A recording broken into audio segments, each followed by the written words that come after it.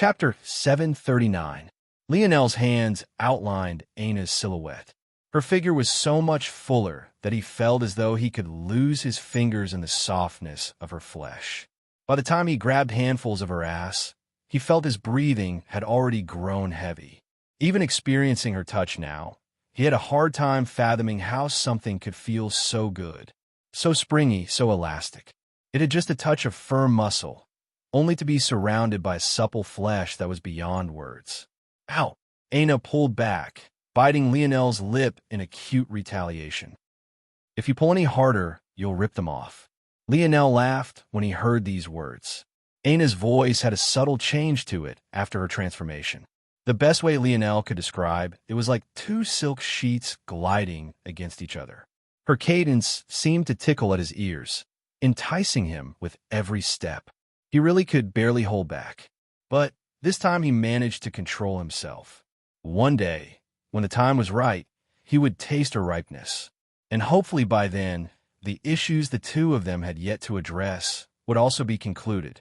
Neither of them seemed eager to speak on these things. But for the first time, Lionel didn't feel like he was running from it. Rather, he simply didn't know how to put what he was feeling into words, and Anna seemed to be the same way. But Lionel wasn't worried. Were all relationships nothing but smooth sailing? Even with his limited experience, Lionel didn't believe so. There would always be a push and pull, an effort both parties had to put in. Given enough time, Lionel was confident that they'd be able to take that step together.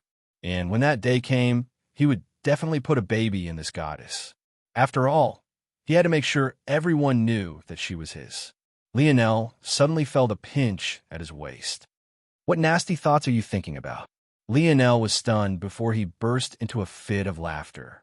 It seemed that Anna's senses had become almost too good after her curse retreated. It was like she could practically read his mind now. Nothing much, just thinking of marking some territory, Lionel said with a devious smile. Territory? Am territory now? Anna blinked quite adorably. However, her gaze seemed to hide a dangerous light. Of course, I have to mark you off properly. We wouldn't want someone else trying to claim you, right? How embarrassing would that be? I see. I think it's better if we mark you off first. Not as territory, though. I think you'd be a good little puppy. They'll get you a nice leash. Wouldn't want you going around to mark other territories that weren't yours, right? How embarrassing would that be? Anna's eyes blinked with a beautiful twinkling light. Her smile was gorgeous to an extreme. The mental pressure of her gaze was so strong that Lionel almost asked her where the leash was so he could go and get it. The time for the opening of the Valiant Heart Zone came quickly. Usually, there would be a few weeks to even month buffer period to allow those who would enter time to prep and prime themselves. But this time, it felt as though everything was being sped along at an accelerated pace. The chosen time for the zone's opening was the day following the selection. Since of the participants that were chosen, only a single one of them suffered injuries, it was decided that time for rest wasn't needed. What was surprising, though, was this singular injured student was none other than Radley's, who had managed to claim the fourth and final spot for himself. After Lionel had taken out the Bear Rose members, the landscape had shifted. However, it definitely shouldn't have shifted enough for Radley's to claim a spot. After all, there was still the remaining king of Or's members. There were the Severed Heart faction members that hadn't made a move, and on top of that, there were still the other members of the Hero faction. It could be said, then, that though Lionel's action had undoubtedly helped Radley's, if he hadn't had such strength of his own, he would have never come so far. Such a thing would have left Lionel feeling intrigued. If he had known about it, that is. Neither Lionel nor Anna had taken a step into the outside world for about a day now, and were simply enjoying each other's company. The matters of what was happening here wouldn't be known to them until they actually appeared. At this moment, though, many were already gathering around the Valiant Pillars. The ceremony for entry into the Valiant Heart Zone wasn't one they got to see often. So many didn't want to miss it. Beyond this, though, there were some small benefits to be gained by being near the entrance. It was said that those nearby could be blessed by the aura of the Valiant Pillars, allowing them some minor breakthroughs. Though their gains wouldn't be anywhere near as good as the youths who entered, it was at least something, right? Still, Rather than being filled with an excited air, the atmosphere was quite solemn. At the center of the pillars stood a group of elders, but one singular man stood out amidst them all. This man was none other than the current head of the organization, Hutchin. Even given his age, his body rippled with vitality, his bronzed muscles shimmering beneath the rising sun. Since this man was still silent, no one dared to breathe a word. "Can't you at least let me be a lion or tiger pet or something? Why a puppy of all things? This is spousal abuse. Who's your wife?" The two voices weren't very loud, but the second one especially seemed to grip at all their hearts. Never had they heard a voice so soothing and enticing. Rather than reprimanding, many couldn't help but crane their necks to see where it had come from. But what they saw left them all at a loss. In that moment, Lionel might as well have been invisible despite the fact he held her hand. The two descended down the mountain pass, but the world seemed to revolve around just one of them despite the fact she wore a mask and her figure was hidden behind a black military uniform. Chapter 740. Lionel was speechless. How Aina was still drawing so much attention, even while wearing her mask, was beyond him. To Lionel, he didn't particularly care how the world saw Aina. When she chose to wear her mask out today, he hadn't said a word. After all, to the current Aina, the mask was about more than just hiding her face. She treated it like a present to be treasured, much like the necklace he had given her for her birthday. Plus, she wasn't quite used to her new face yet.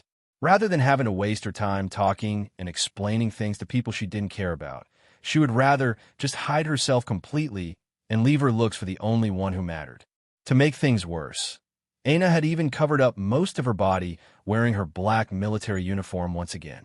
Of course, this was because Lionel had tactlessly ripped away her valiant heart outfit during their battle. But one would have thought that this would make her even less conspicuous. Yet, all it took was just a single word from her in range of the crowds hearing for hundreds of pairs of eyes to land on her as though a pack of lustful wolves. It truly wasn't their fault, though. Aina's mental coercion was on a level these students and even the elders had never experienced before. Her every action seemed to put them into a trance.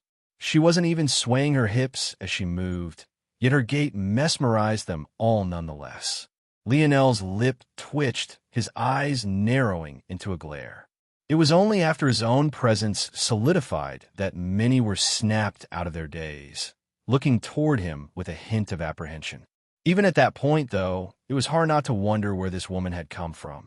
It was only those who recognized the blue, veined mask Aina wore that seemed to make the connection. But even then, they were greatly confused. Could a person undergo so many changes in just one night? Lionel and Aina made it to their designated location within the mountain pass. Technically, they weren't late, but it seemed that everyone was so eager to get this done that they had all come early. This even included the likes of Raelion and Apphestus, who one would have assumed would come last. This only meant, then, that regardless of what Lionel wanted, the path of him and Aina was followed even down to the final moment. Eventually, 12 youths stood before the elders of valiant heart. Elder Magneral stepped forward. Clearly, it was still her duty to complete the last rites for this event. However, at this moment, she was greatly confused. "You, who are you?" Magneral was trying her best to keep her calm, honestly. Given the current situation, she couldn't snap and rant like she wanted to. After all, they were in the presence of the head. And although Raelion had been causing quite some stirs in recent months, there was no one who could shake his position. Even Raelion was very far from doing so. However, even if she couldn't do as she pleased, that didn't mean she wasn't inwardly seething. Of course, she recognized Aina's mask. But was she also supposed to just believe that this person was Aina just because of this? For all she knew, Lionel had had this harlot wear this mask so that he could try to sneak her in. But not only was this woman not wearing the official garb of their organization, but she was clearly not Aina. She was much taller. Her demeanor seemed different. Her ability felt different, and even her voice had undergone a subtle change. To Magneral, Aina's current voice sounded like someone who was trying their best to sound like her, and was just missing the mark by a small tidbit. That small tidbit of difference was the reason why all these men, and even the women, couldn't take their eyes off of her. The elders looked at this situation with a frown. The selection had happened for a reason. They couldn't just allow anyone into their most valuable treasure. Of course, at this moment, things were a bit different. Whereas usually the topmost echelon of elders would be missing, they were here now. As such, those that knew of Lionel's true identity were likewise here. Looking toward one another, they saw a tinge of helplessness in their eyes. If Lionel wanted to bypass their rules and bring just a single person in, they should just allow it, right? Head Hutchin turned his gaze toward Lionel. For the current youth before him, this gaze was still heavy. In fact, Lionel seemed to notice it immediately and looked up. For the first time, Lionel and this mysterious head of valiant heart met face to face. But Lionel felt that this man was difficult to read. "I am Aina Brazen," Aina replied softly. Toward this response, Magnaral's brow only furrowed deeper. Was this harlot really still trying to fool her? Magnaral looked toward Lionel, a fury hardly hidden in the depths of her eyes. Her precious disciple had fallen for this bastard, and he had actually betrayed her like this. How could she not be furious? If it was up to her, she would cut Lionel down where he stood. Lionel felt this murderous gaze too, but toward this he could only bitterly smile. This really was Aina. How else was he supposed to prove this? It was at that moment that Aina pulled her mask off. For an instant, the air seemed to come to a grinding halt. Ah, damn it. Lionel clicked his tongue. Aina rolled her eyes and ignored him as her body began to change. A looming curse energy formed into a fog around her face, obscuring the enchanting view. Her body shrunk, her military uniform downsizing along with it. "Do you recognize me now, teacher?" Aina spoke in her former voice. At that point, Magnaral was stunned into silence. Chapter 741. It's live, people. This is not a drill. Official Vampire Empress Aina art available on my Instagram right now. Smiley face at @ospec_. Can't believe I'm sharing these goodies with you all. Should have kept her to myself. After finding a path to cure her curse, Aina chose not to get rid of it completely. She had complete dominance over it with her ability and could continue to use it as she had in the past to help with her training. Doing something like exploiting its effects for a moment to prove her identity was as easy as breathing, even though it put her in an uncomfortable position for a few moments. Not long later, though, she returned to her true form, the form that left her feeling the most comfortable. Like this, she felt as though she could destroy a mountain range with a step and hold the world in the palm of her hands. For a moment, that flawless countenance appeared again. Her shapely nose, the gentle slope of her jaw, her willowy brows, and slender neck. It was all perfect to an extreme, but it only appeared for just a moment before she blocked it all with her mask. Maybe some of the most stunned people by this change, other than Magnaral, were the likes of Baltorn, Radlease, and the other freshmen. Radlease still remembered making fun of Lionel for his poor choice in women, while Baltorn very clearly remembered why it was that Lionel didn't like her very much in the first place. But now, it felt like this woman they had once poked fun of had become an untouchable goddess. Hephaestus, who stood in the line of 12 youths, raised an eyebrow. He had never thought that the girl he had picked up actually had a true appearance like this. If it hadn't been for Aina's less than optimal looks, the method they used to try to put Lionel in his place would have been very different. At this point, let alone Hephaestus, even Raelion's heart, which was usually as calm as the unmoving surface of a lake, woke up for just a moment. Hephaestus grinned a toothy grin.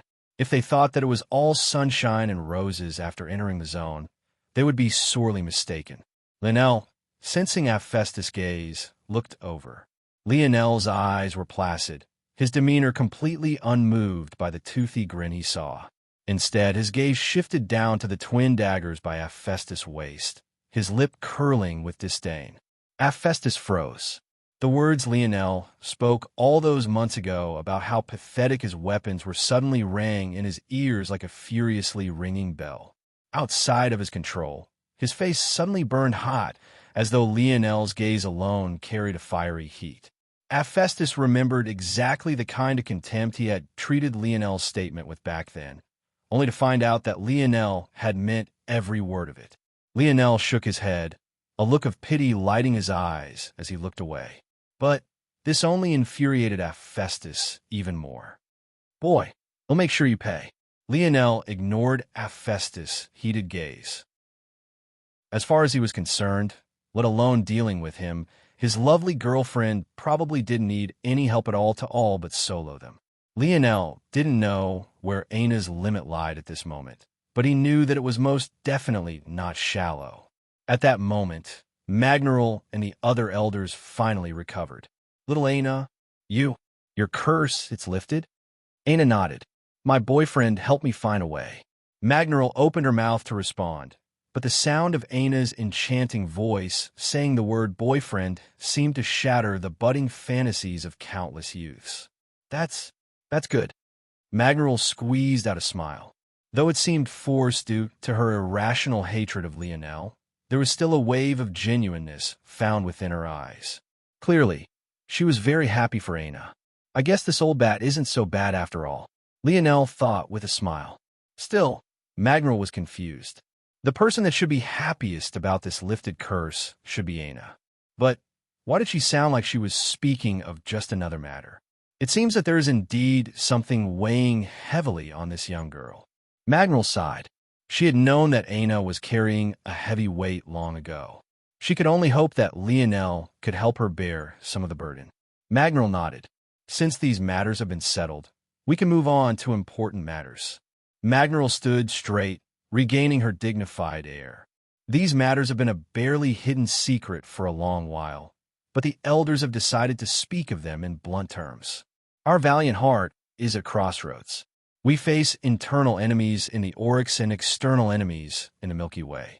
We have sat at the top for a long while, and the beasts chewing at our scraps have become restless, wanting a larger piece of the pie." Magneral's words were simple, but they seemed to make the blood of the crowd boil. Who would ever want things that were rightfully theirs snatched away by another? This valiant heart zoned to my back represents the pride of my valiant heart mountain. It is our most treasured possession and the light we use to guide the leaders of the next generation. When you enter, I hope you understand the important role you play, and I hope that you grasp every opportunity presented to you. I will not lie. The Valiant Heart Zone is not without danger. The longer a zone is forcefully held open like this as opposed to clearing it, the more variables can appear. Our Valiant Heart Zone is especially susceptible to this because it is a variant zone that reflects the future. Variant zones are meant to be the easiest and safest zones to enter.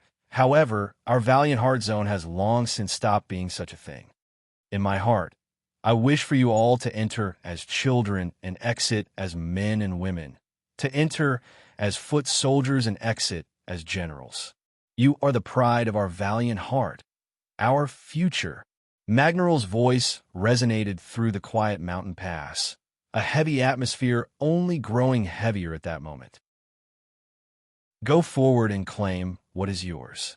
The valiant pillars began to quake, an overwhelming surge of energy descending from above and crashing down toward the 12 youths. This force had every intention of forcing them to their knees. Chapter 742. In the face of such overwhelming pressure, Lionel and Aina were unmoved. If before it had been difficult for Aina to climb this mountain pass, at this current instant, she felt like she was walking through a field of fragrant breeze.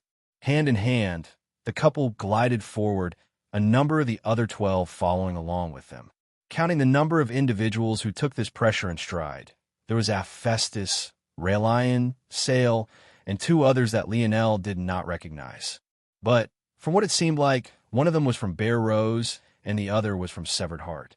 Among those struggling, there was the remaining member of the former Valiant Hall, a member of Bear Rose and Severed Heart, along with Radlease. Of all these, there was just one person Lionel didn't account for, and he was the fourth individual to gain a spot of entry alongside Lionel, Aina, and Radleys. And that person was King of Oars, Seriath. Seriath seemed to be at the very center of the pack. He didn't seem to be mightily struggling, but he also didn't seem to be having an easy time either. Even to Lionel, this in-between state seemed genuine. If Seriath was faking it, he'd have to be on a completely different level entirely. Chapter 743. T feel bad, saying even have a real upload schedule and quota now. Sorry guys, sad face. Thanks for sticking with me. Love. Lionel's eyes narrowed, but he didn't even have the time to process what was really going on before a certain agile shadow flickered toward his back. Since Lionel and Aina had entered first, despite the sheer size of the hall, the remaining 10 members were all following to their backs. So, it wasn't surprising that they tried to take such a chance. Lionel's eyes sharpened, his palm flipping over to reveal a silver arrow as he quickly whipped backward. Sparks flew as metal clanged. Alcestis bore down on Lionel with a toothy grin, his twin daggers having pierced toward the latter's heart. Yet, Lionel was clashing with one with his reinforced arrow and had caught Alcestis' wrist with his other hand. Feeling Alcestis' strength personally for the first time, Lionel's gaze couldn't help but narrow. Even with his tear metal body, he would have been blown away had he not immediately reinforced himself with Four Seasons Realm Universal Force. Though this long-armed, hyper-muscular man was an annoyance, there was no doubt that he had real strength. Chapter 744. Chapter 744 targets Lionel's mind calculated many things in a split instant. To be able to create a hold in this sort of marble was a feat in and of itself. It took strength beyond Tier 8 alone. However, this was just the beginning. Creating a hole was one thing, but doing it so perfectly that no cracks were formed in its creation was a completely different matter. It showed a level of ease that made one's spine tingle. There were two last factors that would truly make one shocked. The first was the speed. Between Lionel sensing Raylion's intention and the actual execution, there was no more than a split moment. The second was the distance. Raylion had been able to complete that near instantaneous attack from over 10 meters away, and seemingly without a hint of fatigue. Everything about his actions was nonchalant and casual. Lionel took a deep breath, using the momentum of his explosive step backward to glide along the marble back to Aina's side. It was only then that he looked up and gazed toward Raylion. Without a word, he flipped his palm over. Many eyes narrowed when they saw the appearance of the small disc, thinking that Lionel was going to do something with it. After all, which of them here dared to underestimate such a high-level force crafter? Who knew what sort of gadgets he had? However, they only got more nervous when they saw Lionel's lips move, but no sound travel to them. What's his ability? Ping. Subject. Raylion. Telekinesis. Evolution stage. Tier 7 bronze. When Lionel heard this, his brows furrowed. What is his ability index? Ping. Replying to Seed. 2-star amplification stage. Lionel took in a breath. Now he understood. He had already gone through the ability index once and memorized it all. The telekinesis ability index was separated from lowest to highest: control, strength, amplification, and finally, sublimation. For Raylion to be at the 2-star amplification stage, it meant that he was one sub-level away from the very peak of the amplification stage. It could be said that in terms of progression in his ability, he wasn't too far away from Lionel. And the fact he reached this level while still in the bronze grade spoke to the potential for growth he still had. This was extraordinarily rare, exceedingly so, for a person born within a fifth-dimensional world. From what Lionel understood, control was the weakest. This was the level Aina's good friend Yuri was at with her ability, at least when it was initially awakened. This level allowed one to enforce control over things outside of one's body. The next step, strength, took this a level beyond. Strength represented the ability to enforce more power with your telekinesis than your body could alone. As one might expect, the power of this level varied greatly from person to person. But usually the strength was not small. Even a petite young girl who could hardly move a 20-kilogram weight on her own might be able to shatter boulders 10 times her size after reaching this level. Then there was the third level. This was Raylion's level. At this stage, the amplification stage, one would gain a subtle and fine control over their telekinesis that allowed them to apply it directly to their body without risking harm. It was this subtle and precise control that allowed Raylion to imprint such a hole into the ground without causing even a crack to spread. It was also this control that allowed him to give form to his mental strength, making Lionel feel as though a steel pillar was falling upon him from above. Lionel's lips curled into a smile. This ability was indeed worth all the hopes the elders had pinned onto him. Lionel was even a bit jealous. It was just a shame that this Raelion had chosen to be his enemy for reasons that still made little sense to Lionel himself. This Raelion seemed to think that Lionel cared about what little authority controlling this organization would give him, when the reality was Lionel didn't care about Valiant Heart at all. At that moment, Hephaestus slowly pulled himself up from the ground, his pupils having mutated into slits. It was clear that now he was truly serious, his gaze practically boring holes into Lionel. However, Lionel wasn't looking at him at all. Rather, from start to finish, Lionel's eyes were trained on a Raelion who also had his eyes locked onto him. Putting his dictionary away, Lionel looked away from Raelion and back toward the bronze soldiers that were blocking their path forward. Then he looked toward the group of 10 before him and Aina again. Did they really have to kill 2? But what if in the end there was only him and Aina left? Would this damnable place ask him to kill her? How far did it want to go exactly? The best decision for Lionel would be to kill these opponents and place them within his snow globe. If he was lucky, then the zone wouldn't register them being alive and allow them a pass. However, how would he convince these people to do such a thing? The simple answer was that he couldn't. One way or another, he'd have to defeat them first. Dealing with Raelion, with how flexible his ability was right now, was impossible in such a chaotic battle. That likewise meant that Hephaestus was also off the board. This meant that there were 8 people he could possibly eliminate right now. The atmosphere grew heavier and heavier. The weakest among them felt cold sweat trickling down their brows, their fingers twitching. Many of them seemed to be about to make the first move out of sheer nervousness, unable to take the mental pressure that was bearing down on them. It was in that exact instant that Raelion and Lionel suddenly moved in unison. However, their targets were far outside of everyone's expectations. Bang! Bang! Lionel's eyes narrowed, slowly lowering a bow that had appeared so quickly people hardly registered that it had been there. With a crash, the 2 bronze projections shattered into motes of light that surged toward the 2. Lionel and Raelion both reached out a hand, snatching their rewards out of the air. Chapter 745. Chapter 745. Resemblance. It's live, people. This is not a drill. Official Vampire Empress Aina art available on my Instagram right now. Smiley face at @ospec_. Can't believe I'm sharing these goodies with you all. Should have kept her to myself. The bronze lights slowly coalesced, forming in a transparent orb.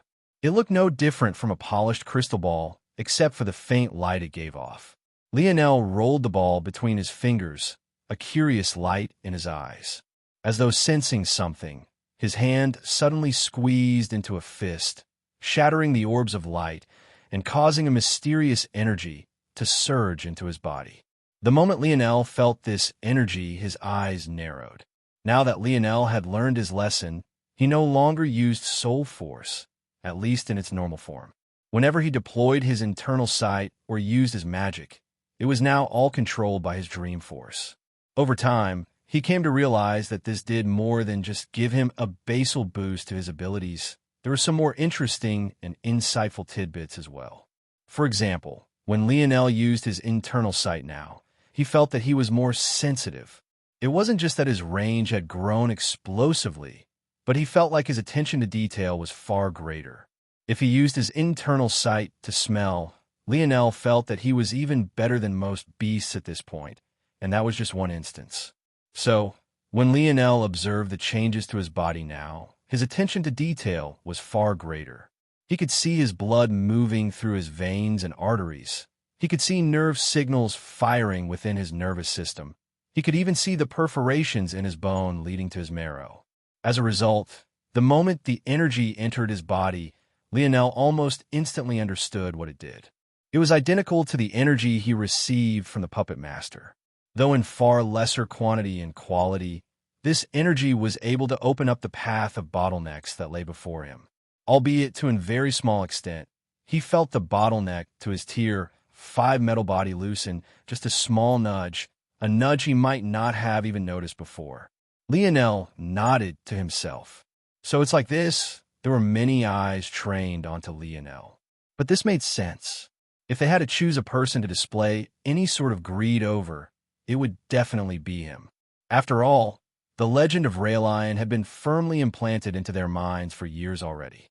But Lionel didn't pay them any mind as he turned to Aina. It's good stuff, though it won't be very helpful for now. It's like the puppet master energy.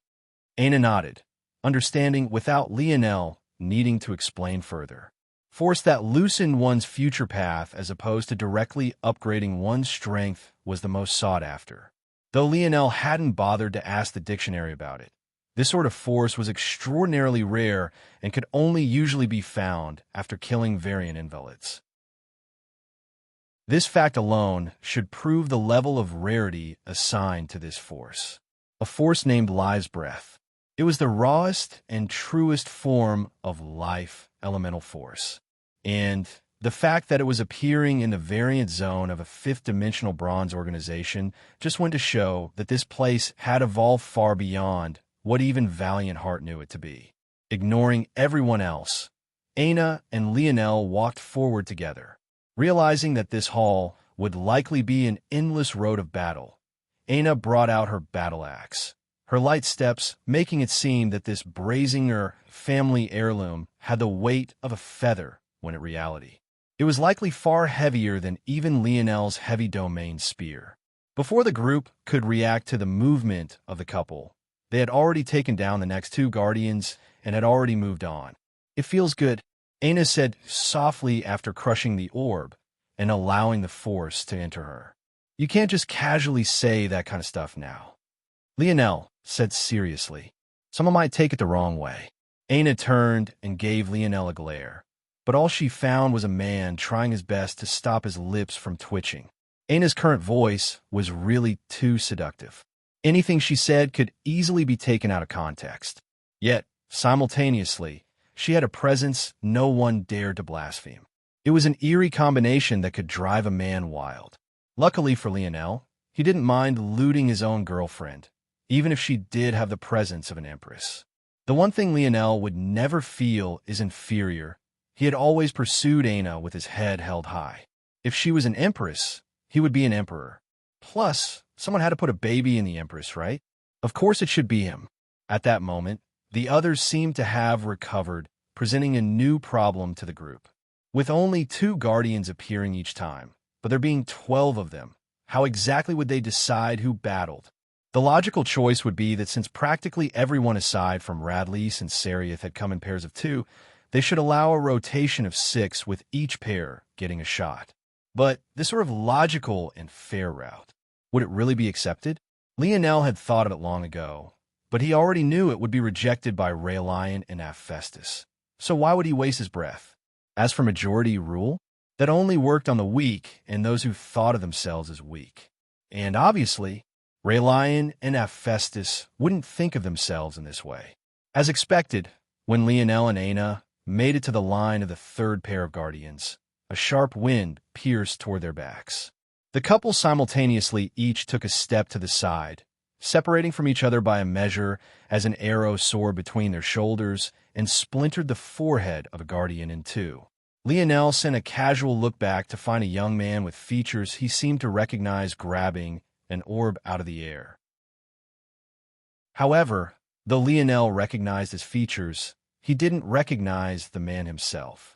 Family member? Cousin? Most likely sibling. Ball torn. Lionel's mind completed the circuit in a split moment and realized that this person must be an elder brother of Baltorn's. And, from the looks of it, he was a member of Bear Rose. For some reason, though he was clearly the vice leader, the leader, a petite young woman only tall enough to reach his shoulder, seemed to differ to him. In fact, this Bear Rose leader was among those struggling against the mountain pass pressure. Lionel couldn't help but be intrigued by this dynamic. Chapter 746. Chapter 746, Glass Dome. The arrow that had soared by Lionel and Aina suddenly rose back up and shot back, landing in Baltorn's elder brother's palm as though it had always been there. Telekinesis? No, this is a bit different from that. The control was specifically on the arrow tip. There's no reason for that unless what he can control is limited to metal and metal alone. Thinking back to Baltorn and her control over those massive and heavy steel balls, Lionel came to a realization. It was either that these siblings just so happened to awaken similar abilities, or this was related to the lineage factor of their family. It had to be remembered that the awakening of abilities was completely random. It was a gift given by the universe, and technically gave those with weak background a chance to rise up. As such, there was no shortage of individuals from powerful families who awoke abilities that were completely useless. In fact, Lionel had fought his fair share of battles where the losing party didn't use their ability even when a loss was imminent. It's clear that in that situation, it wouldn't be a matter of hiding one's trump card, but rather a case where this trump card was useless. The most common abilities were low-level boosts to one's physical attributes like strength or speed or eyesight or maybe hearing. Not all abilities had all the fancy bells and whistles Sail's ability did, and most weren't as useful as Lionel's despite not having a tangible form.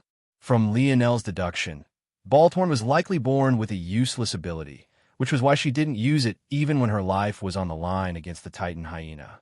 As for her brother, well, his control over their lineage factor was clearly much greater and had a much greater range. But only time would tell if his ability was useless. Or, rather, it would if Lionel hadn't already used the dictionary to check everyone's ability and knew for a fact that his ability was indeed useless. But his sharpened eyesight most definitely helped with his archery. At that moment, the second guardian fell. But this one was taken by Raelion, who had still not shattered his first orb. The tension in the group seemed to reach another level.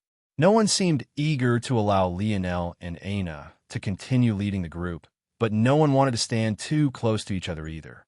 Unfortunately, in such a tense atmosphere, one couldn't possibly expect peace to last for long, and that it didn't. It didn't even take much time at all. When the group reached the fourth pair of guardians, hell erupted.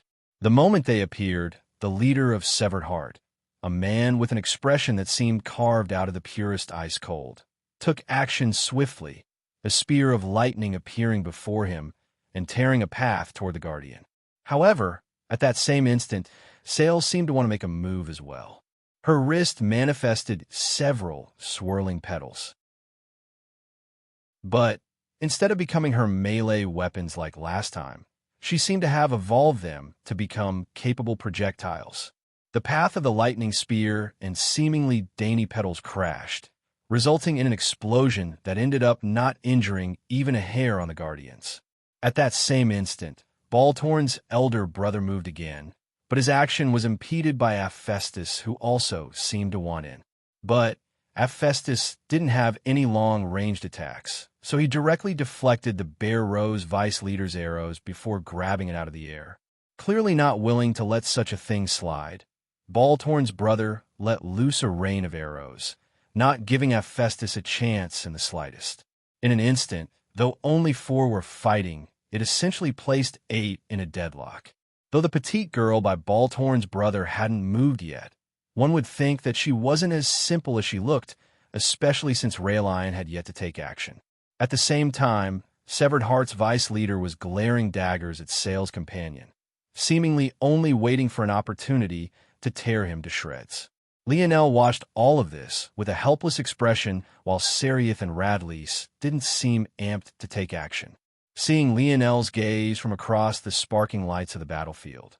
Radley's put 2 thumbs up, raising them to the sides of his pale face as he looked from Aina to Lionel and back again. Even though Aina was masked, he still couldn't help but click his tongue. This woman was truly too pristine. Lionel was left speechless by this Radley's once again. If it was anyone else ogling Aina like this, had probably sent a few arrows their way. But this Radley's always seemed to be covered in a thin layer of fog. Lionel couldn't tell if he was serious or not. Up to this point, none of Radley's actions seemed to add up. Lionel shook his head and chose to calmly observe the battle. Considering how long this corridor was, he was under no illusions that this would end any time soon. They might spend weeks, even months in this place. If they had to fight it out like this every time, it would take even longer. So, Lionel was under no illusions that he had to save everyone. These people were aware of the dangers, and they were still fighting. He wasn't their babysitter. If some got eliminated early here, it would be better for the atmosphere of the group. The best he could do for them was if one was close to dying, he would just throw them into a snow globe to give them a chance. That was the best his kindness could give them right now. Lionel's eyes began to wander. Even though his senses remained trained on the battlefield in case anything untoward could happen, he found that this hall was far more fascinating than he gave it credit for. Lionel's pupils suddenly constricted. The glass dome above them had originally been flooded with sunlight. But the moment the hall went dark, only illuminating a small light around the bronze statues, the sunlight had also disappeared. But now, with the sun gone, Lionel was suddenly able to see subtle patterns that the bright lights had obscured before. Those patterns? Lionel flipped over a palm, bringing out a familiar ring. But what he hadn't expected was that the moment he did, he vanished, leaving just 11 youths behind. Chapter 747. Chapter 747. What the? Aina's eyes widened. Her hand subconsciously reached out to grab at Lionel. But by the time she had reacted and moved, her palm could only touch at empty air. Her brows creased beneath her mask, confusion coloring her face. There was nothing that Lionel kept from Aina. On the days they spent together, they meandered through conversation that usually lasted hours at a time. It could be said that the only thing Lionel had never told Aina were the words his coach had spoken on that day. This was all to say that Aina had long since been aware of the existence of the ring and had just seen Lionel pull it out while no one was paying attention.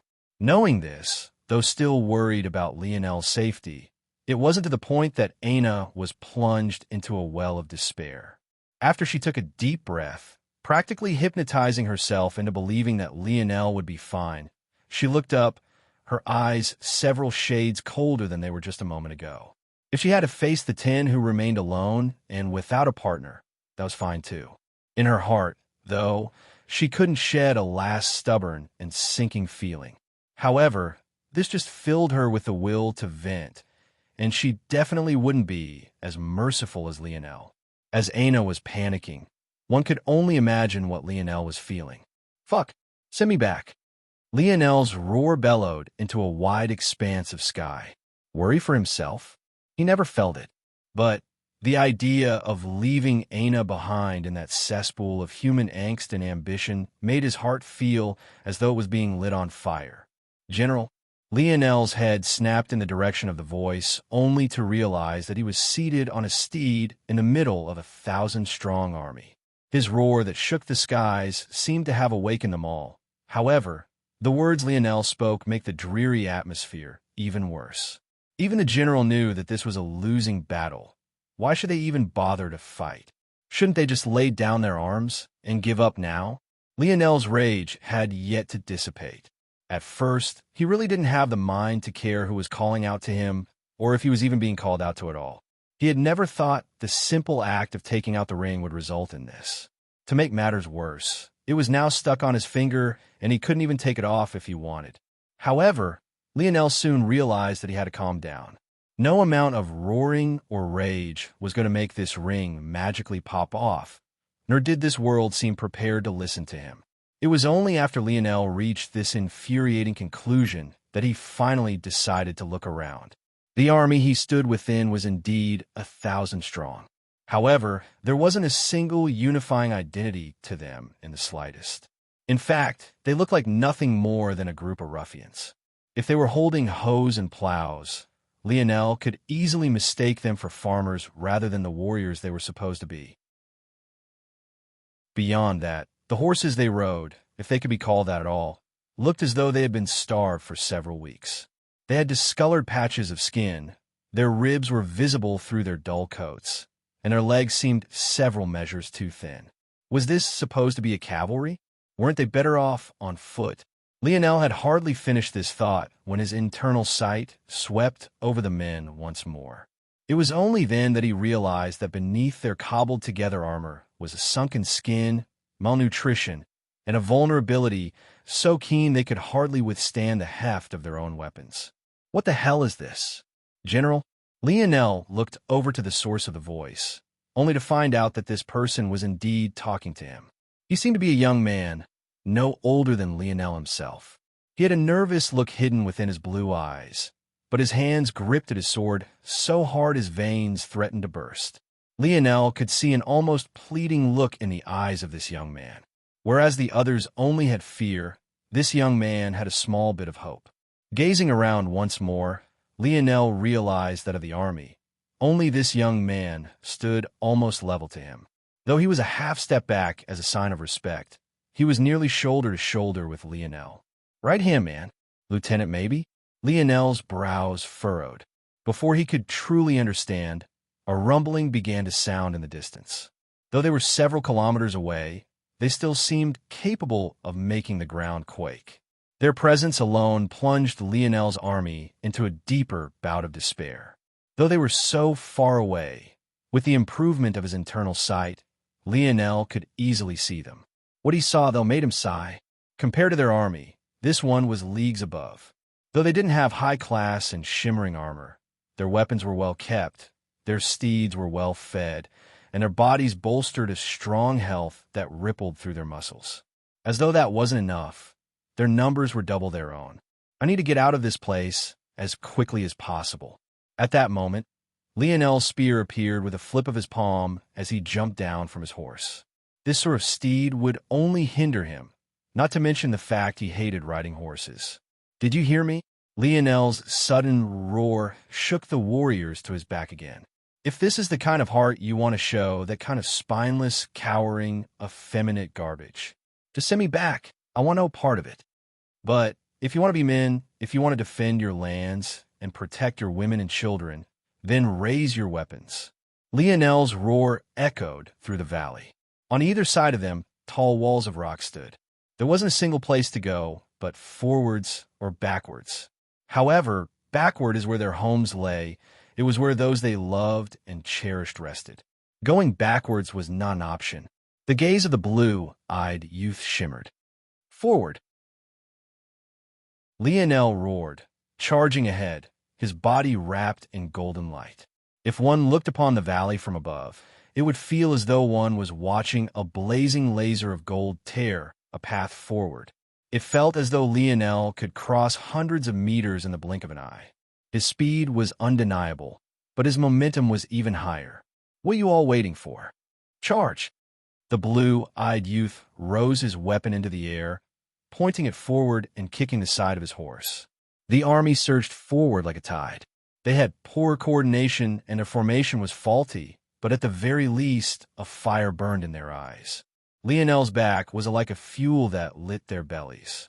As for Lionel himself, though, he was inwardly shaking his head, wondering how he had gotten himself into this mess. As amped up as the soldiers following behind Lionel were, he himself just wanted to end this battle as quickly as possible, hoping that this would send him out. Unfortunately, no matter how powerful Lionel felt that he was now, he really wasn't confident in taking down 2,000 warriors at the same time, especially since they were all in the fourth dimension. The only reason Lionel shot ahead on his own like this wasn't because he could do it alone. It was because he was the only one strong enough to disrupt this army's formation before they reached his men. If he didn't, this well-trained army would run through as like a knife through butter. Lionel shook his head. Is this another zone? Why would it teleport me here? What the hell does it have to do with the ring? Lionel really couldn't fathom just what was happening. However, he had also never been in a zone that could be continuously reopened for the sake of training future generations. That said, the zone should still fundamentally follow its original purpose, right? A variant zone was supposed to be a zone that allowed those who entered to benefit from things in the future. It appeared when a world was on the brink of collapse in order to give it a chance. Plus, this time, rather than coming in as himself, Lionel seemed to have been loaded in as some sort of pre-designed character. This wasn't how it had been before at all. However, what did this have to do with that ring? And what was maybe even more mind-boggling was how Senior Lou got his hands on this ring to begin with. Lionel had to be very cautious with investigating Senior Lou's background. After all, why would he be making such inquiries if there wasn't anything suspicious going on? But he hadn't been able to catch anyone snooping around after his disappearance. That made Lionel conclude just one thing. Maybe Senior Lou really had only stumbled into some luck, only to end up benefiting Lionel in the end. But was this even a benefit? Lionel didn't even want to be here. Damn it. Scan this place. How the hell do I get out of here? By now, Lionel was just a kilometer from the charging army, his annoyance becoming more and more palpable. Ping, subdimensional zone detected. Valiant Heart, subdimensional zone grade, quasi-silver, clear requirements, Valiant Heart, side quest, Valiant Heart, side quest, Valiant Heart, hidden quest, Valiant Heart. Ping, Seed is warned to be wary of Valiant Heart. Lionel almost tripped over and fell. What the fuck was this? Chapter 748. Chapter 748. Sir Lionel didn't have time to make sense of what he was hearing. He subconsciously felt that even if he had all the time in the world, it still wouldn't matter.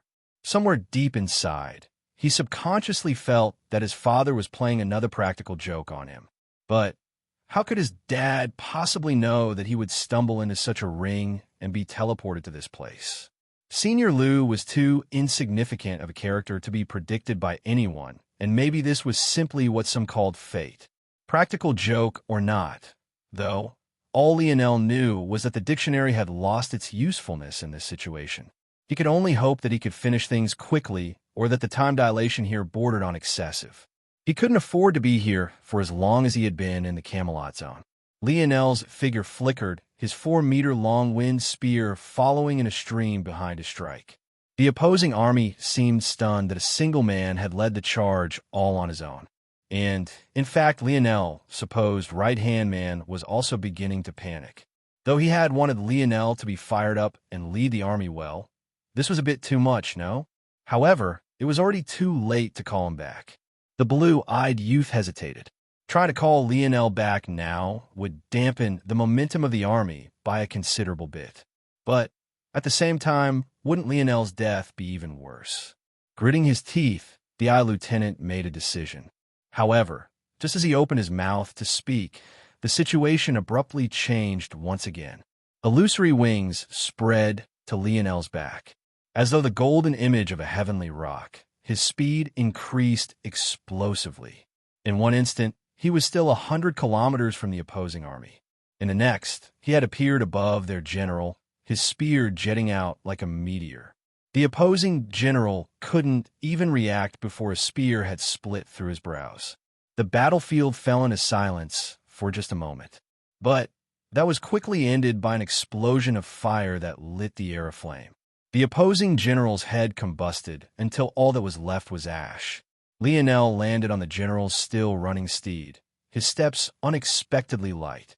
His motion to kick the opposing general off before landing was so seamless that the horse didn't even seem to realize that its owner had already been slaughtered. Lionel raised his head up to the sky and roared, billowing flames jetting out from his mouth as though to signal his victory.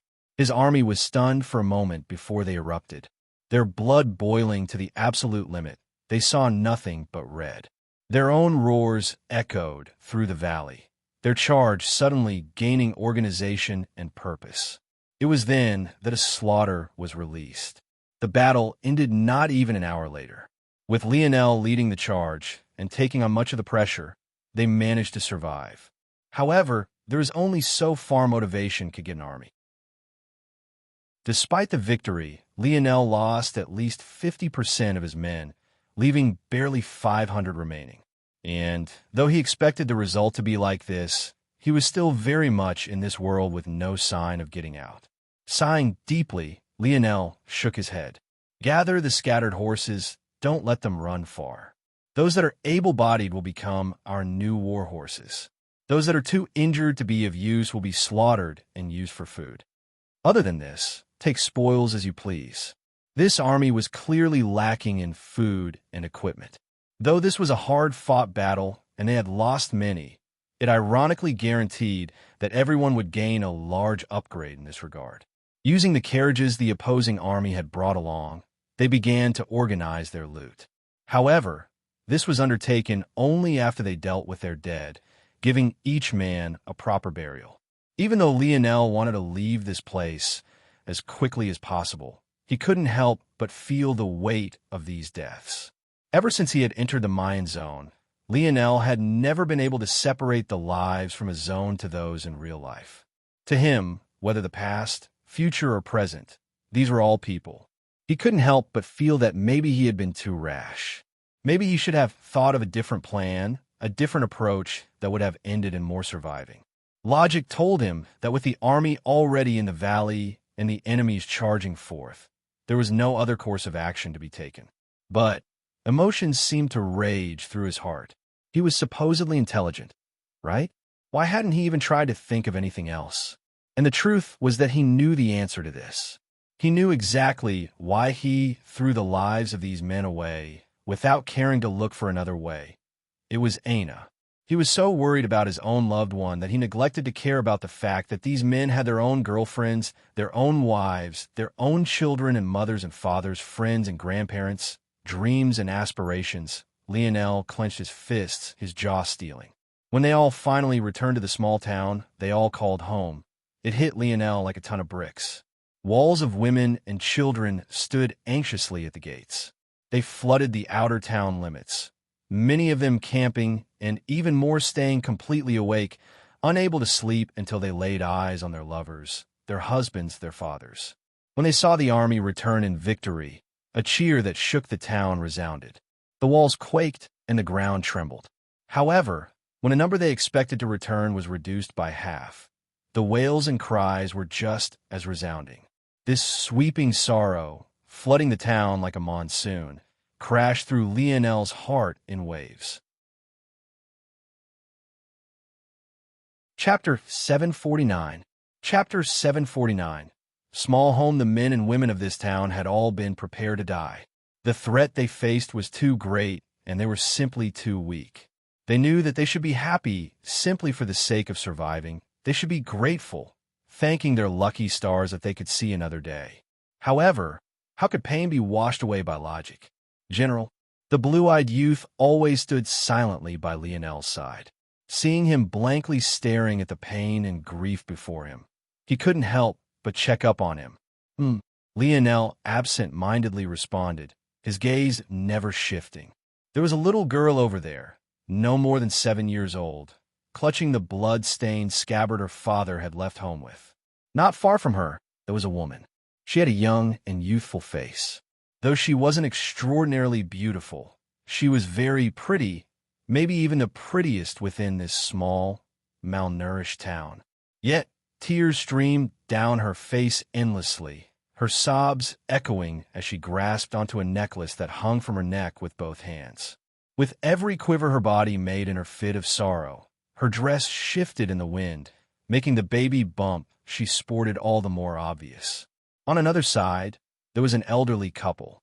The old woman with deep gray hair trembled in her husband's arms, her tears getting lost in the folds of her wrinkles. The eyes of the two were already murky with age, but they clutched their son's leather armor between the two of them, their fragile bodies seemingly ready to be blown over by the wind. Lionel's senses were too sharp. He didn't miss a single story of grief, a single cry of pain, not a single tear, not a single quiver. It was all seared into his mind and stored in a place he would never forget. leaving a mark he could never ignore. The blue-eyed youth sighed again. The pain they experienced would have been far worse if not for you, General. Lionel didn't respond. Was that the metric he should be using? Especially when just hours ago, he didn't even spare the lives and deaths of these people a single thought. Once again, logic seemed to tell him one matter, while his heart pulled him toward another. Lionel wanted to roar into the skies, but he knew that even if he did, he wouldn't be able to vent his rage in the slightest. Suddenly, Lionel felt a tight grip on his wrist. He looked down to find that his blue-eyed, right-hand man had grabbed onto him. "Come on, General. I can't let you wallow away in another bar all night after saving our asses. I'll take you to meet my girl. You haven't met her yet, right?" The blue-eyed youth beamed. Lionel forced a smile and allowed himself to be pulled along. He didn't know what he should be doing in this world, but he knew that wallowing in self-pity wasn't it. Plus, the youth continued, "Our esteemed general can't be the only one without a proper home to be greeted by, right? How embarrassing would that be?"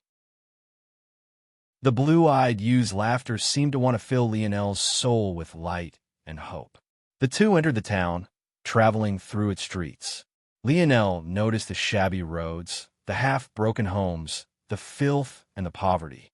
It seemed that whether they camped out at the town's entrance or not, the living conditions of these people truly wasn't that much better. In fact, they might have been better off living in nature. However, what Lionel did notice was a large building at the center of the town. Compared to everywhere else, it was almost like a heaven, unblemished by the trash of this world.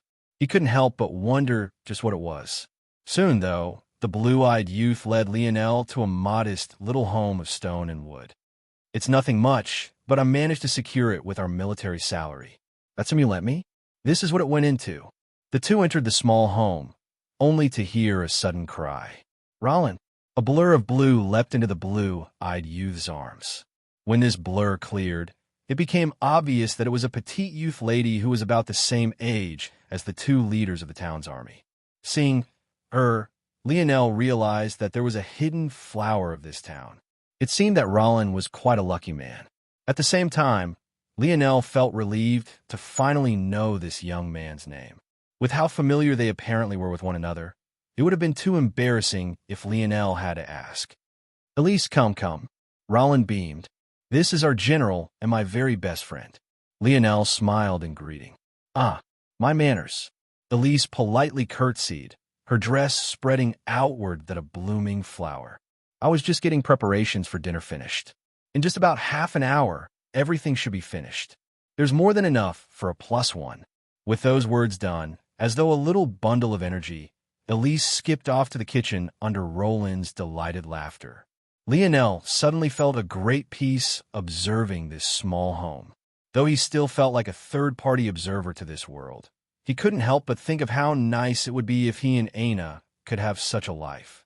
If she never had to go through such trauma as a child, if she never lost her mother, if her father never disappeared, would they be able to be together like this? In a home they called their own, cooking side by side, laughing and joking with one another without a care in the world? He truly wanted this. But he also knew how important revenge for her mother was to Aina. He knew that it gripped her and consumed her every waking moment. Maybe such a peaceful life they were never destined for. An hour later, as the trio was exchanging banter over a warm dinner, a heavy, almost obnoxious knocking came from the door. What was more shocking, though, was that this person didn't wait for the door to be answered. Rather, it was very soon broken from its hinges. Chapter 750. Chapter 750. Yes, the house was very small to begin with. It only had a single room, a single bathroom, and the dining room, living space, and kitchen could all be considered to be one cobbled-together homogeneous zone.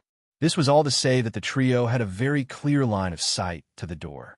And it was even more to say that it wouldn't have taken any of them more than 5 seconds to reach and open it. Could there really be anything so important that it couldn't wait 5 seconds?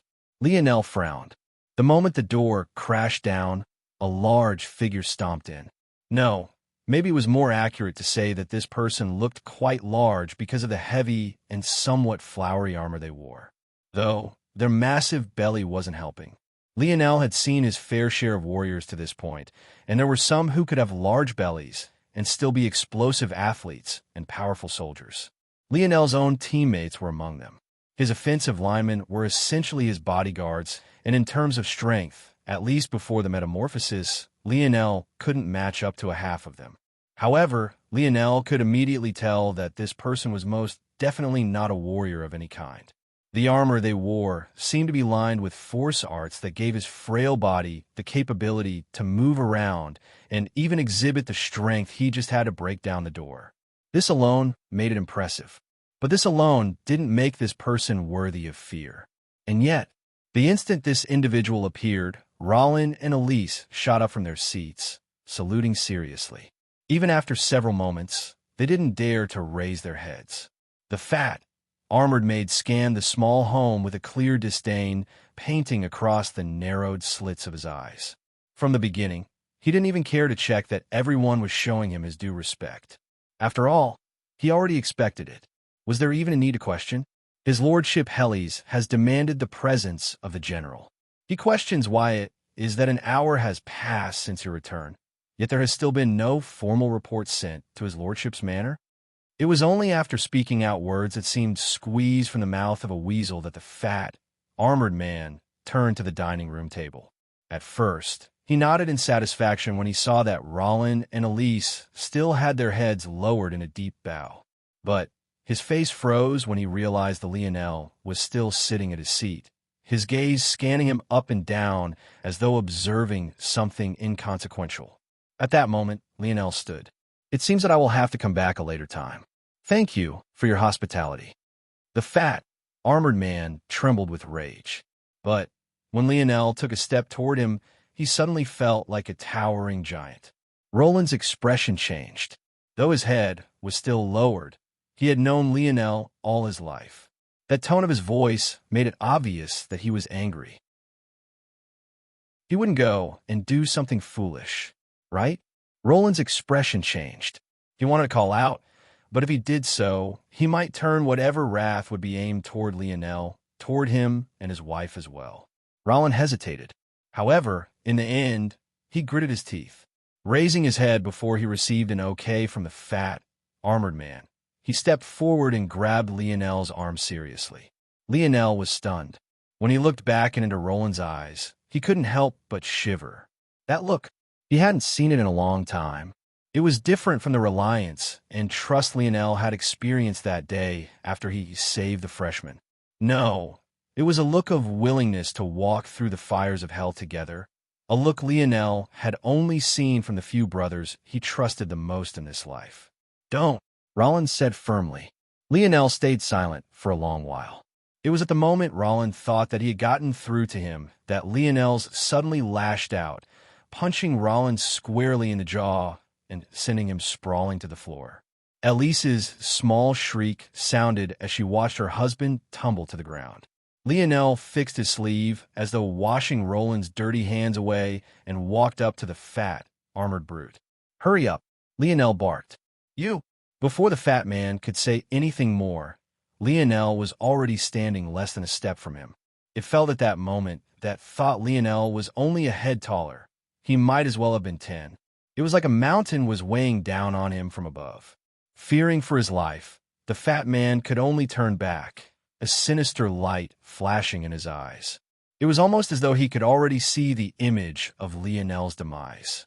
It wasn't long before the small home fell into an eerie quiet. Elise scrambled to her husband's side, tears falling uncontrollably down her delicate cheeks. Why did he do this? Elise entered a state of half-hysteria. The mixture of fear and seeing her love hurt like this left her not knowing how to react or feel. Elise was quite a naive and pure young woman. She didn't seem to understand the danger of war, or she at least chose to be relentlessly optimistic about it. Why else would she be waiting with dinner prepared for Rollin, while practically everyone else felt that the town was finished? Yet, because Rollin told her his best friend, the general, would most definitely succeed, she believed his word and even began to almost deify Lionel as well. But now, Rollins sighed deeply, wiping the blood from his lip. Don't blame him. He did this for our sake. A flash of determination lit Roland's gaze. He reached out and grabbed his wife's hand. Elise, are you willing to be with me in life and in death? Elise froze when she heard these words, but soon her tears came spilling forward even faster than before. She buried herself in her husband's arms, but her words were surprisingly clear and firm. Yes. Chapter 751. Chapter 751. Lionel wasn't very surprised when he was led to the manor he saw in the distance previously. However, he still couldn't help but watch as the streets became cleaner, more well-paved, better kempt. It was as though he was slowly traveling into a new world, step by step. The houses grew larger, more elaborate. Guards began to show their presence more and more often. The number of luxuries seemed to skyrocket with every street he passed by. The most common marker of this wealth was weight. Overweight women and men seemed to be everywhere, chatting idly, drinking things the poor could never get, and spitting out food the poor could never taste. Then, there was the holy grail of them all. The manor was 4 stories tall, and just its front face was 50 meters long from end to end. At its doors, true guards stood, wearing the same armor as the fat man by Lionel's side. Except, these guards were actually powerful enough that Lionel's patience fell by another measure the more of them he saw.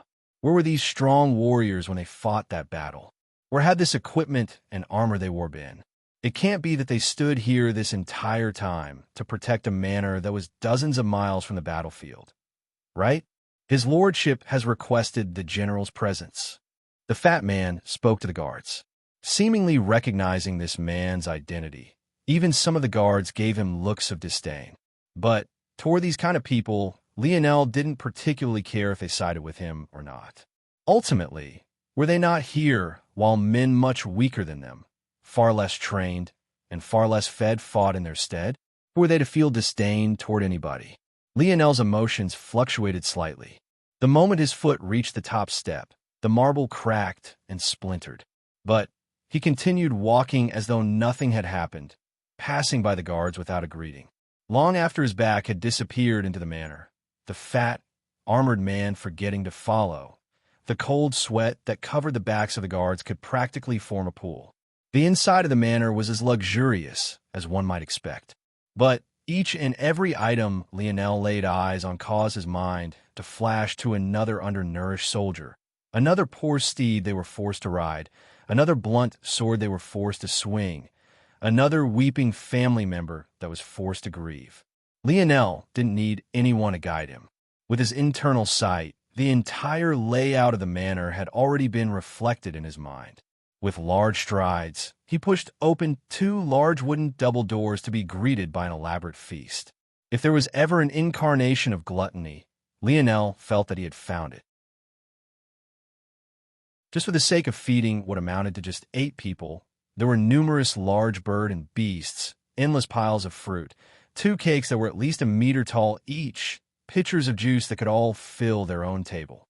The spread was practically endless, each dish having an assigned servant of their own. Lionel could tell at a glance by the speed and pace these 8 men and women ate their food with that it would be impossible for them to finish it all. Of the food they tasted, large amounts of meat remained on the bone. Sandwiches lay with a bite or 2 taken out of them. Juice cups were swapped between with the nourishing fluids within having been forgotten. Every detail Lionel laid his eyes on made his expression calmer and calmer. Eventually, he became so placid that he didn't even seem to exist anymore. As a result, no one seemed to notice he was here for several long seconds, allowing him the time he needed to thoroughly imprint everything he saw into his memory. General, I'm quite disappointed. One of the 8 men began to speak, a half-finished chicken leg still being worked on by him. Though you won this battle, I am not a very patient man. Not only was there no report of spoils given to me, my own general didn't appear and made we wait over an hour before I was forced to send an attendee to retrieve him. What do you think a lord like me is to do with such disobedient subordinates? Lionel didn't respond as he stood at the doorway. HM? The Lord looked up from his food to see Lionel wasn't even looking at him. Rather, Lionel was looking up at a crest that hung from the wall. It was quite beautiful, truly. At the forefront, there was a silver shield with the image of a roaring lion etched onto it. To its back, there were two spears crossed, exuding a valiant aura of dominance. Across the bottom, a fluttering ribbon of words written in an odd, ancient language with rune-like lettering could be found. Yet, Lionel somehow understood what it said perfectly. The valiance of a warrior, the heart of a protector. The words seemed to resonate with Lionel.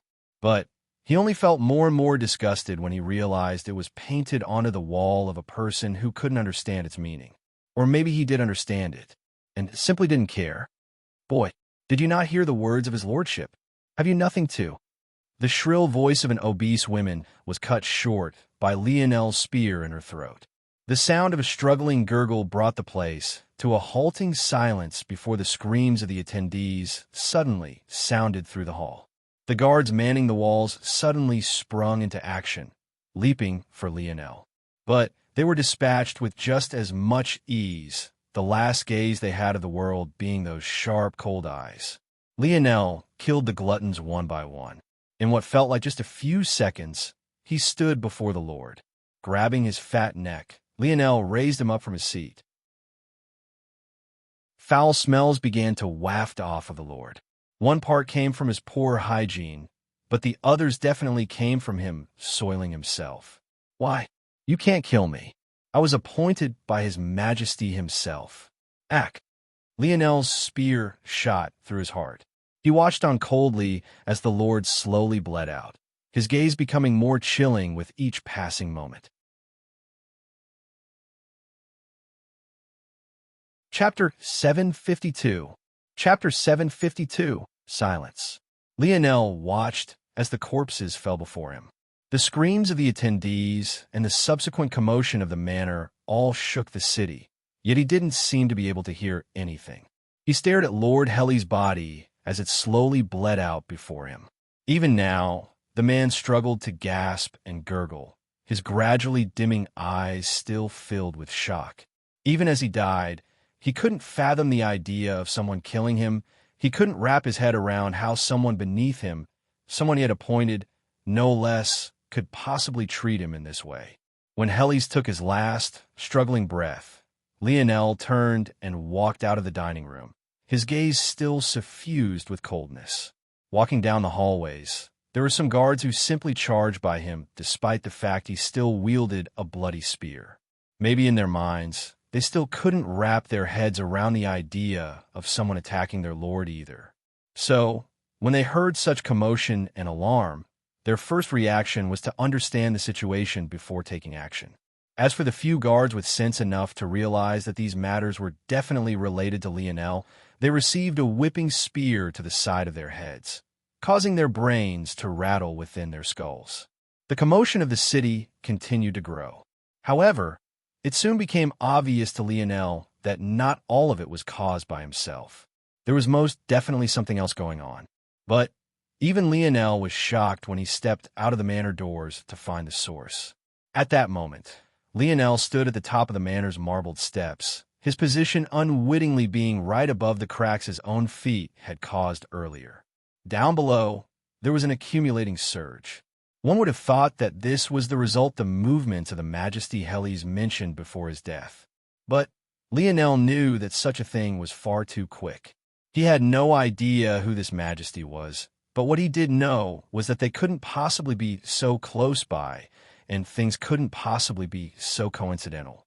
When the surge got closer, though, even Lionel couldn't help but be stunned. He was correct. It really wasn't this so-called Majesty, but the source was potentially even more shocking. A hodgepodge of men and women, even some Lionel would deem as children, all pushed through and into the noble district. Without a care for the risk to their lives, they clashed against the patrolling guards, their rage palpable. Compared to the shimmering armor of the guards they faced, their equipment was shabby. Many of them ran along with their bare feet, unable to afford shoes. Most wore rags that could barely cover their bodies. Some gripped makeshift weapons or kitchen knives so awkwardly that it became clear they had never done such a thing in their lives before. At the helm of this army was a young man Lionel recognized all too well. Even from so far away, Lionel could see the fury and determination that lit his eyes.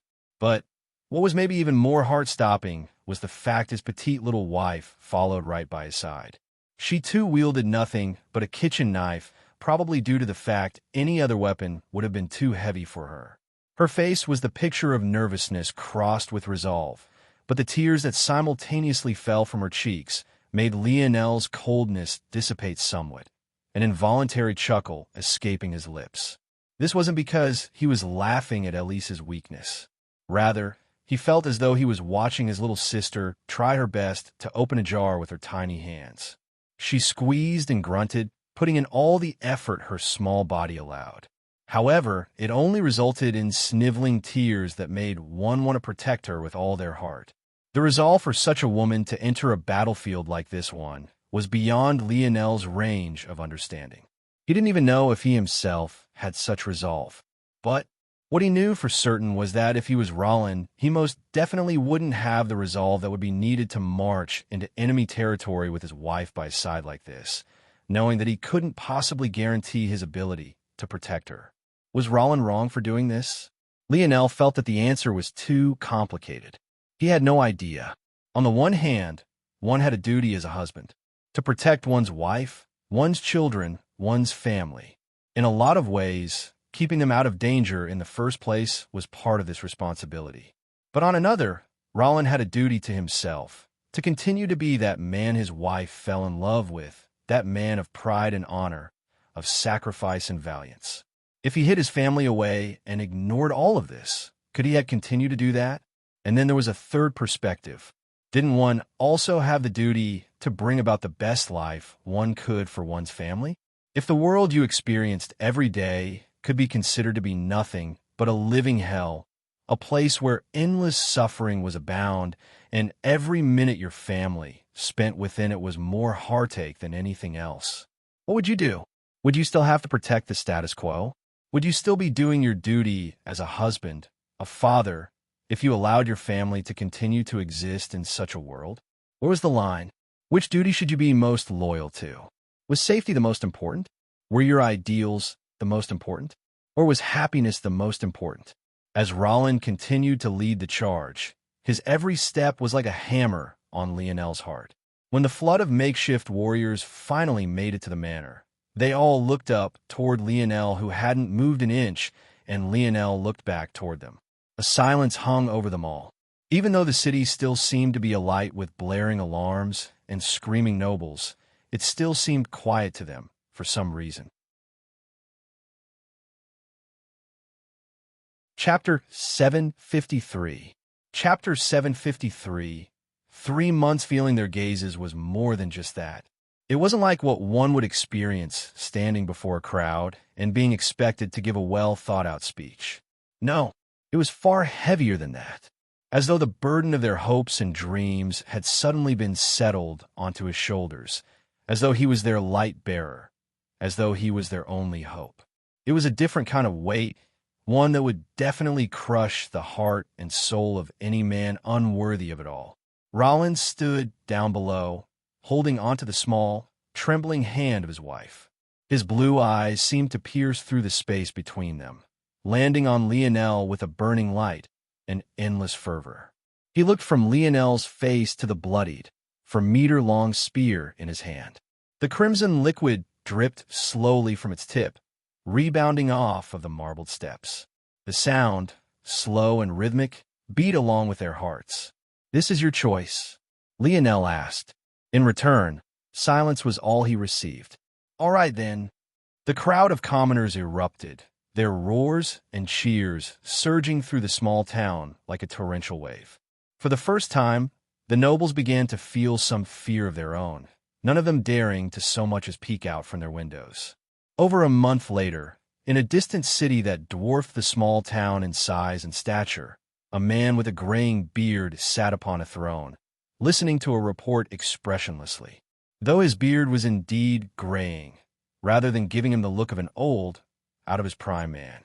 It instead gave him an air of wisdom and confidence, even bolstering his looks to a level that could only be matched by other refined middle-aged men. Your Majesty, Heli's death has been confirmed. According to reports, he lost his life at the hands of his general. Since then, the town has been gathered beneath the rulership of the general and has even begun to rapidly expand. Rather than continuing to defend the border as they're meant to, they've turned their weapons toward the capital and have been steadily eating away at our territory. At this point, 7 towns and 2 cities have already fallen. The king listened to this matter without much of a change in expression. However, the court ministers around him already began to bluster and rage before he, himself, got the chance to say anything. Bang! A man with a round belly smashed his fist down on an expensive wood railing. However, considering his stature and power, Lionel wouldn't conclude that he was useless in combat like he had for the other nobles. In fact, this man was definitely quite dangerous, carrying with him strength that could rock the earth. So much noble blood is on his hands. This scourge must be eradicated. Then why don't you go lead an army to stop him? HM, let him see what the esteemed Michael the Round can do. Michael shot a look of fury over. His title was Michael the Sturdy, not Round. It was clear that someone was trying to humiliate him. When he looked over and saw who it was, his fury only compounded. You sure have a lot to say, Norman the Cuckold. How about you come over here and do it to my face? Norman was of much smaller stature than Michael. Despite the fact he was in the king's presence, he had reclined back in his chair, his feet laying up on a similar wooden railing to the one Michael slammed. The only difference was that the two were on completely opposite sides of the royal court. Norman had long, flowing blonde hair and shimmering green eyes. Everything from the shape of his jaw to the outline of his nose could be considered to be at the peak of perfection. He was truly a handsome man amongst handsome men. Even though he was slouched and his figure wasn't clear, one had no doubt that he would match up in this aspect as well. Despite being insulted even more blatantly than Michael had been, Norman didn't react in nearly as enraged a fashion. In fact, he laughed as though the insult wasn't about him at all. Those who knew the story behind this could only show a range of reactions. Some shook their heads, some ignored the situation entirely, but the majority snickered. It was clear that amongst nobles, Norman wasn't well liked at all, and his next words proved exactly why that was. Yes, my wife-to-be was indeed snatched away by His Majesty at the behest of his favorite son. What can I say? I simply did my duty. It's very amusing. Even I laugh. I don't mind if you do. But you know what I find even funnier? If any one of those nobles you're crying and moping about right now were here, would you even let them lick the dirt off the sole of your boots? Do you even really care about them? To you, mighty dukes and marquises, what are barons and earls worth? You only care because someone even lower than them is doing the slaughtering. It can't be that you're all unaware of the atrocities they've all committed at the border, right? Having such nobles defend such important and volatile parts of the land was a mistake to begin with. But you never cared then, so why do you care now? A failure all around, in my opinion. Norman yawned. In just about a minute, he had said more than enough to warrant public execution 10 times over. He mentioned a taboo subject he wasn't meant to.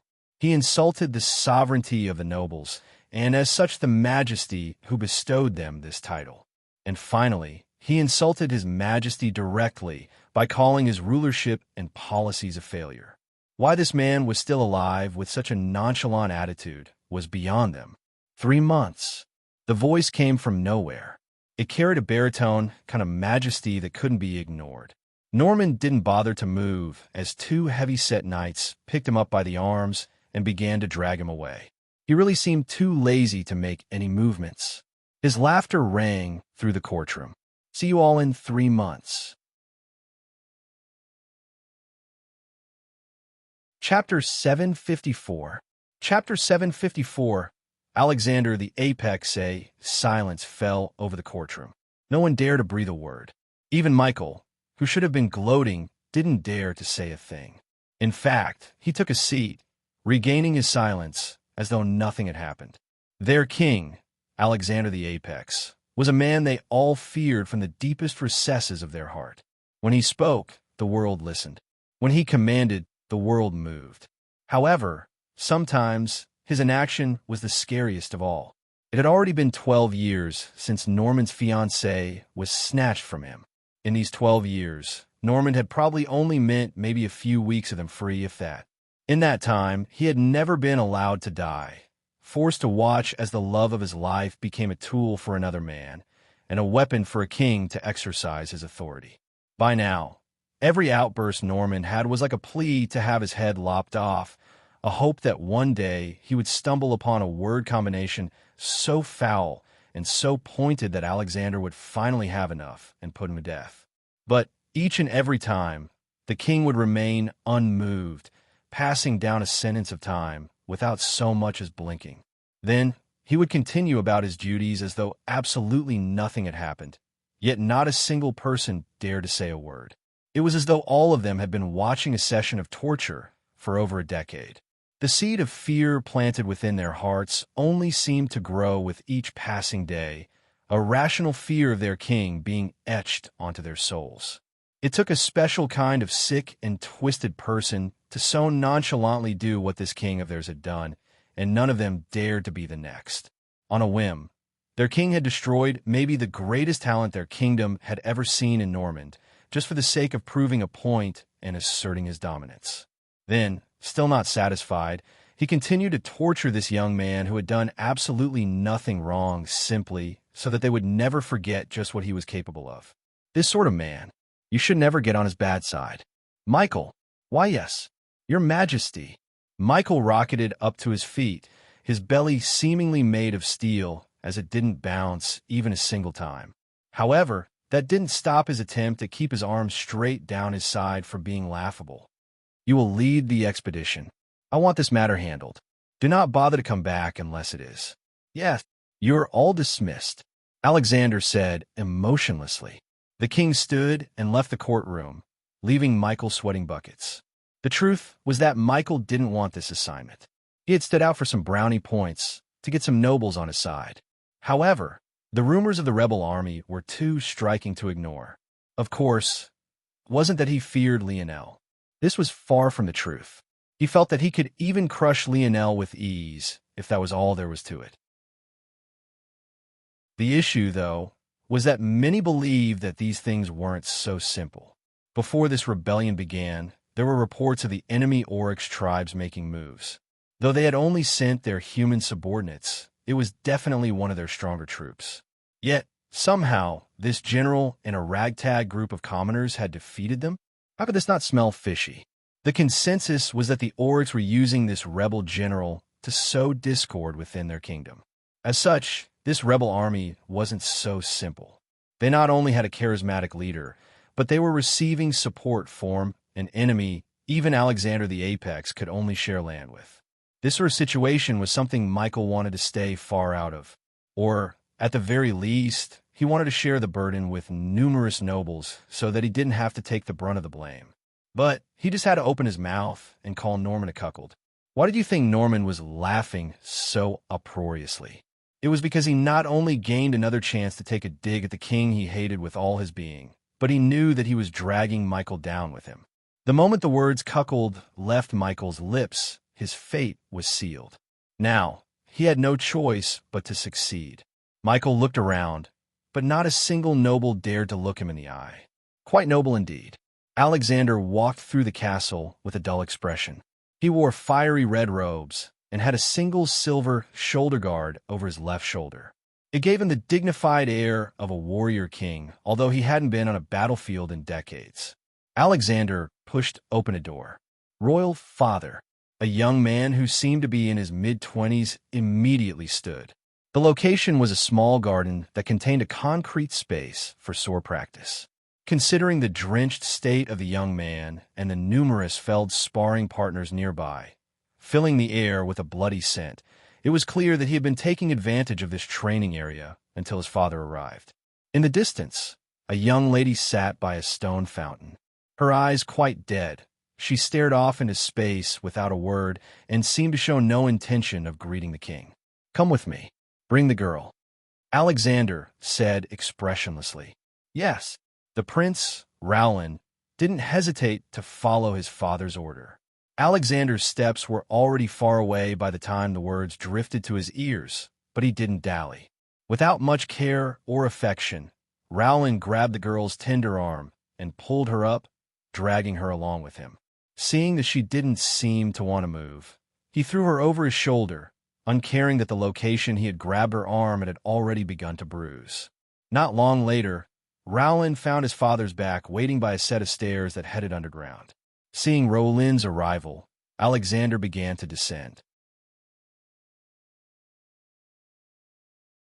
Chapter 755. Chapter 755. Goddard Rowland didn't say a word as he followed his father.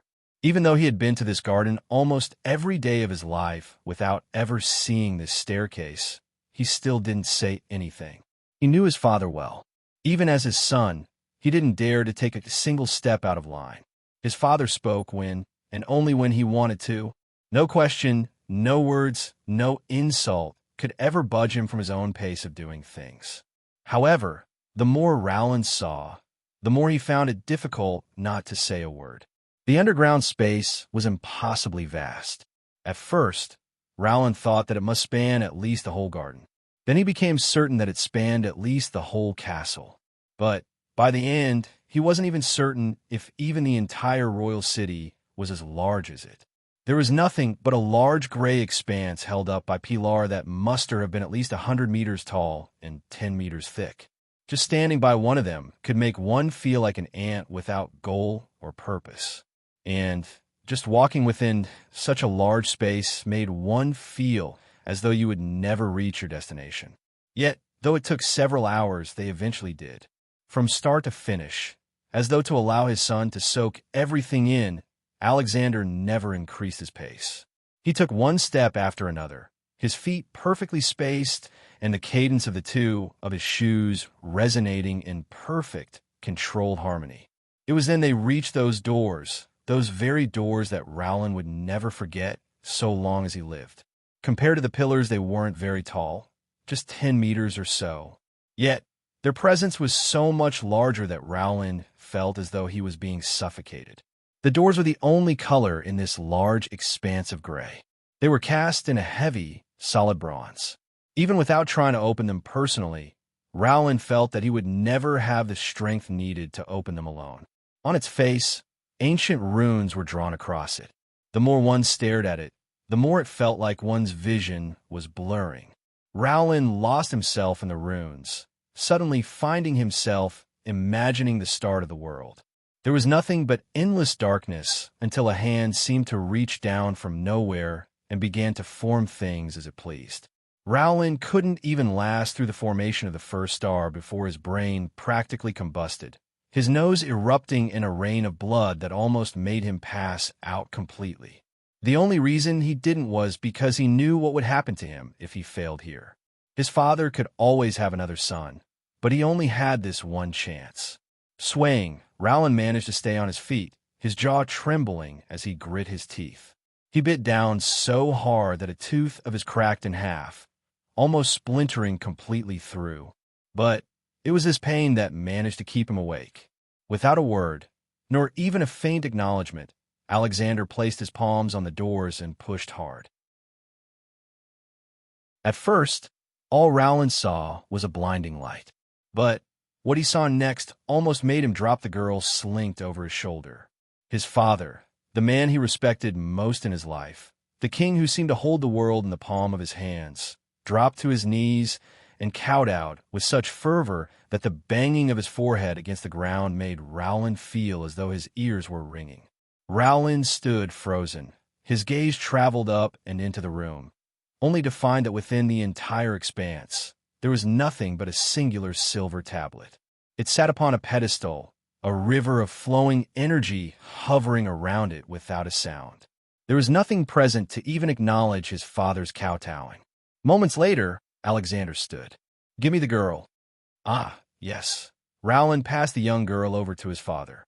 Despite the fact that both of them stepped into the room, Alexander didn't say anything about his son having to kowtow. Instead, he began to speak of things Rowland didn't know how to accept. In this world, every being is separated by their worth. Alexander placed the girl down on an altar before the silver tablet, stripping all of her clothes off. Yet, even to this point, the girl hadn't reacted with even a flinch. It was only at that moment that Rowland understood. He was the only one who was here for the first time. This world that we live in is nothing more than the fifth dimension. However, even then, most who live upon are just to the fourth dimension because even amongst other fifth-dimensional worlds, we are weak. Alexander brought out a blade, cutting into the young girl just above where her womb would be. One would have expected crimson blood to flow out, and that it did. However, there were very clear specks of gold mixed within that caught Rowland completely off guard. These specks of gold poured down the side of her hips and between her legs, pooling around the altar. However, after reaching a certain point, even as blood continued to flow, the pooling blood didn't continue to rise. Clearly, it was being siphoned somewhere. Compared to the fifth dimension, those of the sixth dimension are gods. Compared to the sixth dimension, those of the seventh dimension are deities. Compared to the seventh dimension, those who could step into the eighth were beings beyond comprehension. At that moment, the silver tablet began to glow with a slightly crimson light that slowly grew more golden. To many, this is where the limit of the universe is. Not everything has to end in beautiful, round numbers. The world is often not perfect. After all, there is no real, tangible thing as the first dimension. At the very least, it hasn't been properly observed.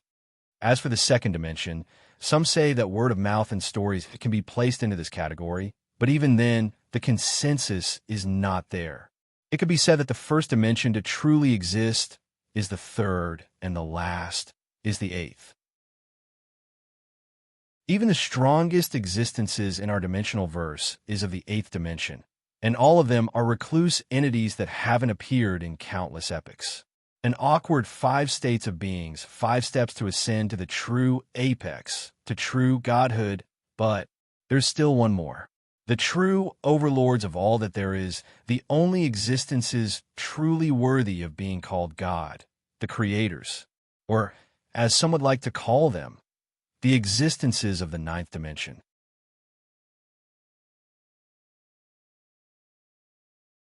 Chapter 756. Chapter 756. God Rowland could hardly understand the words his father was speaking, but each and every one weighed on his heart like a booming war drum. The ninth dimension? Even to those of the Morales family, it was nothing more than a mythical existence. In fact, even to those of these ever-elusive eighth-dimensional families and organizations, such a level doesn't exist, though many have tried to push past these limits. There was a reason why Earth, despite only having eighth-dimensional potential, is still seen as a hot commodity by the dimensional verse as a whole. To put these matters into perspective, as far as the dimensional verse laymen are concerned, the seventh dimension is the absolute highest. Existences like the Morales family, then, are seen as being the pinnacle. It is only organizations on the Morales family's level, at this ever-elusive seventh dimension, that understand there is at least one more step to take. But to them, whether these eighth-dimensional families and organizations exist is still a mystery. Now one can properly understand just how ridiculous Alexander's words were. He spoke of an existence a step beyond even what the Morales family could prove existed, as though he had personally witnessed it all with his own eyes. Yet, he himself admitted to the fact that he was nothing more than a king of one of the weakest fifth-dimensional worlds in existence. Rowland couldn't think so deeply about these things. He didn't have enough scope of understanding to grasp what his father spoke about. In his mind, this world was the only one and his family was the strongest. But this time it seemed that reality had played a joke on him. Rowland looked down at the girl who was meant to be his wife. She had a wound right above her womb cut open, flowing out with ever-goldening blood. However, she stared at seemingly nothing blankly, her body being almost lifeless. If Rowland couldn't understand by now, he would be too much of a fool. His father hadn't given him Norman's fiancée for the sake of making him happy, nor was it because he had begged and pleaded for it. His father had given him this woman only because it would be more convenient for him to use her like this. What reddish gold blood was flowing out of her at this moment was clearly very important to this tablet. However, none of this explained what this tablet was and what it could do. Rowland opened his mouth to ask, but he hesitated. He really couldn't afford to make a mistake at this critical juncture. There was a reason his father hadn't shown him this until just now. For some reason, Rowland was certain that if his performance wasn't perfect, he would never walk out of here alive. Cold sweat began to drench Rowland. His skin became tingly, and the room's temperature seemed far hotter now than it had been in the past. Without even understanding what he was doing, he kneeled down, smashing his forehead against the ground toward the tablet. His kowtows were even more resounding than his father's, even to the point where blood trickled down and stung his eyes and salted his lips. For the first time since they entered, Alexander looked back. It was just slight, but if one had been looking closely, it seemed as though two slits just beneath his eyes had closed at that exact moment. "Come here." This voice was almost like the call of an angel to Rowland. He realized then that he had finally done the right thing and managed to transverse this tribulation. Soon, father and son stood before a bleeding young woman in nude. Rowland took a deep breath, suddenly feeling as though his body was invigorated. The bottleneck he had been at for years suddenly shattered, and he stepped into Tier 8 of the fourth dimension. The prince stood frozen in shock. He had only breathed in a small bit of the air this tablet had to offer, but he had broken through so easily. Rowland looked toward his father, but didn't have the words to say. He might look like he was in his mid-20s, but he was way older than this. Even though he trained hard, he still found it difficult to reach this step, something that pissed him off, especially when everyone seemed to want to compare him to Norman. Yet this tablet had done exactly that. Rowland's eyes glowed with a fervor even beyond his father's. "Soon, we will be able to call down the gods. The true gods," Alexander said, his voice quivering just the slightest bit. It was imperceptible to most, even his own son. "When that day comes, this world will be ours, but that will only be the very first step. With God's strength, we will claim the dimensional verse for our own." If Lionel had been there, these talks would have sounded eerily familiar to his ear. "General, news will have reached the capital by now, and they will definitely be preparing countermeasures. There's a good chance that they may send one of their titled knights." Within a military tent of beast skin, Lionel sat listening to a report given by one of his scouting units. The young man was dressed like an assassin, but also wore goggles over his eyes as he squinted toward a report. Over the past month and a half or so, Lionel had gathered up many subordinates. But it could be said that the ones he trusted with the most tasks were Rollin and this young orphan everyone called Goggles. "A title knight, huh?" Lionel smiled. "How powerful are they?" "Powerful. Each and every one is at least Tier 7, with the strongest being Tier 8. But that's not what's important. There are plenty of experts on that level in the kingdom, which is why I keep saying we're all going to die. You know, if everyone just listened to me, we could still turn back right now and trek into a distant mountain somewhere and never return. How would they ever find us? At worst, we could just live off nature for the rest of our li. All right, Goggles. Get back to the point." He really was a greatly talented young man. Too bad he was afraid of everything.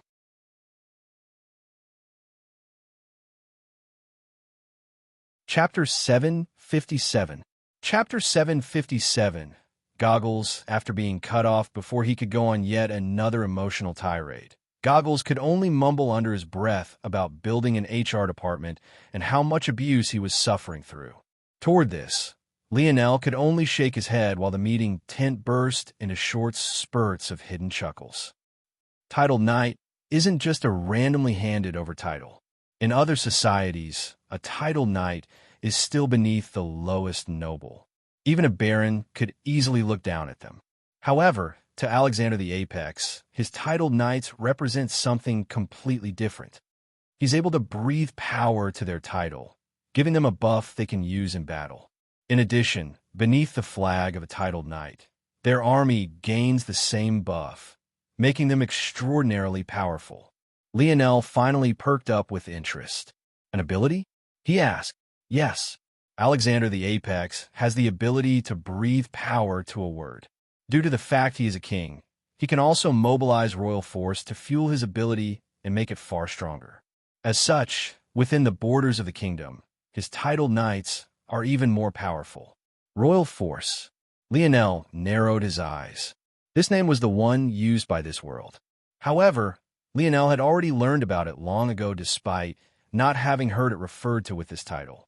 This so-called royal force wasn't royal at all, or rather, wasn't exactly related to the kingdom. It was more likely that Alexander had spread this myth so that he could establish his sovereignty. But the truth was that this royal force was actually world force. World force was a strength one gained access to so long as you wielded at least a quarter of a world spirit. It was similar to universal force in that it gave a strong boost to one's overall techniques. However, there were some differences. For example, world force could be used to directly strengthen one's ability. But universal force couldn't be used so flexibly, especially when it was anchored to one's comprehension of the universal cycles. This said, world force also had its own weaknesses as well. For one, it was capped by the potential of one's world, whereas universal force's only limit was one's comprehension. And second, it became weaker the further from one's world one got.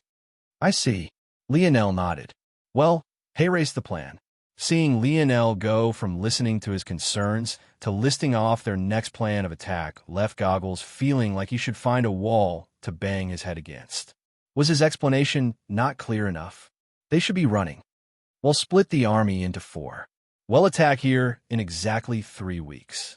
Lionel pointed toward a location on the map. A week later we will attack here. 2 weeks after that here. Lionel continued to point. I will personally head every battle. Don't worry about how I plan on crossing so much distance. Just trust me. Once those attacks are completed, the first army will take this route, the second this, the third this, and we'll all meet with the 4th army exactly 2 weeks from now. That day will be when their titled night falls. All right, everyone is dismissed. Rollin, you will lead the 4th army. Concealment is your main objective until the 2nd month arrives. Goggles, stay here for a moment. I have a task for you. Goggles groaned. More danger for me, yay. How could I not be excited? Torture me more, Daddy. Clearly, I'm a masochist for staying here. Rollin laughed uproariously, patting Goggles' shoulder. You'll be fine.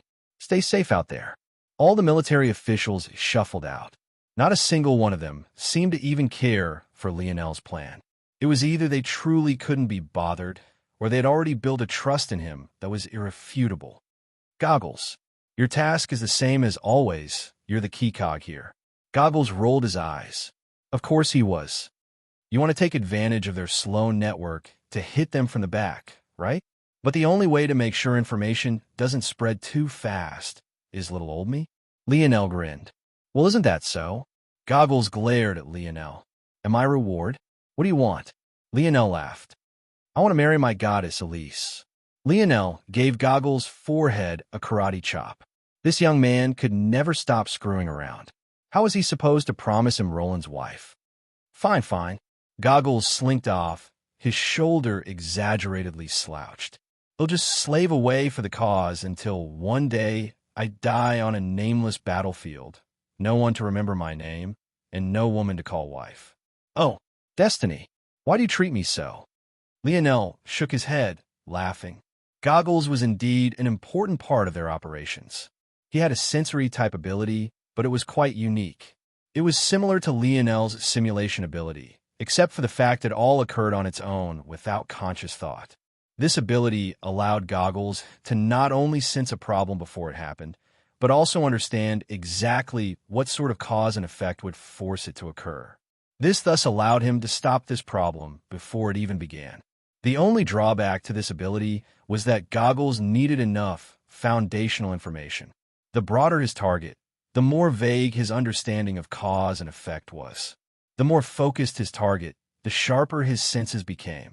At this moment, Goggles only had one task: take out all the messengers of the opposing kingdom. Not only that, but he had even one extra step of specificity. He only had to focus on messengers carrying information about the movements of their armies within a very specific time frame. His job was essentially to make their information late and dated. For Goggles, this sort of focused and specific task practically made him like an oracle who could gaze into the future. When Lionel first met him, he almost mistook him for a savant. This kind of chess piece, it was the kind any king would kill to have. Yet, as cowardly as Goggles was, he had chosen to join their cause.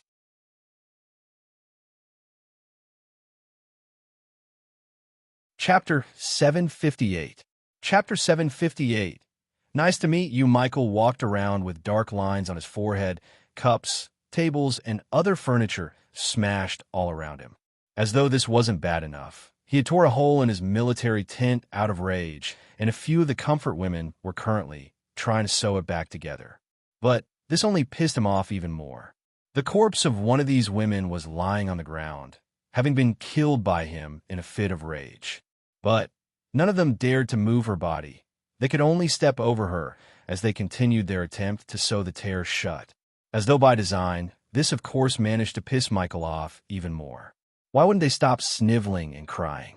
It was just one dead woman, and now they suddenly couldn't take it? They were fine with servicing a dozen men during any given night, but murder was where they drew the line? Clearly, in his ridiculous tirade, Michael had completely forgotten that most of these women weren't here by choice. Fuck. Michael ripped one of the women away from the tear, ironically making it even wider as she subconsciously grabbed out. Damn it. The woman was quickly bent over a table, her dress being torn away and a sudden cry leaving her lips as she felt something enter her. Michael began to vent all his frustration, clearly not caring that he was using far too much strength. Sir Michael. At that moment, an attendant walked into the tent. Despite seeing the woman pressed into the table and Michael furiously humping her from the back, he didn't have much of a change in his expression, as though he was very much used to seeing such a scene. What the hell is it? We've gotten news of their movements. Michael's eyes went red with rage. Oh yeah? We've gotten more word. Is it? What about the first time at the Alpes? The second time at the Triant Forest? Why am I spinning my army around in circles just to find cities they've abandoned and hardly touched? Are you fucking with me? The woman below Michael whimpered. The hand Michael used to press her face into the table exerted too much pressure, making it impossible for her to breathe. This time we've done more due diligence. We are certain that this information is at most 3 days old. We will most definitely be able to intercept them if we move now. From my understanding, it seemed that the net they cast to stop our messengers finally showed a flaw. This time we've got them. Michael squeezed in through the woman he had bent over to the side. She gasped for air like a fish out of water, scrambling to return to her work mending the tent's fabric. Why didn't you say that from the very beginning? Michael roared. We're moving out. Michael rode a magnificent steed. It had a muscular body that seemed pumped of steroids and flowing hair that made up its mane and covered its hooves. It almost looked like it was galloping on air with the way it moved. The army tore through the plains. I don't like this valley. Circle around it. Michael roared. Even though Michael seemed hot-headed, he was still a general with decades of experience. He refused to be led by the nose. He would be cautious whenever there was an opportunity to do so. Circling around the valley would at most add half a day. Rather than harming them, this would only help. Instead of arriving in the morning, they would be arriving in the afternoon. If they managed to catch the rebel army mid-siege, this war was as good as over. However, what Michael didn't expect was to have to pull the reins of his horse, forcing himself to come to a grinding halt barely a day later. Before them, a river that had never appeared before had suddenly appeared as though a god reached down and created it on a whim. It wasn't very wide, just 5 or so meters. It probably wasn't very deep either, maybe a meter or 2 at most. Yet, for an unprepared army like theirs, it was enough to bring them to a screeching halt. Go around? They had no idea how this river appeared here in the first place, just suddenly appearing at the end of a forest of sparse trees. Without knowing this, how could they even make such a decision? Was the only option to go across? But if they were forced to cut down some trees to build a bridge, they would add another half day to their journey. By then, they might as well have not gotten a message on time at all. If they try to brute force their way across, it would be too easy to get caught with their pants down. It was exactly then that Michael heard something he least wanted to hear at this moment. Charge! Michael's expression changed. His neck snapped back, suddenly realizing that an army was approaching from his back. How the hell did they get behind us? Michael froze. The valley? He had chosen to go around. But what if there was an army hiding within the whole time, waiting for him to make exactly that decision and prepare to pounce on him? If he went into the valley, he was finished. If he went around the valley, he was finished. Cross the river, Michael roared. But as soon as his command fell and began to be acted upon, the sound of arrows whistling through the wind came from the other side of the river. Hiding within the widely spaced trees, archers Michael hadn't even noticed before suddenly made their presence known. Fuck!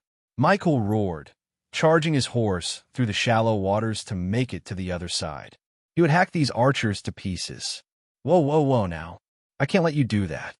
In a streak of golden light, Michael suddenly found his path blocked by a boy who was young enough to be his grandson. Lionel smiled lightly, holding a spear in his hand. Michael the Sturdy, right? Nice to meet you.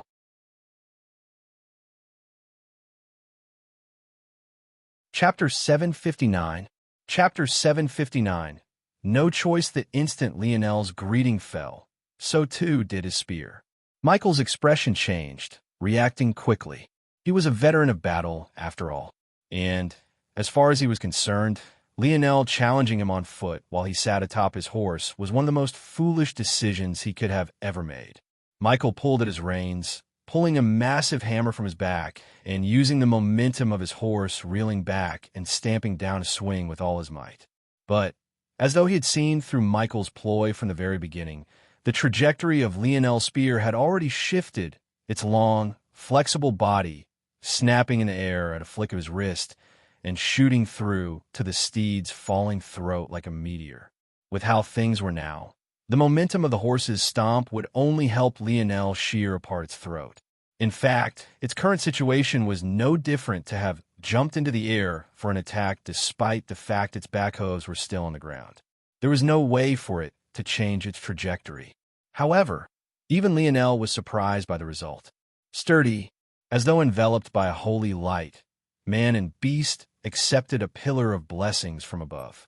In that instant, Lionel's spear reached the black steed's throat, prepared to shear it apart completely. But what he actually found was a sturdy steel wall. Lionel's brows shut up. With swift steps he retreated. The heavy swing of Michael's hammer left his hair whipping about, his clothes even threatening to shatter beneath the wind pressure alone. The shave had been so close that Lionel could see the hammer's body pass a mere centimeter from the tip of his nose. Lionel didn't panic. He felt that was at best a temporary invulnerability. There was no way an ability could so casually block such a strong strike from him. The issue wasn't just how strong his strike had been, but also the quality of his weapon. There was no way for a quasi-bronze weapon to be so easily dealt with by a barrier. The most logical explanation that this was a temporary matter. The amount of energy it would take to sustain such a thing would be too great. And Lionel was exactly right. He analyzed the situation perfectly. The instant Michael's swing missed, he had already shot forward again, pressing forward knowing that such a heavy weapon couldn't be recovered so easily. The follow-through of Michael's swing didn't throw him off balance, but he was definitely in no position to attack right this second. In that split moment, Lionel's spear struck out a dozen times in the blink of an eye, an explosion of meteoric impact is raining down on the steed and Michael. As though crimson roses were blooming in skies, they opened up a current of red and black, covering the duo whole.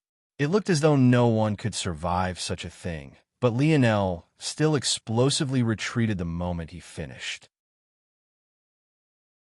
And It was exactly at that moment that Michael and his steed leapt out from the flames licking at their armor, but ultimately leaving them unscathed. Michael raised his hammer to the sky, roaring with all his might. For a moment, it seemed as though his mighty shout would collapse the sparse forest around them. All around him, his men were falling like flies. He couldn't do anything about the archers sniping them down, even though he had crossed to the other side of the river, nor could he do anything about the surging army pincering them from the back, at least not directly. But that didn't mean that he would take this line down. I am a titled knight of His Majesty Alexander the Apex. I am Michael the Sturdy. I have legs of iron, arms of steel, and a heart of stone. My defenses are eternal. Michael's army roared to match his words. Eternal, shimmering pillars of light descended upon the whole army. Each and every man seemed to gain immunity for a moment. Some used it as an opportunity to charge across the river. Others turned back, facing the enemies toward their back line. Lionel's eyes narrowed. It seems that though the invulnerability was indeed temporary, I underestimated the buff to their defense. Lionel couldn't help but chuckle to himself. This buff from just a single title knight under Alexander was already enough to put his metal body to shame. What a fascinating ability indeed. If this was what the sturdy title could do, what exactly did Apex do? Lionel didn't realize it, but for some reason he was eager to see. Dodging swiftly backward, Lionel nimbly leapt out of the way of Michael's swinging hammer. The titled knight left absolute devastation in his wake, chasing after Lionel with an undying fervor. Every time Lionel's spear snaked outward, making contact, he would barely pierce a centimeter or two of flesh, resulting in what was nothing more than superficial wounds to a man and beast so powerful. The worst part was that Sturdy seemed to have an exceptionally high elemental resistance. Even with a perfectly timed, meteoric impact, the damage was nothing more than a bit of charred skin. Lionel had a feeling that this wasn't just about the sturdy ability, but was definitely related to the armors Michael and his horse were wearing. He had been intrigued by it ever since he saw that fat man at Rollin and Elise's home. But, apparently, that had been nothing more than the tip of the iceberg. Golden lights enveloped Lionel's body as he shifted from side to side. He slid with ease through the forest, and though the trees were as much as 10 meters apart most of the time, Michael was clearly not having as easy a time. For people moving as fast as the two of them, what was a 10-meter distance worth? It felt like he was forced to circle around another every exchange. However, Lionel likewise was making no headway, and, judging by Michael's current battle style, he wasn't worried about a time limit for his ability either. I guess there's no other choice.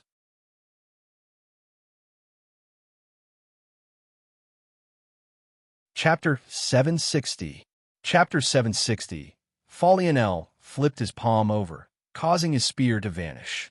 Michael seemed to want to press his advantage the moment he saw this. He didn't believe that Lionel was giving up, but that didn't matter. All that did matter to him was that this was a chance to finally end this battle. Though Lionel had seemed to survive so long because of his speed and agility, Michael could tell that another large portion of the reason was the length and reach of his spear. He had never seen such a long spear before. The crafters of their kingdom were excellent, but the logistics of forming such a long and flexible spear was a nightmare, especially if you wanted it to carry any strength. If it wasn't for his sturdy title, he felt that he would have already lost his longtime partner. However, would Michael really have the chance to press such a small advantage? Lionel's spear had hardly disappeared before another one appeared in its place. And, though this one was exactly a meter short of 4, Michael's pupils immediately constricted. It was the kind of spear that held a presence of its own, a fiery aura that seemed to want to battle against even its own owner. Just laying there in Lionel's palm, it made the energies of the world tremble, its mere existence exuding an undying superiority. Lionel twirled his spear in his hands, its double blade slicing apart trees tens of meters away with its wind pressure alone. He hardly put any effort in, yet the devastation he wrought had reached an all-new level. Let's end this. Lionel shot forward. However, Michael immediately retreated, his pupils constricted into pinholes. He didn't dare to meet that spear with his hammer.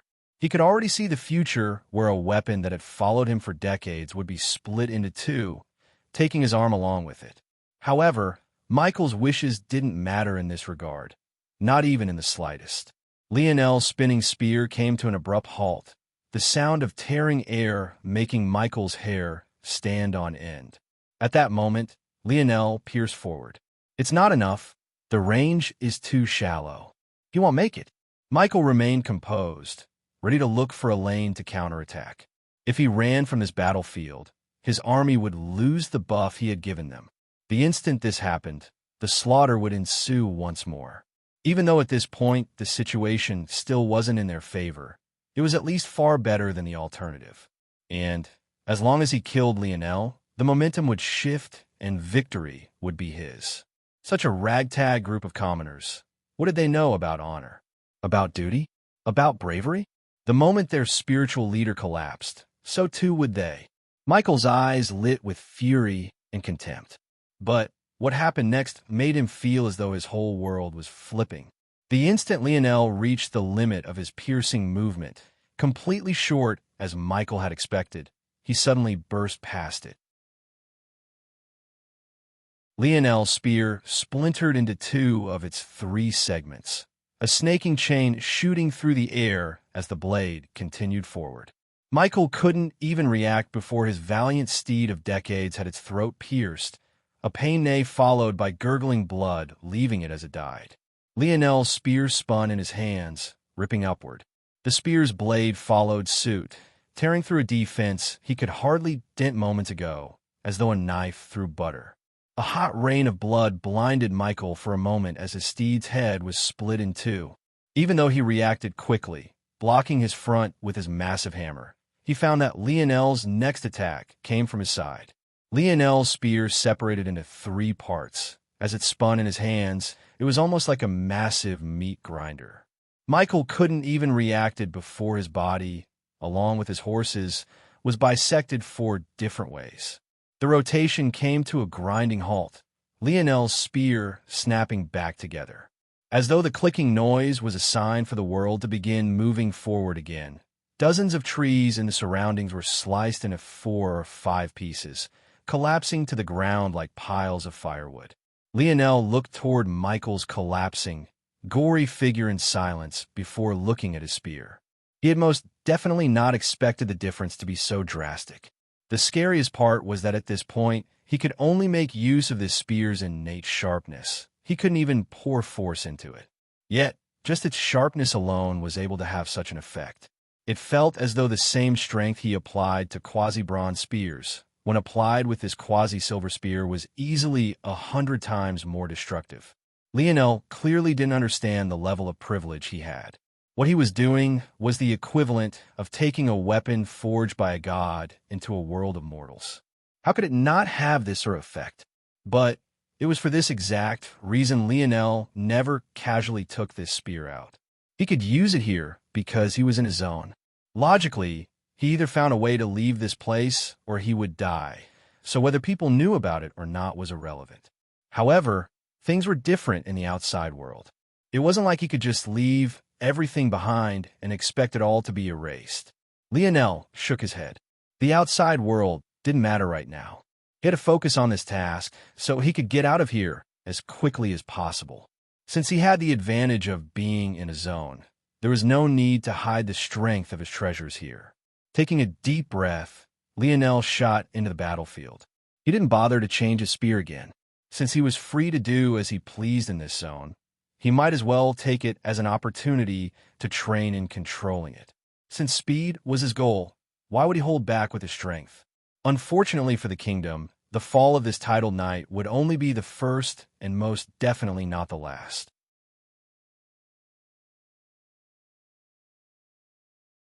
Chapter 761. Chapter 761. Visitor. The moment Michael died, the buff his warriors had gained vanished. In an instant, a battle that could have been described in terms of 60 to 40 had become 90 to 10. When Lionel joined, especially with his quasi-silver spear, the result was devastating. Not a single on the kingdom's men survived, though this wasn't out of Lionel not wanting to spare them. It was clear that this Alexander had an iron grip on his men. Though there had been plenty of those willing to join their cause in the cities they had conquered to this point, they had all been people of common birth. There were very few nobles who chose to take their side.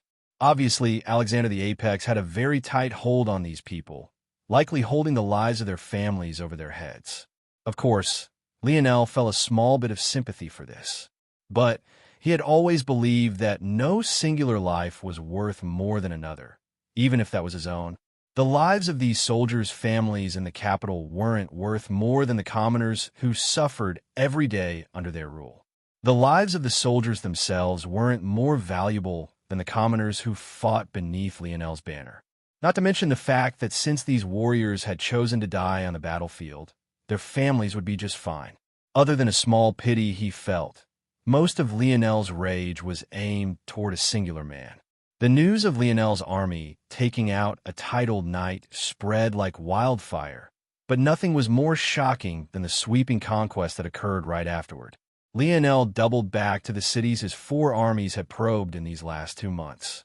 Each and every one was manned by an earl, making them among the largest cities this kingdom had to offer. They had only barely begun to recover from Lionel's first assault when they suddenly found themselves under a second siege. But, to make matters worse, Lionel was no longer using his quasi-bronze spears. Every time his spears spun, even without the use of technique, he reaped dozens of lives. And maybe the ironic part was that it was better when Lionel didn't use a technique at all. Not only did this preserve his stamina, but the extension of these techniques weren't as potent as meeting the blade of the double-headed spear alone. If Lionel was just powerful, things might still be fine. But the issue was that he paired this with seamless tactics that completely stifled the kingdom. It felt that in just a year, half of their territory had fallen. Yet, they were supposedly facing a ragtag bunch of commoners. Not only did those 4 cities swiftly fall, but reports that a main water source had been diverted reached the ears of the kingdom soon afterward. Somehow, Lionel had managed to both block a main river source and divert it. What was truly baffling about this was that he used this diverted river source not only as a tactic to pincer Michael and ultimately kill him, but he simultaneously used it to give his new claimed territory a steady supply of water and resources that was impossible for the capital to cut off.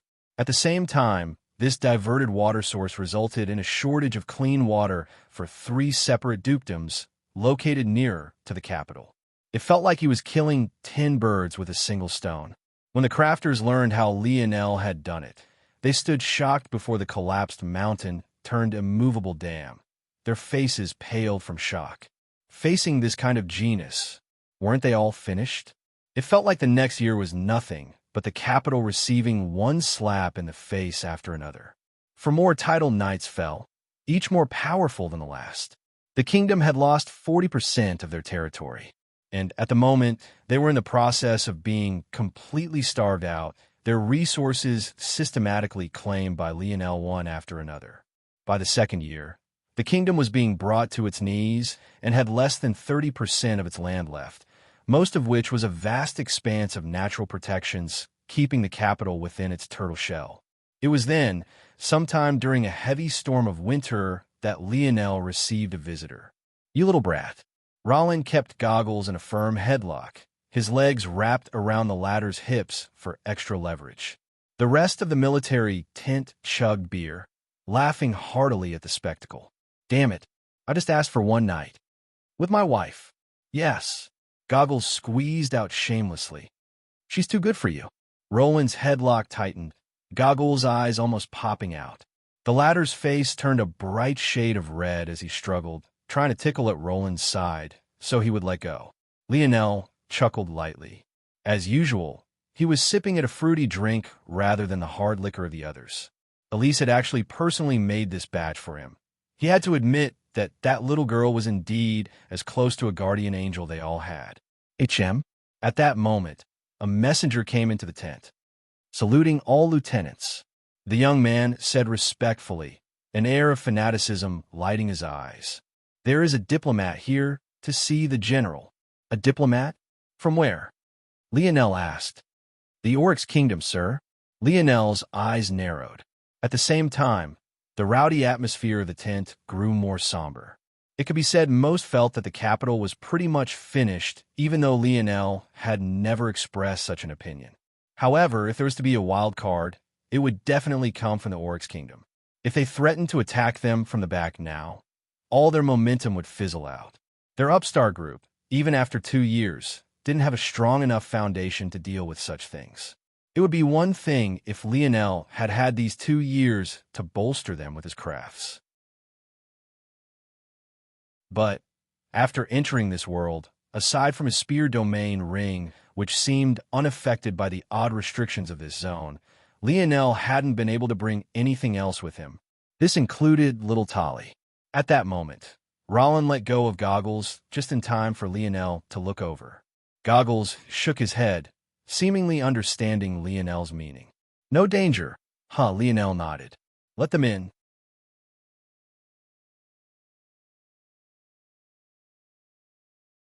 Chapter 762. Chapter 762. Cannot the tent fell in a silence as a cloaked figure walked in. Outside their expectation, they weren't hit with a wall of the foul stench one would expect from an oryx. In addition, though this figure was actually quite tall, in comparison to other oryx, they were still lacking by 2 or 3 heads. Could it be that the oryx had sent a human to negotiate for them? This was a thought that Lionel couldn't help but have. From what he knew, the Oryx Kingdom of this world did indeed have humans under their rule. In fact, during his very first battle here, it was the humans under their banner that he fought. However, he found it hard to believe that for their first contact, the Oryx would send a human to represent them. Though Lionel had grown up in a world where most problems of race had been laid to rest, he had quickly realized that such problems were dotted all over the dimensional verse. It was just that instead of harping on skin color, it was a matter of human versus creatures he had only ever seen from fantasy novels. Of course, humans would always be humans. Wherever there were divisions to be made, as long as there wasn't a strong, overarching power like the Ascension Empire, they would make these divisions. This was all to say that the Oryx definitely treated the humans under their charge like secondary citizens. So, how could they possibly send one for such an important thing as first contact? Greetings. The robed figure gave a polite greeting. As the representation of the Oryx Kingdom, he obviously couldn't bow. But he had done more than enough. Lionel continued to scan the figure before him for a moment. I have been looking forward to communicating with the Oryx Kingdom for a long time, he said with a light smile. Yes, we have heard a lot about the general. After hearing so much, our king couldn't help but be intrigued himself. It is an honor to meet the man who has brought the human kingdom to its knees. Lionel and the figure exchanged some pleasantries before the latter was invited to sit. Lionel didn't really care much for etiquette. As far as he was concerned, he wasn't really a king to begin with. He didn't mind sharing a table with an envoy. So, to what do we owe this pleasure? Lionel finally asked. The envoy, hidden beneath his black robes, took a moment before speaking.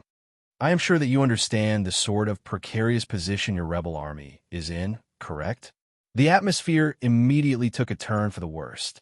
Never mind the fact that even the usually cheery Rollin was frowning. Even Goggles, who would usually want nothing to do with this dangerous stuff, was practically staring daggers at the envoy. However, Lionel continued to smile. We would only be in a precarious position if the Oryx Kingdom chose to attack, don't you think? The envoy's gaze seemed to look toward Lionel, his eyes like 2 dull balls of light hovering in the shadows of his hoodie. It was almost as though he couldn't understand why Lionel was so uncaring. He had known that his words would be contentious and even seen as a veiled threat. In this era, though there are unspoken rules about preserving the lives of envoys like him, who could do anything if a king lost their temper. So, this envoy was probably even ready to lose his life today. But what he hadn't expected was for Lionel to reply to his threat with a smile. Please don't misunderstand. The envoy replied. This isn't a matter of choice. It would be one of necessity. The human kingdom isn't as simple as you think it is.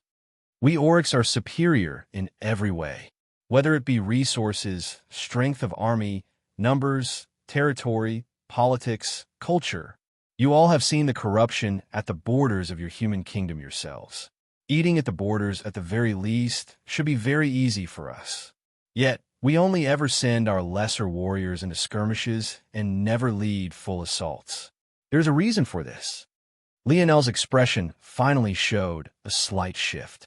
However, even then, it was just a slight raise of his brows. So tell me then, Lionel began. What would you like us to do? The envoy took a deep breath. We of the Oryx Kingdom hope that your rebel army will retreat from this endeavor. If you choose to do so, you will be handsomely rewarded. You, General, will be rewarded the title of Count. As for your lieutenants and warriors, for the best of them, we can provide barony titles and knighthood. At that moment, a fiery redhead amongst the group couldn't seem to take it anymore. Her hair really seemed to be a wreath of flames as she stood and slammed her seemingly delicate palm to the oak table. Bang! The entire tent quaked, even down to the ground beneath their feet. You want us to do what? This redhead was indeed a beauty. Among those who had joined Lionel's cause, she was amongst the earliest and even happened to have once been the daughter of a baron. She was one of the very few nobles who had chosen to join their cause. Of course, she had her reasons. While the other nobles had their hearts gripped by Alexander, Gertrude, and long since lost her family. Ironically, they had been executed by Alexander long ago. It was safe to say that her fury toward the human kingdom was no weaker than any of the commoners of their army. Gertrude, Lionel's even voice snapped the former young noble out of a rage. Though still seething, she slowly sat, her gaze flickering. Lionel looked toward the envoy. And what do you plan to do with all the people we've taken to protecting? The weak, the women, the children, the elderly? It can't be that your Oryx Kingdom want to take them all in too, right? Lionel asked this knowing the answer very well. If they accepted all the people Lionel had conquered, what would be the difference between that and actually conquering the land? I'm sure you already know the answer, General. These people must stay in the human kingdom. We cannot accept them all.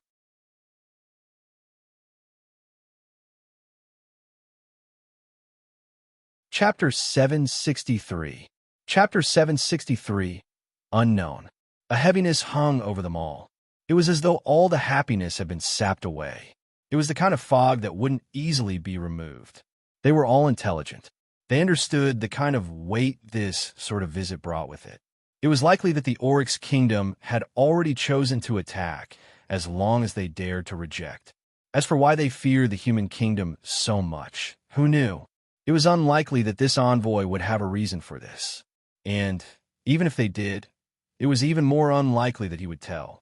When a standing between two parties was so far apart, an equal exchange of information was impossible. Though this seemed to be a peaceful talk, it was ultimately an ultimatum. They would either do as they were asked and receive their rewards as good dogs, or they would face the consequences. MMIC. Lionel finally broke the silence, slowly rising to his feet. So, the Oryx Kingdom would like the pain and suffering of our people to be the buffer between you and this future you fear so much. A noble cause, indeed. Lionel's voice no longer carried the smiling tone it had had since the beginning. However, it wasn't filled with rage either. Rather, it was very even with hardly any inflections. If they didn't know better, they would think that an AI had spoken these words. However, that feeling soon vanished when Lionel spoke again.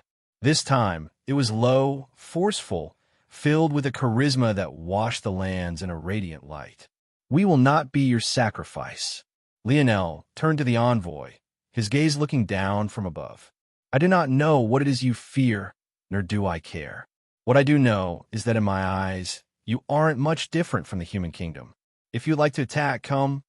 Lionel's voice seemed to carry the weight of the air with it, causing a sudden stillness to be swiftly followed by a surge. Even the heavy flaps of the tent couldn't help but kick up, whipping about beneath the forcefulness. We will show you the might that brought the kingdom you fear so much to its knees. Silence fell however the heat seemed to rise. A fire lit themselves in the gaze of the lieutenants. The pressure the envoy faced multiplied several-fold. The fact he could remain seated in his position at all was impressive. After a long while, the envoy lowered his head. I understand. It seems that I have overstayed my welcome. I wish you the best. With these words, the envoy bowed. Escort our guest out, Lionel said faintly. With those words spoken, two lieutenants rose, doing exactly that. Lionel suddenly chuckled. What are you all so down for? Is there a need to worry with me here? Lionel's grin seemed to light up the room. Goggles snorted. You were going to get me killed one day anyway. This way, ITLL, just be a lot sooner. Those words immediately got Goggles a slap to the back of the head. Hey, pause off. With that kind of attitude, it's no wonder you still don't have a wife, Goggles. Gertrude smiled, seemingly enjoying Roland's slap to Goggles very much. I don't have a wife because my dream woman was stolen from me. Goggles protested, rubbing the back of his head. This, rightfully, earned him another headlock from Roland. Laughter returned to the room as Goggles struggled. The clanging of drinks and the swinging of beer began once more. But it was clear that there was still a slight fog hanging over them all. They chugged their alcohol just a bit more enthusiastically, spoke just a little less confident, I laughed just a little less heartily. The night waned, and eventually everyone began to stumble back to their own homes. The only ones who remained were the poor single folk with no families to go back to. A brutish man wrapped an arm around Lionel's shoulders. What do you say, General?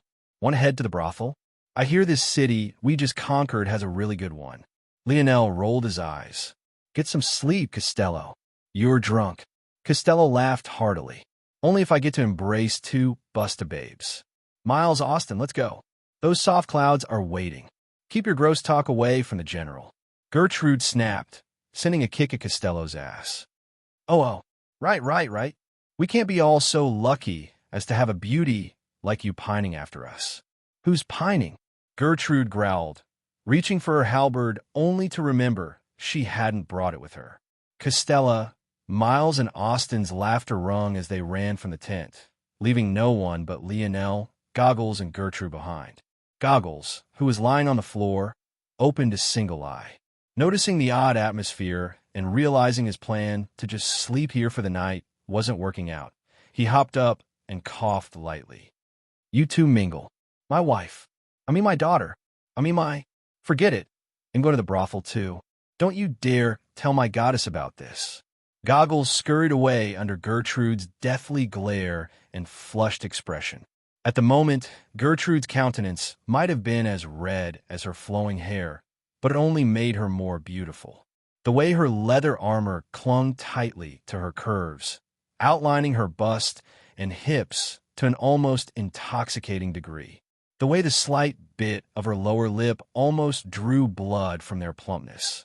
The way her emerald eyes sparkled even beneath the dim light. She looked like a woman ready to finally bloom. However, just as quickly as she was prepared to bud, she wilted even faster. Lionel rose with a smile. Have a nice night, Gertrude. Get home safely. I have something to handle. Before Gertrude could say anything, Lionel had already vanished, leaving her looking down at her own chest, wondering if she wasn't big enough to be considered a soft cloud. She had half a mind to go and measure herself against those prostitutes. But her logic slapped her back to reality. She sighed, a sad smile on her face. In the depths of the night, a robed figure rode its steed like a shadow, reaching a speed that seemed beyond what a normal horse should be capable of even within the fourth dimension. Suddenly, that horse came to a grinding halt as the figure pulled on its reins.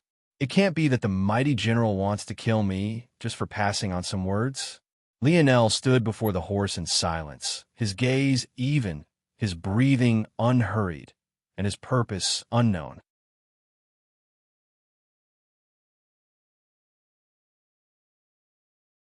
Chapter 764. Chapter 764. Envoy Lionel didn't respond to the envoy's words. He simply stood there silently, his expression not giving way to any emotion. It was as though he didn't even notice that there was someone before him. At this moment, they were in the dead of winter. Heavy snow fell all around, coating the ground, the trees, and sprinkling through the air as though to coat the whole world in white. Still, the cold didn't seem to bother either of the two men as they faced off in an endless snowy plain. There was nowhere to hide, nowhere to seek reprieve, nowhere to run. It was then that both men suddenly moved. Lionel's palm flipped over, revealing a 4-meter-long, flexible spear. Aside from his quasi-silver spear, this one was quickly becoming one of his favorites. The range of flexibility and freedom it gave him made his battle style reach an impossible level of fluidity. At the same moment, the envoy didn't bother to stay on his horse. He had read all the reports about Lionel. This was a man who never rode a horse, yet had felled more titled knights than anyone else in history. If there was anyone confident in battling a man and a steed together, it was Lionel. In that case, why allow him the chance to do what he was familiar with? His palm flipped over to reveal an outrageous monstrosity of a saber. Its blade was an obscene 3 meters long alone. It had a width of almost 2 feet and a curve that almost made it look like a scythe as opposed to a saber. Yet, it had a thickness as thin as 2 or 3 strands of hair.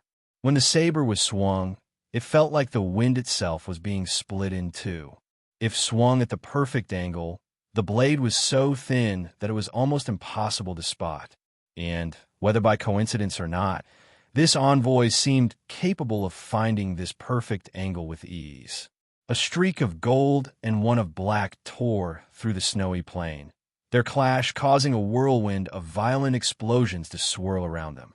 Despite the size of their weapons, the two men seemed to exchange hundreds of blows in a single breath. And, as though that wasn't enough, their speed only seemed to get faster and faster. Gold lights enveloped Lionel's body, massive white gold wings spanning 10 meters to his left and right blooming from his back. Ancient patterns of gold began to outline each individual feather.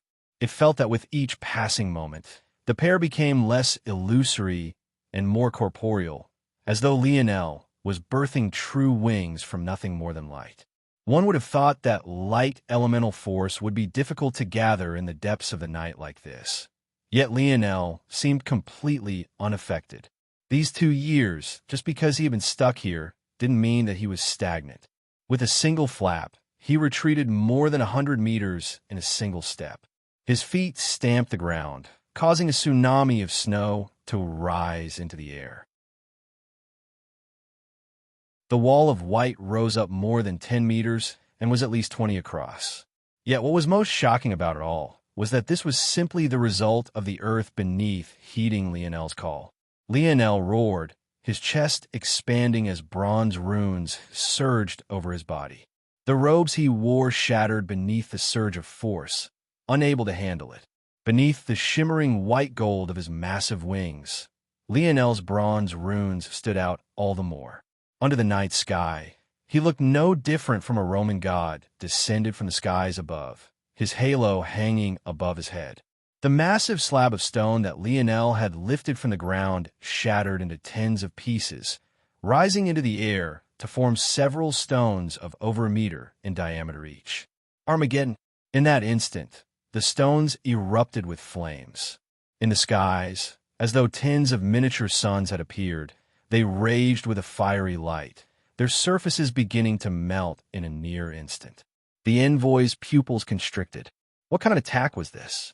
Something of his caliber could level an entire city.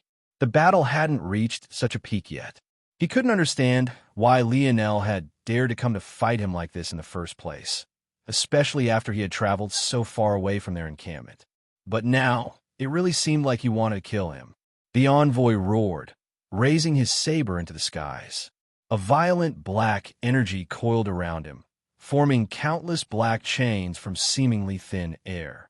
The ground around him suddenly exploded, the expanse of snow being washed away beneath his rippling might.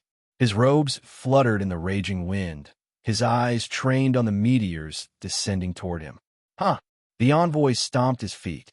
In that instant, The earth seemed to respond to his call. In one moment, there was nothing, but in the immediate next, sparkling spikes of black shot out from the ground, impaling the descending meteors and causing explosions that rocked throughout the night. Lionel's eyes narrowed. Those pillars were definitely not normal. In fact, he could faintly tell that they stood on a level nearing his Scarlet Star force. Somehow, the spikes seemed to be both made out of small dust particles, yet remained solid at the same time. Each of these little particles radiated out with a faint black light that made it look as though it was sparkling beneath the high moon. It was as though the envoy was controlling iron shavings and darkness to form them. If the envoy had heard Lionel's thoughts, he would have been shocked. Just a short observation, yet he was already so close to the truth. However, no matter what the envoy did, Lionel wasn't shaken. To use a force on this level, at this envoy's strength, was akin to painting oneself into a corner. There was a reason Lionel didn't use his Scarlet Star force so casually. As expected, the envoy was truly gasping for breath. He hadn't thought that he would be forced to use such an ability, but Lionel's combination attack had strength beyond his wildest imagination. If he had used normal Earth to counter, those meteors would have blasted through with ease. He couldn't understand how Lionel could pull Earth capable of withstanding such heat from the ground so casually. Of course, what he didn't know was that Lionel's Earth elemental force was variant just like his. However, this didn't mean that the envoy was finished. He gripped his saber. Since the pillars had already been formed, manipulating them was much easier. The chains that floated around his body constricted as Lionel's wings flapped one more time. He appeared 10 meters before the envoy. In that moment, the latter was prepared to turn the earthen spikes of shimmering black light toward Lionel. But he stopped when it seemed that Lionel had no intention of attacking. In fact, Lionel stood there unmoving, his eyes calmly observing the black chains wrapping the envoy. Earth elemental force. Dark elemental force. Star elemental force. The envoy froze when he heard this. Chaotic particle force. Number 1 in Earth elemental forces. Top 3 in Dark elemental forces. Top 10 in Star elemental forces. Lionel concluded. Your talent is quite high for an envoy, don't you think? The envoy's eyes narrowed as he gazed toward Lionel. You were testing me? I guess that you were an Oryx a long time ago. Lionel said plainly. But your cloak blocks senses? But you don't look or smell like an Oryx. The envoy didn't say a word, but clearly this was what he meant as well. This shouldn't have been possible. Lionel didn't explain himself either, at least not with words. He had seen a long lineup of possible evolution paths for the Oryx in that hall, so he knew well that a stature like the one this young man had wasn't impossible. As for how he had known, it was just a guess. This envoy hadn't tried very hard to convince them to change their minds, and also didn't have the tact one would expect the representation of a nation to have. So why don't you tell me the true purpose you had for coming? Lionel responded. The envoy remained silent for a long while before he finally removed his cloak. What was beneath made Lionel raise an eyebrow. It was a young man with flowing white hair and handsome, delicate features that would make any woman and some men swoon. His skin was quite tanned, giving him an excellent, exotic sort of contrast, and his eyes were the very same bright white his hair was. Growing from this young man's forehead were 2 branching horns that were a very pure shade of white. Yet they didn't seem to detract from his beauty at all. Even the vertical slit between his brows was completely unable to do so. Aside from these clearly Oryx-like features, the young man was strikingly human. If Lionel didn't know better, he would think that this young man was some sort of demon prince risen from hell. And maybe in some ways he was. This is just my natural state. My battle state, however, is much different.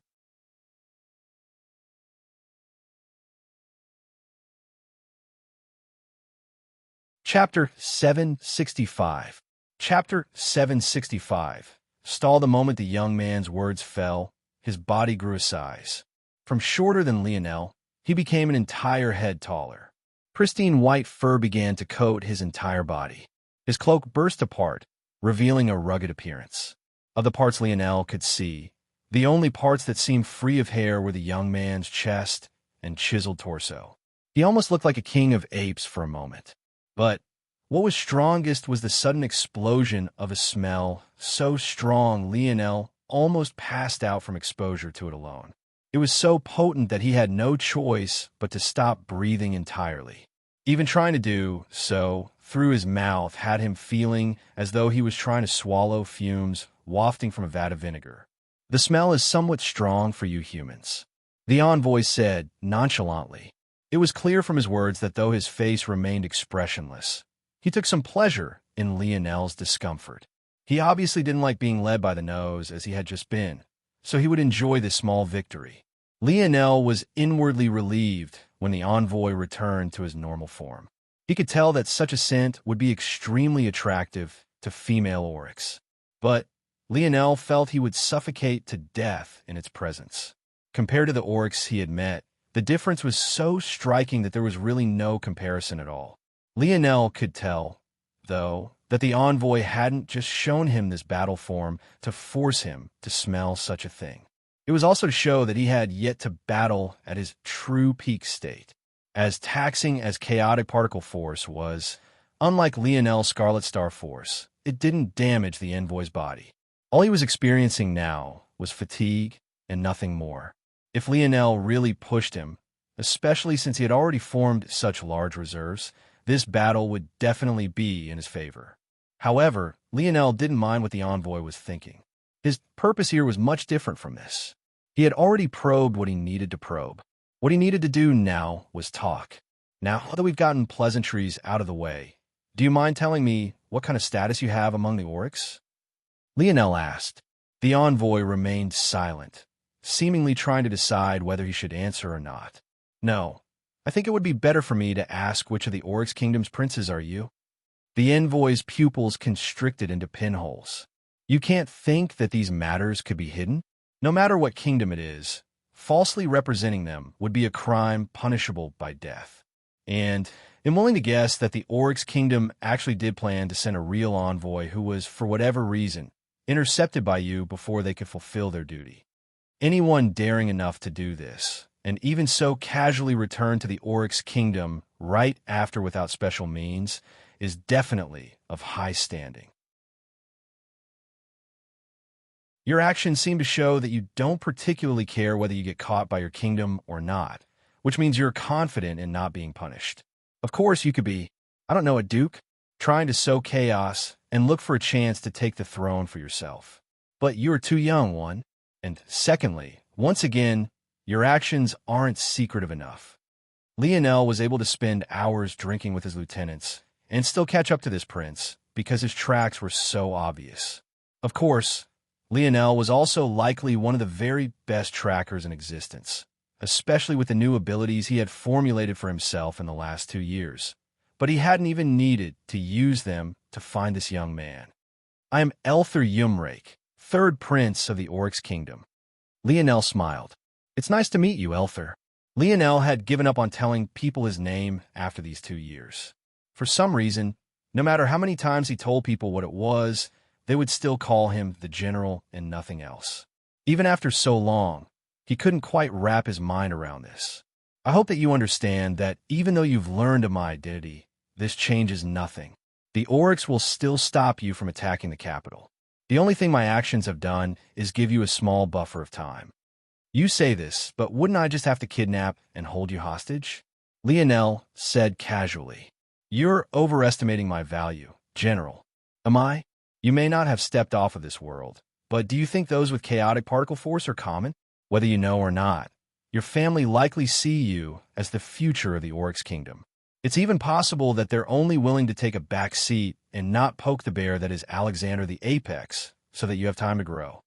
Knowing this, do you still think I'm overestimating your value? Elther's heart trembled. Looking into Lionel's cold, calculating eyes, he suddenly felt the same fear his enemies had every time they met on the battlefield. He could hardly understand how a person could see through so much with so little information. The chains that floated around Elther rattled as though he was prepared to spring to action at any moment. He felt the tension even down to his very bones. However, I am not here to antagonize the Oryx, Lionel finally said. Elther felt himself deflate at that moment. He couldn't understand. He was a prince. Why did he feel so much pressure in the face of a man who was born a commoner? I will still need you to do something for me in exchange for your freedom, though, Lionel continued. And what is that? You need to stall. I need 2 months. In 2 months, the capital will fall and Alexander's head will be in my hands.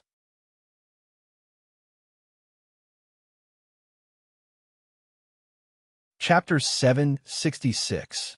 Chapter 766.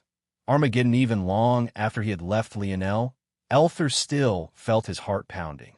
For the first time, even as a prince, he felt as though he should bow down to a knee before a man. He had never felt such emotion before, not even before his own father. Somewhere deep inside, he had already admitted to himself that if the Oryx and the general were to fight, even if they gained small advantages in the beginning, even if it seemed that the general might lose, in the end, it would be they who ultimately suffered. Elther clenched his fists. He had never really wanted to be prince in his life. This was why he had always been happy to be born third. He was content to allow his elder brothers to take the reins. All he wanted to be was a powerful warrior, the most powerful. However, the day his third eye was awakened, it all changed. The looks his father gave him shifted from love and a doting adoration to look of expectation, hope, and pride. It was the kind of look Elther had always wanted to see, but he had wanted to see them for the sake of support toward him chasing his own dreams. He wanted to be the spearhead that finally unified their world under one banner. He didn't want to be the ruler that did so. Unfortunately, his father didn't see things this way. To the king of the Oryx, there was no greater strength than to be king. This sort of philosophy thrust Elther to the forefront and created a tension between him as his eldest brothers. The favoritism his father showed couldn't have been more obvious. It didn't matter how much he said he only wanted to be a knight under their charge. It didn't seem to change anything. It was then he began to hear stories of the general. At first, it was just a small blip on their kingdom's radar. This wasn't the first time the people of the human kingdom had rebelled. But this time turned out to be different. 2 years later, it seemed that they might really fall. It was then that Elther finally learned of why his father placed so much hope in him, of why he was willing to risk ripping their family apart for the sake of pushing him to ascend the throne, of the fear that had gripped his father, his mountain of support, for so long.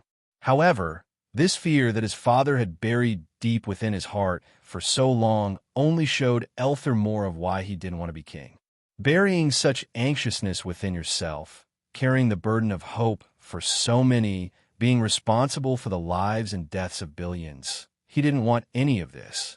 He just wanted to step onto the battlefield and fight to his heart's content, to let his strength quake the earth, shake the skies, and sunder the stars. Today, though, Elther learned something that could make his eyes lock with resolve. In his pursuit of being that warrior, he had neglected something very important. If he wanted to be that deity of the battlefield, that existence who could make an opposing army quake with nothing more than a roar, he needed a banner to fly under, a might to grow beneath, a king to follow. His father wasn't that king. He was too eager to pass on his burdens. His brothers weren't that king either. They had already allowed jealousy to plague their relationship.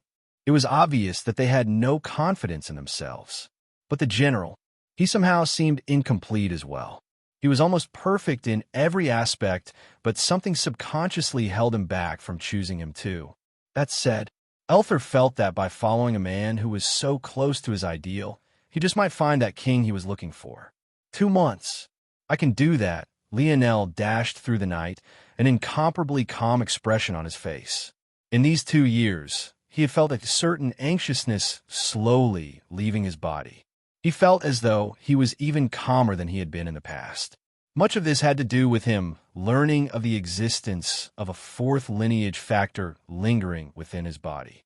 No, it was inaccurate to say that it was lingering. In fact, this lineage factor had been following him for the longest of the 4 he had. He had just never realized that it was indeed one. Even now, it was still mostly dormant. But Lionel felt that it was slowly awakening, as though a slumbering dragon, shaking millennia of fatigue from his foggy eyes. Time continued to tick by. And soon a month had flown by. As promised, there wasn't any movement from the Oryx. However, Lionel hadn't breathed a word of his conversation with Elther to his lieutenants. Rather, they all focused on tightening the noose around the capital's neck. Every movement they made seemed to constrict the once mighty human kingdom. From above, one could almost see the image of a boa coiling its body around the capital. The more they struggled, the tighter the squeeze became. Waterways were blocked, supply routes were cut off, escape paths were destroyed. Every city was systematically conquered. It felt as though one was reading a textbook on military execution rather than a telling of true events. As the rebel army descended, and the second month was quickly drawing to a close, the nobles began to truly feel the heat. Maybe it was because of the fear Alexander had instilled in them from the very beginning, but none of them had ever thought that things would reach this point. Or, if they ever did, it still wouldn't be long before their awe-inspiring king flipped the tables with a casual move. Yet, even when the rebel army was bearing down on their gates, there was still no sign of movement. Were things really going to end like this for them? It was then the fateful day came. Lionel stood before the capital's tall walls with an army of tens of thousands to his back. He rose his spear into the air, his aura dignified and his momentum like an endless tidal wave. At that moment, as though they were all witnessing an act of God, it happened. Armageddon.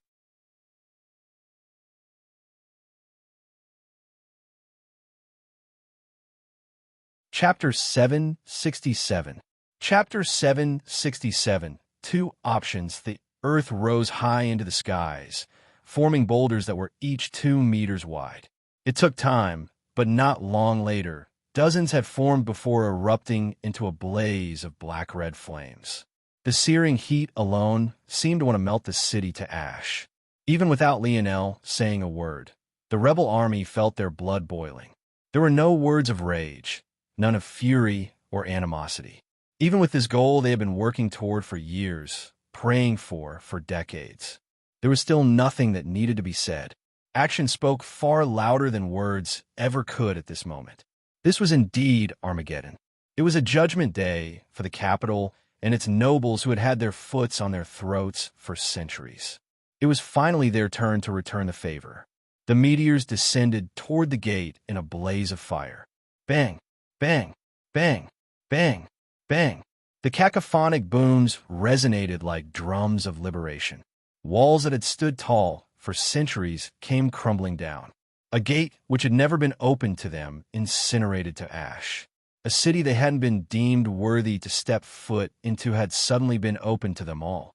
However, Lionel didn't give the order to charge.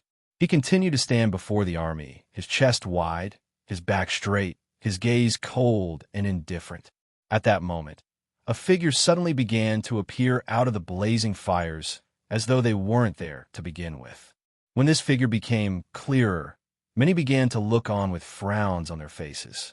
Truth be told, this man looked as though he had been living on the streets for several months. His clothes were beaten, ripped, dirted, and ragged.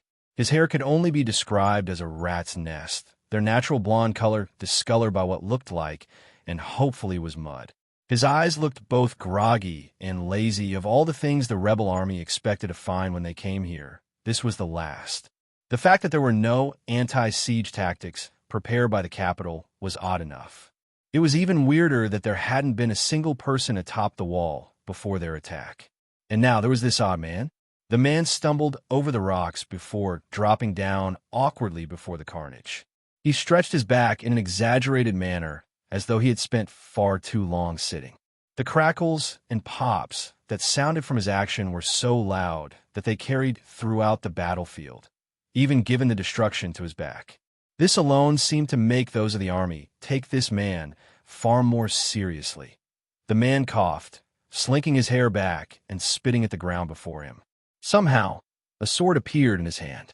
Despite the fact they had been observing him from beginning to end, no one had been able to pick up on its appearance. If it was as simple as a spatial ring, they obviously wouldn't react like this. But there was not a single spatial treasure on the man's body. It was as though the sword had really popped up from out of thin air. The man's action of sweeping his hair back revealed a devilishly handsome appearance. If he wasn't so dirty, he would truly be a lady killer. In fact, the fact they could think this at all could only mean that the dirt and grime that covered him couldn't possibly be as much of a deterrent as they thought. Blah, blah. My name is Normand. Blah, blah. Your general is weak. He should fight me to prove his worth. Blah, blah. Not just anyone is worthy to fight my lovable bastard of a king. You get the gist of it, right? Hurry up, Mr. General, sir. The rebel army was speechless. Was this person issuing a challenge? Or were they acting out a comedy skit? What the hell was going on? Rollin, who sat on his horse not far from Lionel's back, also frowned. Challenges were rare on the battlefield, but not to the point that they never happened. But it was rare for the supposed stronger party to issue them. Usually, the point was to get a shot at taking out an important member of the opposing army with the least amount of hassle. It was also a good chance to lower the momentum and morale of an army. Still, challenges had to be issued by those of equivalent status. It was one thing if it was Alexander who had issued this challenge. But where had this homeless man come from? Who was he to challenge their general? However, surprisingly, Lionel held out a hand before Rollin could say anything. He simply walked forward, leaving the immediate protection of his army to stand in no man's land. Norman the Swift, I presume? Lionel asked. Gertrude's pupils constricted when she heard these words. Norman the Swift? He was a genius no lesser than the third prince of the Oryx kingdom. The only difference was that Normand was far older and had actually grown into his potential. But then, years ago, he suddenly vanished from the public eye and stopped appearing on battlefields altogether. Normand chuckled, still stretching his back. You didn't know, Mr. General, sir? I go by Norman the Cuck now. As you can see, my kingdom treats me great. But you, Mr. General, sir, are quite well informed. I'm surprised you've heard of such a title. I am quite informed. More than informed enough to recognize the actions of a useless king when I see it. Normand's gaze narrowed. In all these years, only he ever dared to say a word slandering Alexander. And even he often hid behind layers of sarcasm. Maybe due to an innate fear of what could happen to his former fiancée, he never truly went too far. But this general didn't seem to have any such qualms. I will give you two options, Normand. Though your hand is being forced without first razing this city to the ground, there is nothing I can do for you. The first option is to step aside and either physically or spiritually join our effort. The second option is for you to die beneath my spear. Lionel had hardly finished his words when a sword light, so swift it seemed to skirt reality, appeared before his throat.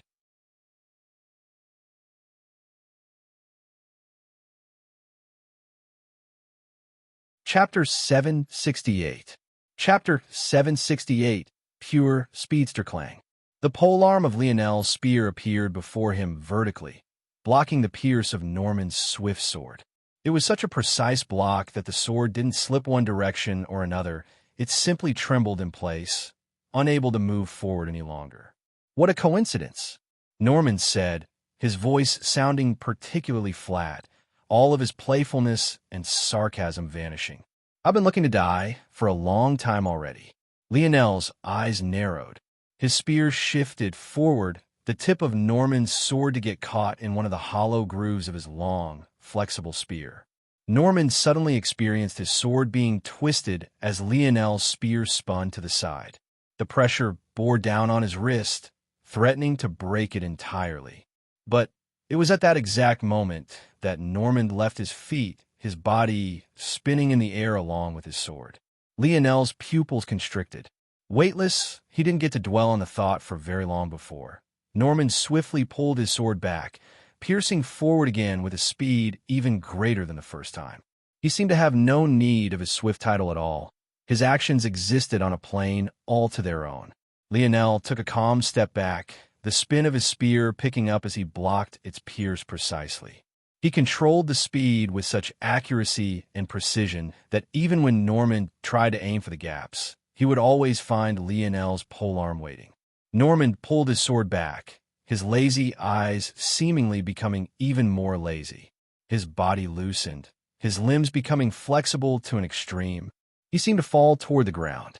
But when his leg pounded against the dirt below, a crack spread out instantaneously, even reaching back toward the collapsing city wall to his back and forcing it to fall even faster. His speed was so blazingly fast that Lionel's eyes couldn't keep up no matter how hard they tried. He became nothing more than a slight ripple of wind, yet it still felt that his body was still accelerating. Lionel coldly watched on, his spear moving in a blur of its own. Clashes sounded throughout the battlefield. One man stood almost unmoving. Even when he did, it would be to take a slight pivot in a given direction. His foundation was as steady as a mountain, a singular strike of his seemingly blocking many from his opponent. The other was nothing more than a blur. Over 90% of the battlefield couldn't even follow him movements, while another 10% could only barely catch a glimpse of him the instant his sword clashed with Lionel and he was forced to slow for just a moment. This ratio wasn't much different even among those watching from the royal court. They all wore somber expressions, watching from the castle. Somehow, the one man they had hated for so long had become the one man they hoped would save them all. Lionel's spears suddenly descended with a fierce light, sending Norman skipping backward. So it's like that. Lionel nodded to himself. He's a speedster. The speedster ability index had many categories just like any other ability. There were some speedsters that relied on the wind, light, or lightning elements.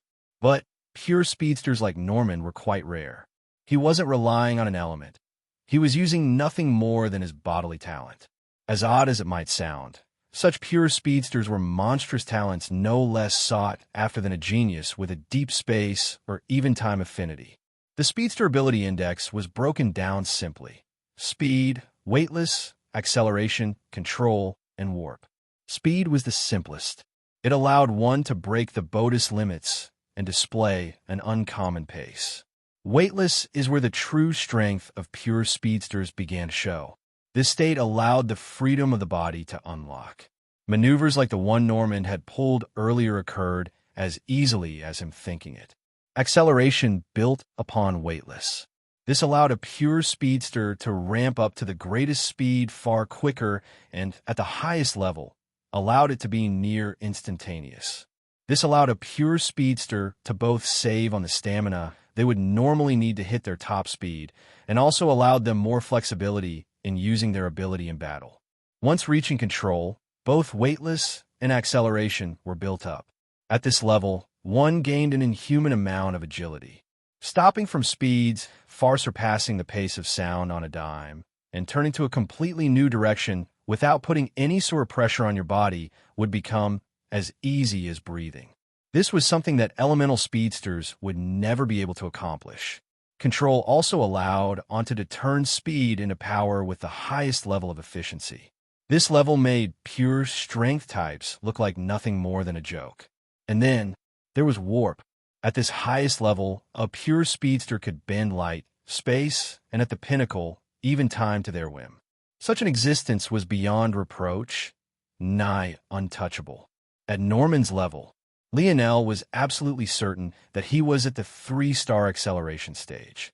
And that was despite still being a mere Tier 3 expert and likely not having the opportunity to train in over a decade. If he used his title, Norman finally appeared once again, his head shaking. He had no idea how these fools expected him to display any true strength after spending so much of the past dozen years in a cell. However, this was a beautiful irony to him. He would definitely go all out. He would pour his blood, sweat, and tears into this battle, not just for the sake of hoping to save the love of his life a small bit of hardship, but also so that they could regret it. Regret what could have been, regret what they had done to him from the depths of their souls. He wanted the general to crush him at his very best. He wanted to fall beneath that mighty spear while they knew full well he had done all he could. Then he wanted this kingdom to fall to its knees before the same blade. Norman suddenly began to laugh into the skies, his aura blazing. I'm a titled knight of His Majesty Alexander the Apex. I am Norman the Swift. The wind calls me brother. The light calls me friend. The gods try to strike me down, but my speed is eternal. Eternal.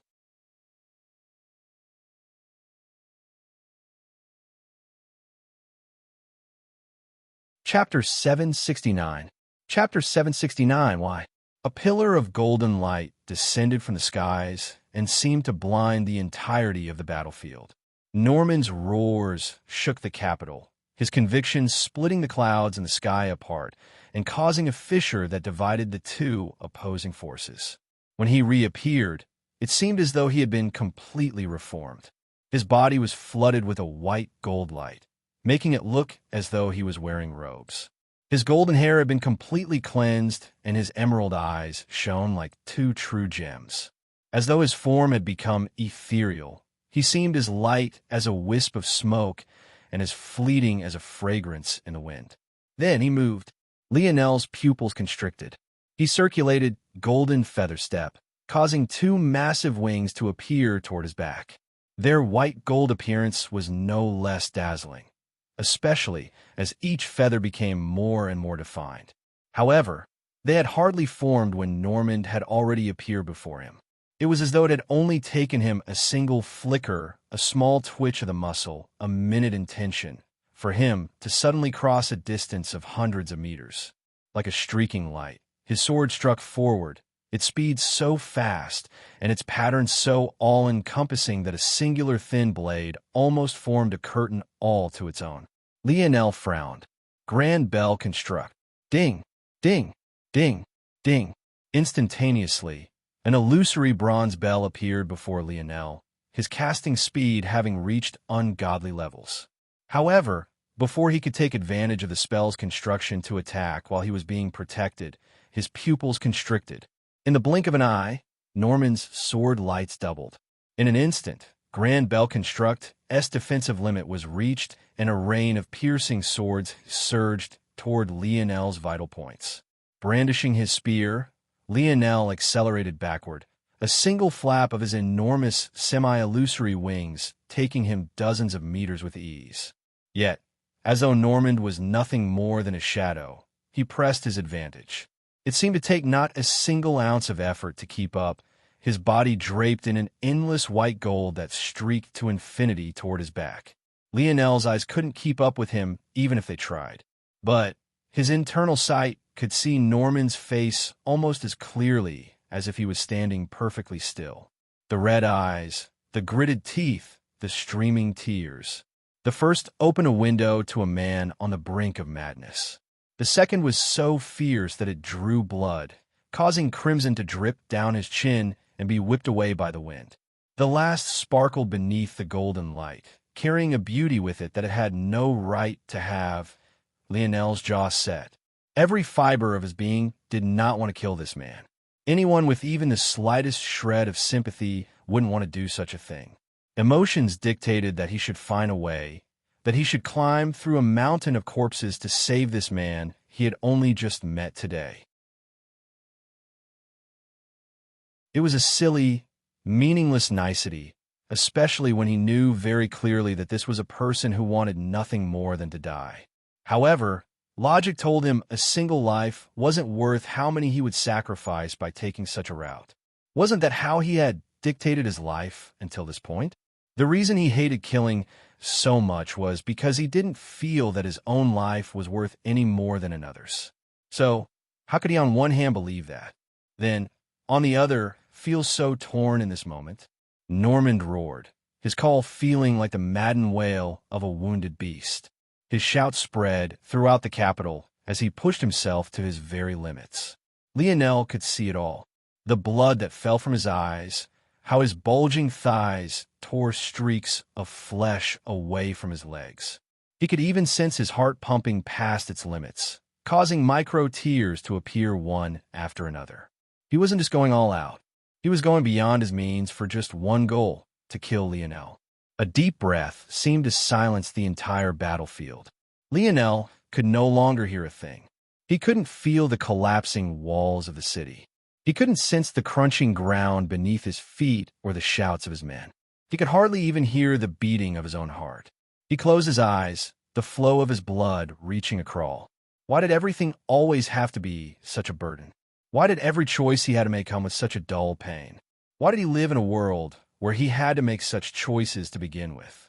Lionel's focus reached an extreme height. Beneath his thinking speed, even Norman's blazing speed seemed as slow to a snail's crawl. He felt that he could accomplish days of thinking in just a few seconds. And so, he sighed. The world sped back up, Norman's blazing pace starting to leave sparkling motes of red as his blood vaporized into the air.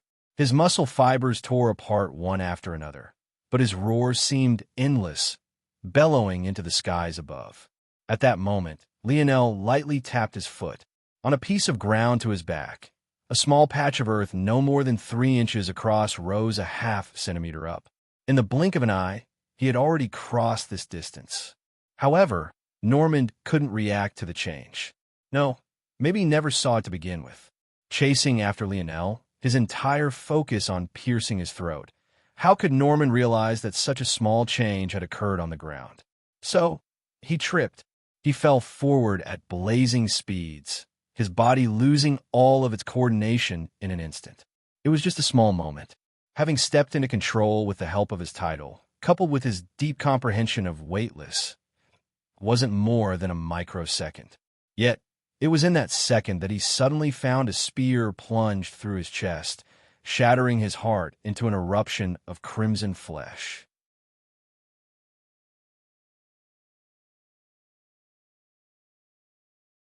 Chapter 770. Chapter 770. Eternal Norman crashed into Lionel's body, impaling himself further. However, Lionel didn't move an inch. As though a steady mountain that had stood since an ancient era, he remained unmoving even as Norman's chin fell over his shoulder. Norman sputtered, his mouth, already leaking with blood, suddenly beginning to flow with it. The tears that fell down his face only seemed to make the crimson stream down faster, sapping away the heaviness of his life's blood and washing it away as though it was meaningless. A light chuckle left Norman's lips, his raised sword slowly falling to the side. He no longer had the strength to hold it up. Even now, the only reason he could continue to stand on his feet was because of Lionel's spear and shoulder. How pathetic. He coughed violently, shards of flesh flying from his mouth and coating Lionel's back as though to mark him for a lifetime. Norman the Swift, lost because I tripped. He found it hysterical. He could see through the difficulty in doing such a thing to him.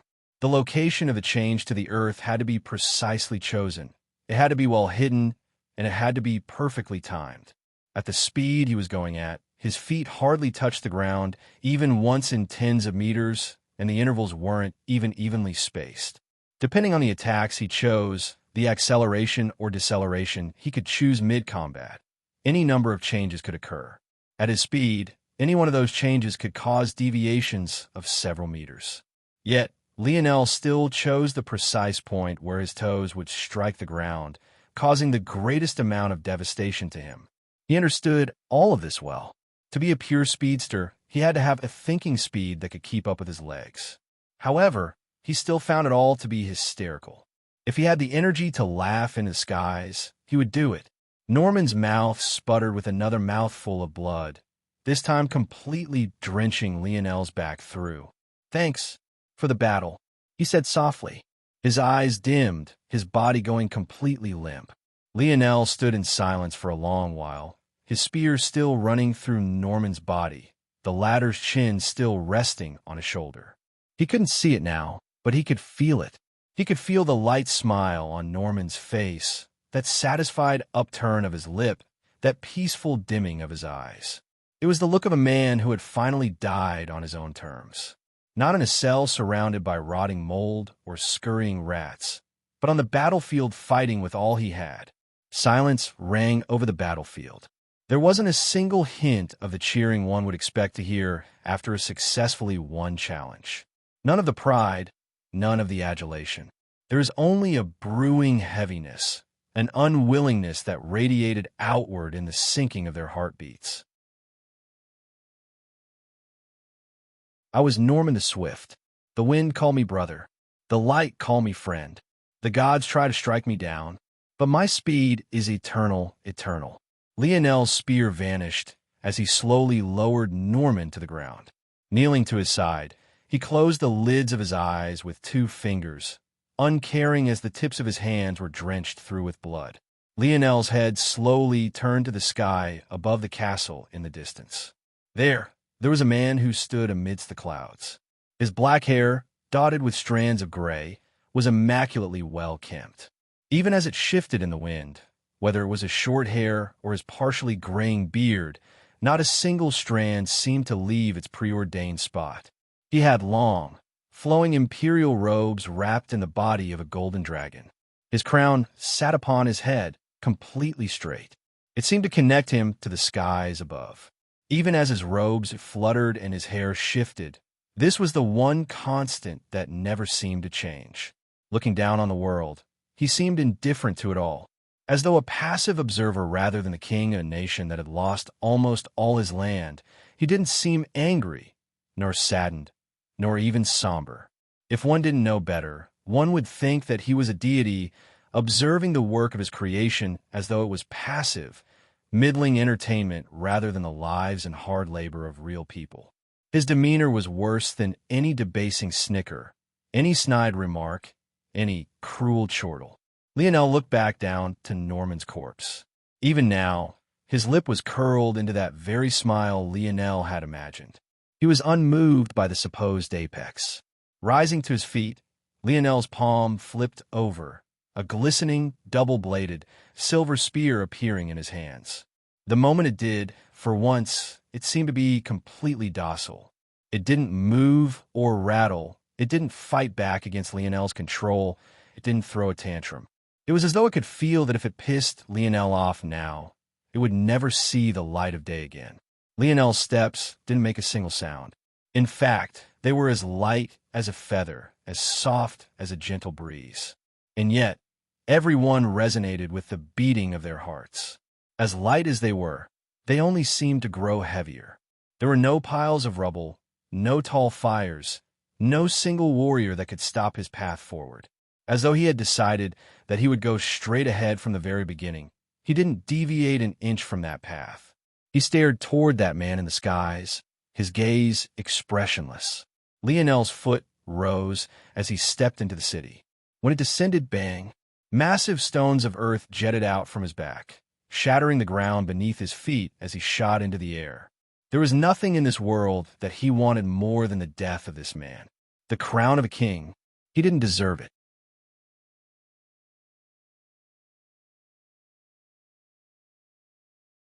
Chapter 771. In a location barely 10 miles from the capital, Elther sat on the ground, his face swollen with bruises and his lip dripping with a small bit of blood. It was clear that someone had roughed him up, but not to the point of leaving any lasting injuries. In fact, even though he had a cold look in his eyes at that moment, it didn't seem to be a real rage. Rather, it was more of a dissatisfaction. Other than his partially swollen face, his clothing was in rags and his arms were chained behind his back. He sat in the dirt, not looking toward any specific direction despite the fact that several individuals were standing above him. It was as though he couldn't hear their rage at all. Of these people, 2 were particularly pissed off.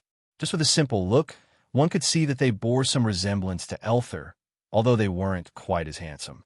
By now, their faces had gone red from fury and their throats hurt from yelling. But it only made it worse that Elther didn't respond no matter what it was that they said. He simply sat there, unmoving. He had already succeeded in his goal. The capital was definitely being attacked right now, and whether they won or lost would be in Lionel's hands. As for the rage of his family, so what? He only did what he thought was right. At that moment, the ground suddenly split. A silence fell as they moved out of the way one after another. Even the 2 men who bore a resemblance to Elther fell into silence, moving out of the way. In the presence of this man, they didn't dare to say a word. Elther felt a shadow cast over his body. For the first time, he looked up, but what he saw made his pupils tremble. The man that stood above him was none other than his own father, the king of the Oryx. Somehow, at that moment, his wrinkles seemed far deeper than they had been, as though he had aged 10 years in the span of just a few moments. He was a man of tall stature, his hair completely wizened with white. His robes were plain, and he didn't wear a crown, but he had a dignified momentum that forced those around him into silence. He had a forceful, sort of square face. Compared to Elther, his horns were far larger, branching out almost like the canopies of a large, ancient tree. Even though his eyes were somewhat murky with age, they hid a sharpness that seemed capable of piercing through his son's soul. He didn't say a word for a long time. He only continued to observe his son. For the first time, Elther didn't see love, adoration, or hope. He saw a deep-rooted disappointment that made his heart tremble and his eyes water. His father didn't have to speak for him to suddenly feel a weight he had never experienced in his life before. In that moment, for some reason, he felt that burden a king carried. What? The Oryx King's voice was calm and soothing.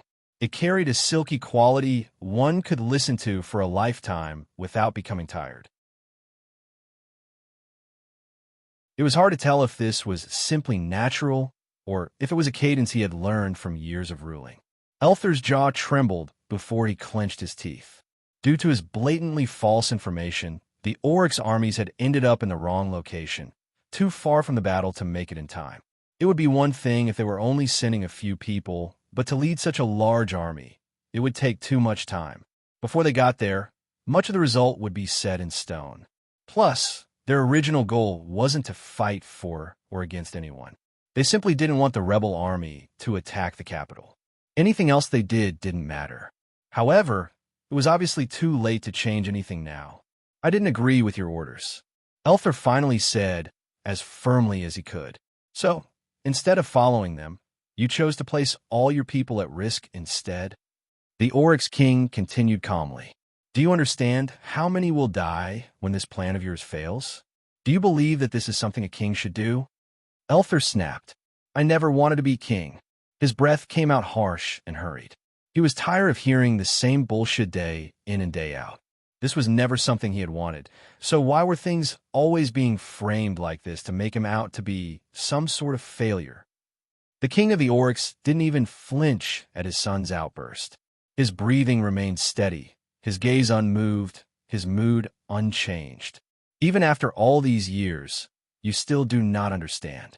Being king is not about what you want. Elther wanted to yell again, but his father's soothing voice spoke again before he could, making him feel as though he was choking on air. Becoming king is also not about what you want. The Oryx King continued to gaze at his son. A kingship is a burden. It presses on your shoulders, it bends your back, it weighs on your heart and soul. You do not become a king by wanting, you become one by circumstance. Those who cannot feel this burden, even worse, those who chase after it, lusting after it, pleading for it, these are not men fit to rule. Elther's two brothers looked to the ground. For some reason, they felt a pang in their hearts, their expressions becoming overcast by hints of shame they couldn't hide despite the best of their efforts. Elther himself trembled fiercely, his eyes watering outside of his control. He couldn't find the words in him to rebuttal. Everard, Richard, my king. Both generals spoke in unison, their voices booming. Today, we ride to battle. Father, Elther called out, sensing that something was wrong. The king no longer looked toward his son. From this day forth, Elther Yumrake will be the 57th king of our Oryx kingdom. Ensure that the ceremony is grand and his name resonates with the heavens. This king will watch on from the other side. The Oryx king leapt onto his tall, black steed, his back straight and his halberd appearing in his hand. To his left and right, Everard and Richard sat, just as tall, their expressions determined. Then they charged into the distance, carving a straight line toward the capital.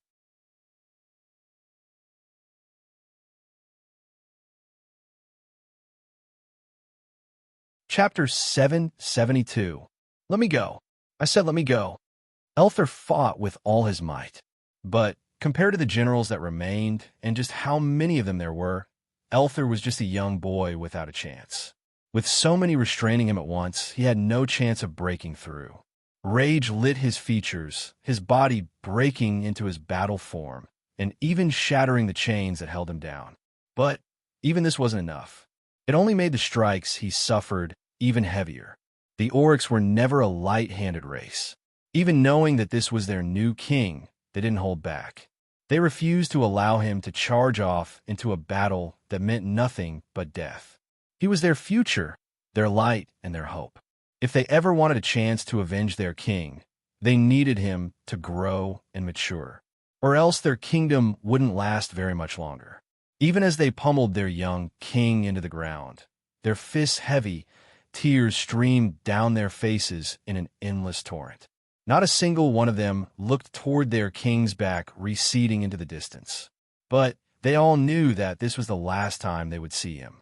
Elthar collapsed onto the ground, his bones beaten and broken. He couldn't stand, even if he wanted to. It felt as though every inch of his body had suffered a severe injury other than his organs themselves. However, somehow, he still found the strength to pound the ground with his fists, his wails spreading through the entire Oryx army. He's a king. I'm the warrior. I should be on the front line.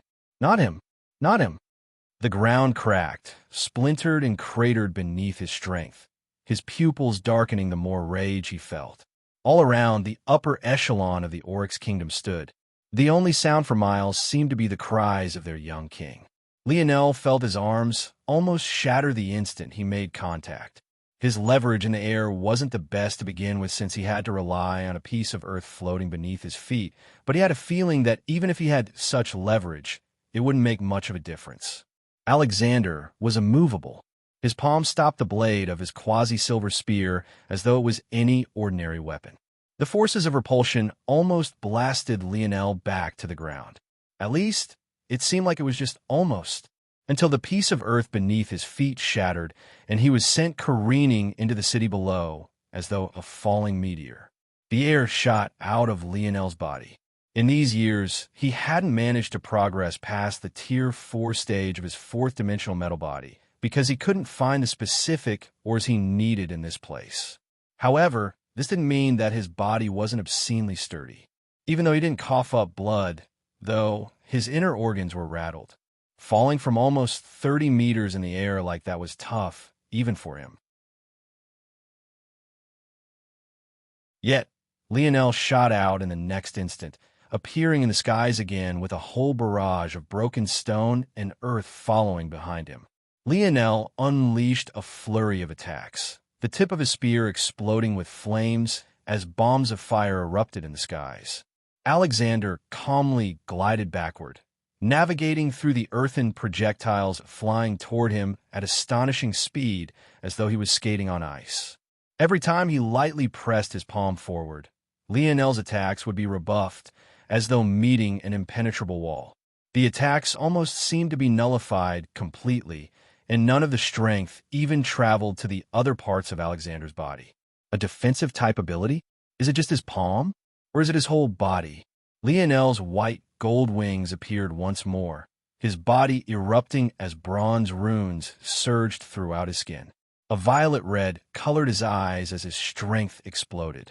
He hopped from floating rock to floating rock, his speed growing faster and faster. Harmonic Spear. At that moment, Lionel's body was suddenly cloned, each of them seemingly leaving afterimages in the air. In the blink of an eye, he looked to be everywhere at once, both being a long distance from Alexander and a short distance at the same time. Alexander's eyes narrowed. Spears descended toward him from all directions. Just when it seemed that he would be skewered, his force surged. Bang! All the images dissipated at once, leaving just one Lionel piercing toward Alexander's back. However, rather than the image of him being run through that many might have expected, a spherical shield had appeared all around Alexander, making Lionel's arms rattle. There was just a slight pause before Lionel found himself being shot out once again. Like a ball out of a cannon, he crashed through the city, bounding through walls and the stone-tiled grounds. Lionel coughed, shaking his head. Looking up into the skies, he saw Alexander looking toward him with an indifferent expression. So it is a defense ability fueled by world force. No wonder even my quasi-silver spear can't break his defenses. His ability is probably equivalent to a six-dimensional one with the support of his world force. And unlike his titled knights, he doesn't have to call out his title. But Goggles said that this Alexander had an ability related to words. Was that wrong? Or am I missing something? Lionel slowly stood, his expression indifferent. It was as though he wasn't the one who had just suffered such a loss. It seems it's time for you to make your debut. Lionel pierced his spear into the ground, his momentum growing fiercer as force whistled around him. At that moment, the halo above his head began to glow fiercely, expanding a fold in size as it continued to tremble. Then it grew another fold, then another. Eventually, the halo was over 2 meters in diameter alone, shining such a bright bronze violet that it almost looked like a violet gold. When it reached its peak, it descended over Lionel's body, reaching his feet in a single bound. Nothing seemed to have happened. But as it rose back over Lionel's body, a brilliant armor began to appear.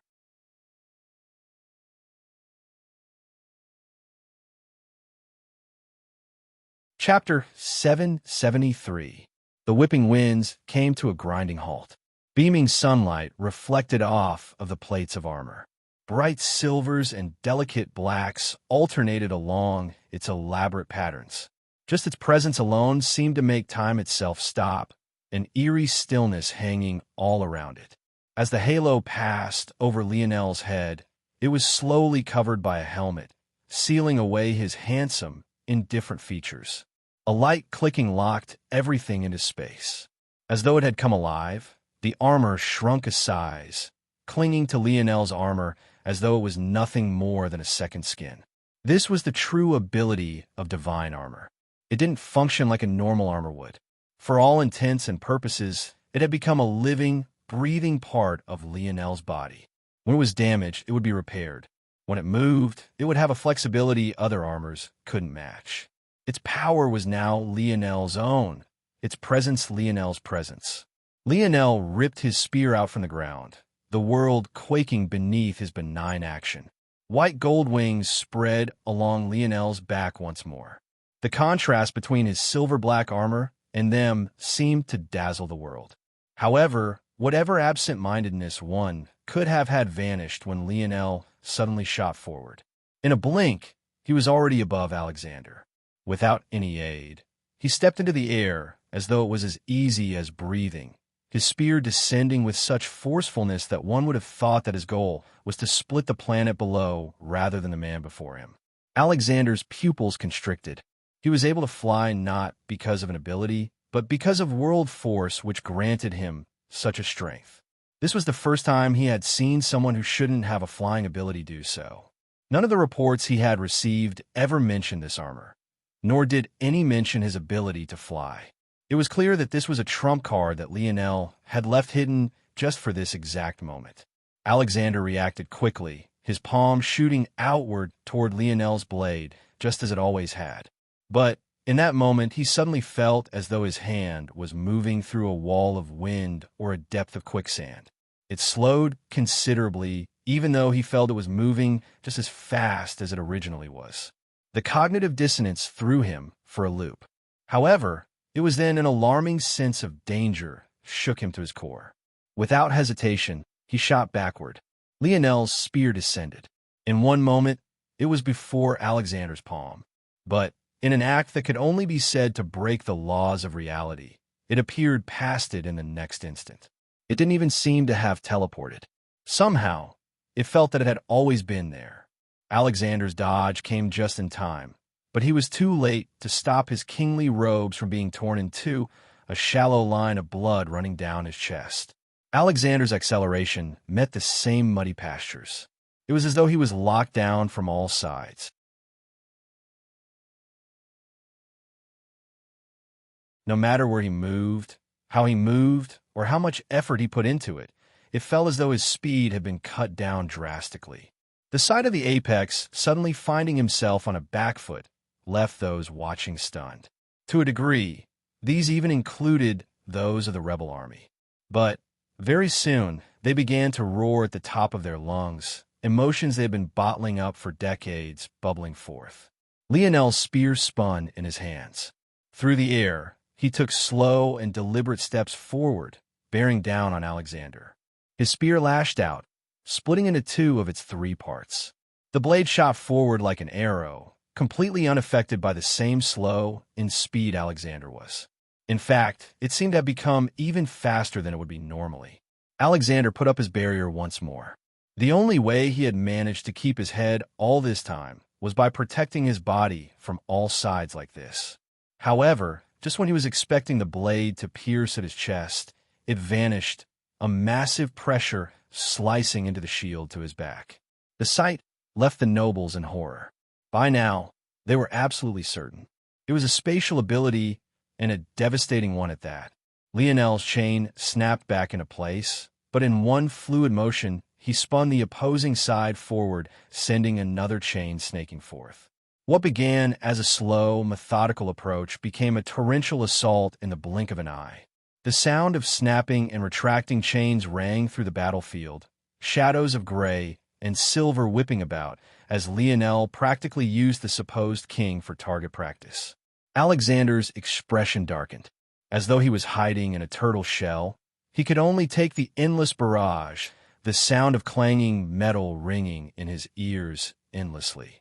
Looking at the armored figure standing in the skies even above him, his heart filled with intent to murder. It had been a very long time since someone truly thought to test his sovereignty. He had never really counted Normand. In his eyes, such a man was nothing more than a rat struggling on his very last breath, a rodent caught in a trap without even the slightest chance to escape. However, this was very different. This sort of assault on his rulership was unprecedented. He was Alexander the Apex. This world was nothing more than a stepping stone to him. There would come a day where he ruled this universe and would become the true apex of all. Alexander roared, what remained of his robes shattering to reveal a powerful and toned torso. The singular line of red running down it quickly healed, a large pillar of light descending from the skies. At that moment, he truly evoked his apex title, his strength soaring. He tore a trail forward through Lionel's domain, his palms squeezing into fists. With a single punch forward, a golden fist appeared in the skies. It felt as though the world might collapse at any moment.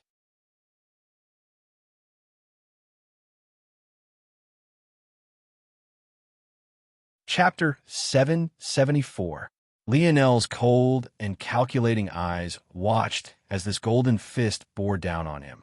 As though it was still being constantly fueled by the energies of the world, it continued to expand in size. From matching Alexander's fist, it was soon larger than even Lionel's body, wanting to crush him into minced meat. Lionel didn't seem to realize that this fist was meant for him. He remained unmoving, his spear being held between his fingers and thumb as though it was as light as a feather. In his mind, thoughts of Normand continued to surface. The pain of the commoners, the nightmare of the nobles. All the pains and atrocities this man had committed in the name of maintaining his power and strength. Lionel found that there were too many people like this in the world. It was just that not all of them had the power Alexander had. It was as though a cancer had been brewing in the dimensional verse for millennia, but not a single person had been able to do a thing about it. Those that were at the bottom simply suffered in silence. Those at the top perpetuated it to hold on to their power. Those that managed to raise up from the former and enter the ranks of the latter believed that their hard work gave them the right to do as they pleased. Maybe the third group of people was the worst. They had perspectives on both sides, and yet they chose to maintain the status quo, saying garbage like those at the bottom should just work harder as though they had a monopoly on what it meant to put in effort. Such people completely forgot about what help they might have received, what luck they might have stumbled into, what aid someone else had given them. Once they succeeded, Nothing else mattered to them than to make sure others knew they reached their goals while you didn't because you didn't work hard enough. And then there was this Alexander. He was already at the top of this world, but Lionel could see the ambition in his eye. It couldn't have been more obvious. This king had already been lucky, being born into royalty in the first place. Now, whatever card he had up his sleeve that made him so confident that he could face the whole of the dimensional verse. Do you think that he felt he was lucky to stumble into such an opportunity too? No, he probably thought that he was destined for such a fate, that it was his hard work that put him in position to benefit from such a boon, that he deserved it. It all sickened Lionel to the very pits of his stomach. Why was it that he never thought his life was more valuable than another's? Wasn't it obvious that he was worth more? Just look at his talent. Just look at his strength. Him dying wasn't the same as another dying. How could it be? But this was never how Lionel had seen it. Why did his talent give him more worth than someone else? He had been lucky to be born to a father from the seventh dimension. He had been lucky to be born to a talented mother who could catch such a man's eye. He was lucky to have a grandmother from a sixth-dimensional family. Lucky to have a grandfather who ruled a world with eighth-dimensional potential. What had he done to deserve any of this? He won a lottery. That was all it was. He hadn't earned anything. And neither did this false king before him. Such trash with an overinflated sense of worth. All because they were born with a golden spoon in their mouths. Lionel hated them all. In the past, he hadn't been able to put his thoughts together so clearly to understand what it is that sickened him so much with such clarity. But he understood now. If there was anything that could change the world, it would be reliant on those at the bottom to rise up. It would require those who understood the plight of those lesser than them. Those were deemed lucky enough to win the Dimensional Versus lottery, who would have to choose to do something. So right here and now, in this world, Lionel chose to do something. A dense black energy coated Lionel's spear. Its presence alone made space quake, the fabric of reality threatening to tear apart. He rose his arm into the skies. When it descended, silence reigned, Alexander's roar coming to a deathly silence. A scythe of spatial elemental force tore through the air, splintering the massive golden fist in two as though it was deflating a balloon. Lionel took a step forward, his body vanishing only to appear before Alexander. The apex? The greatest speed, the greatest strength, the greatest power. But who cared? That was only the apex in this false king's small worldview. Lionel would show him the view of a person far luckier than he was. He would show him an apex above his. Die, Lionel said coldly. Alexander shot a fist forward, still believing in his barrier. But at that moment, Lionel's blade vanished. When it reappeared, it had already crossed Alexander's defenses, appearing above his collar. Before Alexander could even react, the blade had already cut into the traps of his shoulders, slicing his body across diagonally. Blood rained through the sky. Alexander's two halves flying through the air past Lionel without the ability to stop their momentum. But, as all things, this too eventually came to an end. With Alexander's eyes dimming, his body lost any strength it had, falling through the skies in a shower of crimson. Blood droplets hung around Lionel, completely unable to touch his body. They fell down one after another, bathing the capital in the life of their false king. The cheering of the rebel army came to a grinding halt. Had they done it? Had they really succeeded? Were their years of suffering finally over? Hot tears fell down their cheeks, falling to the lands that were now their own. Lionel stood in the skies, his armor glistening, his spear point relaxed. He looked up into the skies, a light smile hidden beneath his helmet. But it was at that exact moment that his pupils constricted. His head whipped in the direction of Alexander's corpse, his expression frosting over. A deep cackle filled the air, the manic laughter plunging the temperature of the capital down by dozens of degrees.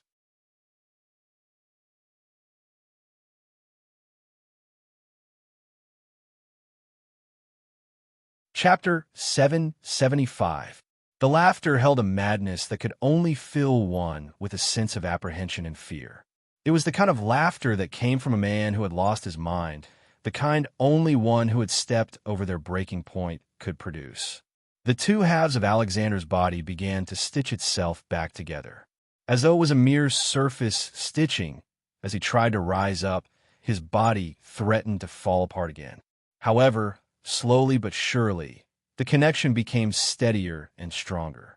By the time Alexander had risen to his feet, the stitching began to mend itself, disappearing beneath healthy, healed skin. In the skies, Lionel watched on with narrowed eyes. He was trying to understand if he had made a mistake or not. Where had he gone wrong? What exactly was this ability? Where did it come from? Was this another ability of World Force? Did Alexander's Apex title give him superior healing? Now that Lionel thought about it, he had already injured Alexander once before in this battle. And though it had been an exceptionally shallow wound, it had also healed very quickly. Or could it possibly be something else entirely? Something he had no idea about? At this moment, the inconvenience of the dictionary shone through. He was certain that his father had done it on purpose. He didn't believe for a moment that his father didn't have the skill to make the dictionary more convenient to use. Even the people of Earth could make microchips the size of a single cell, let alone what his father would be capable of. Lionel could feel a great and suffocating aura coming from Alexander. At that moment, he didn't dare to take out the dictionary. He primed his entire body to be prepared for battle and could only think about this himself. Lionel's jaw set as Alexander's manic laughter only grew more pompous. Nothing about Alexander's actions made sense. If he had such power, why is it that he would allow things to reach this point? If he didn't have such power, and this was nothing more than a facade, why was he wasting time laughing like this? All signs pointed toward this man having fallen into madness. But why did Lionel feel a cold, murderous, and calculating intent constantly locked onto him? The feeling was both chilling and sticky, as though ice stuck to his skin was being forcibly peeled off. It was then that Lionel saw Alexander's eyes. With a single look, he understood where this feeling was coming from. Alexander's mouth was peeled open, his laughter ringing out to the point Lionel could even see his tongue vibrating. However, none of it seemed to reach his eyes. His irises were drenched in a cold fury, as though his laughter was out of humiliation rather than humor. It was exactly at that moment that Alexander's aura shattered and reformed itself. His entire being seemed to transcend. Lionel's pupils constricted. Fifth dimension. Nothing seemed to make any sense anymore. This was supposed to be a quasi-bronze zone. How could a fifth-dimensional threat appear here? Was it a unique zone? But where was the outside interference? Lionel had done too much research, too much due diligence in the past 2 years to have possibly missed an outside influence. He would have noticed it long ago. That he was absolutely certain of. This aside, even if there was going to be an outside interference, they would have had to take some sort of action in order to cause this zone to evolve. But where had this action been taken? Lionel hadn't sensed any outside forces, no foreign energies, not even an unexpected change to the battlefield. On top of all of this, this was supposed to be a variant zone. The fact that Lionel had had a slave away for 2 years and still hadn't seen any sort of reward, yet was already outside the norm. So how could this also happen as well? It couldn't be that all the variables had piled up to the point things reached this level of unpredictability. Was it even possible for him to fight a person on such a level? Before Lionel could even think about it any longer, he found that Alexander had appeared before him. A fist that felt like it could collapse worlds drew closer, swimming through a sea of dense spatial force with a speed that felt like it should be impossible. Lionel dodged to the side, barely using his divine armor's warped domain to leave unharmed. However, he instantly felt the drain, his body feeling like a fish out of water. Fueling his divine armor to slow the movement of a fourth-dimensional existence was one matter. But to try to do that same against a fifth-dimensional existence was almost a fool's dream. Alexander stood in the air where Lionel had been, not moving an inch as the latter rose higher into the skies and made some distance between them. He seemed quite shocked that his blow hadn't landed. His manic laughter seemed to still hang in the skies, echoing through the slowly accumulating and graying clouds. He rolled his shoulder, seemingly stretching it out or getting used to his new strength. After a moment, he clenched his fist, causing all sorts of energies to begin rolling in from all sides. First, it was world force. Then Lionel sensed universal force. Then there came a neutral force. The three together caused the space around Alexander to quake as the images of 4 dark seasons began to form around his body. The skies quaked, a rumbling, low growl of thunder accumulating momentum. In that moment, a single drop of rain rebounded off of Lionel's armor. To him, it almost sounded like a pin drop, and yet it resonated through his mind like the roar of a lion, resonating through his armor with impunity. Then, Alexander's fist shot forward again.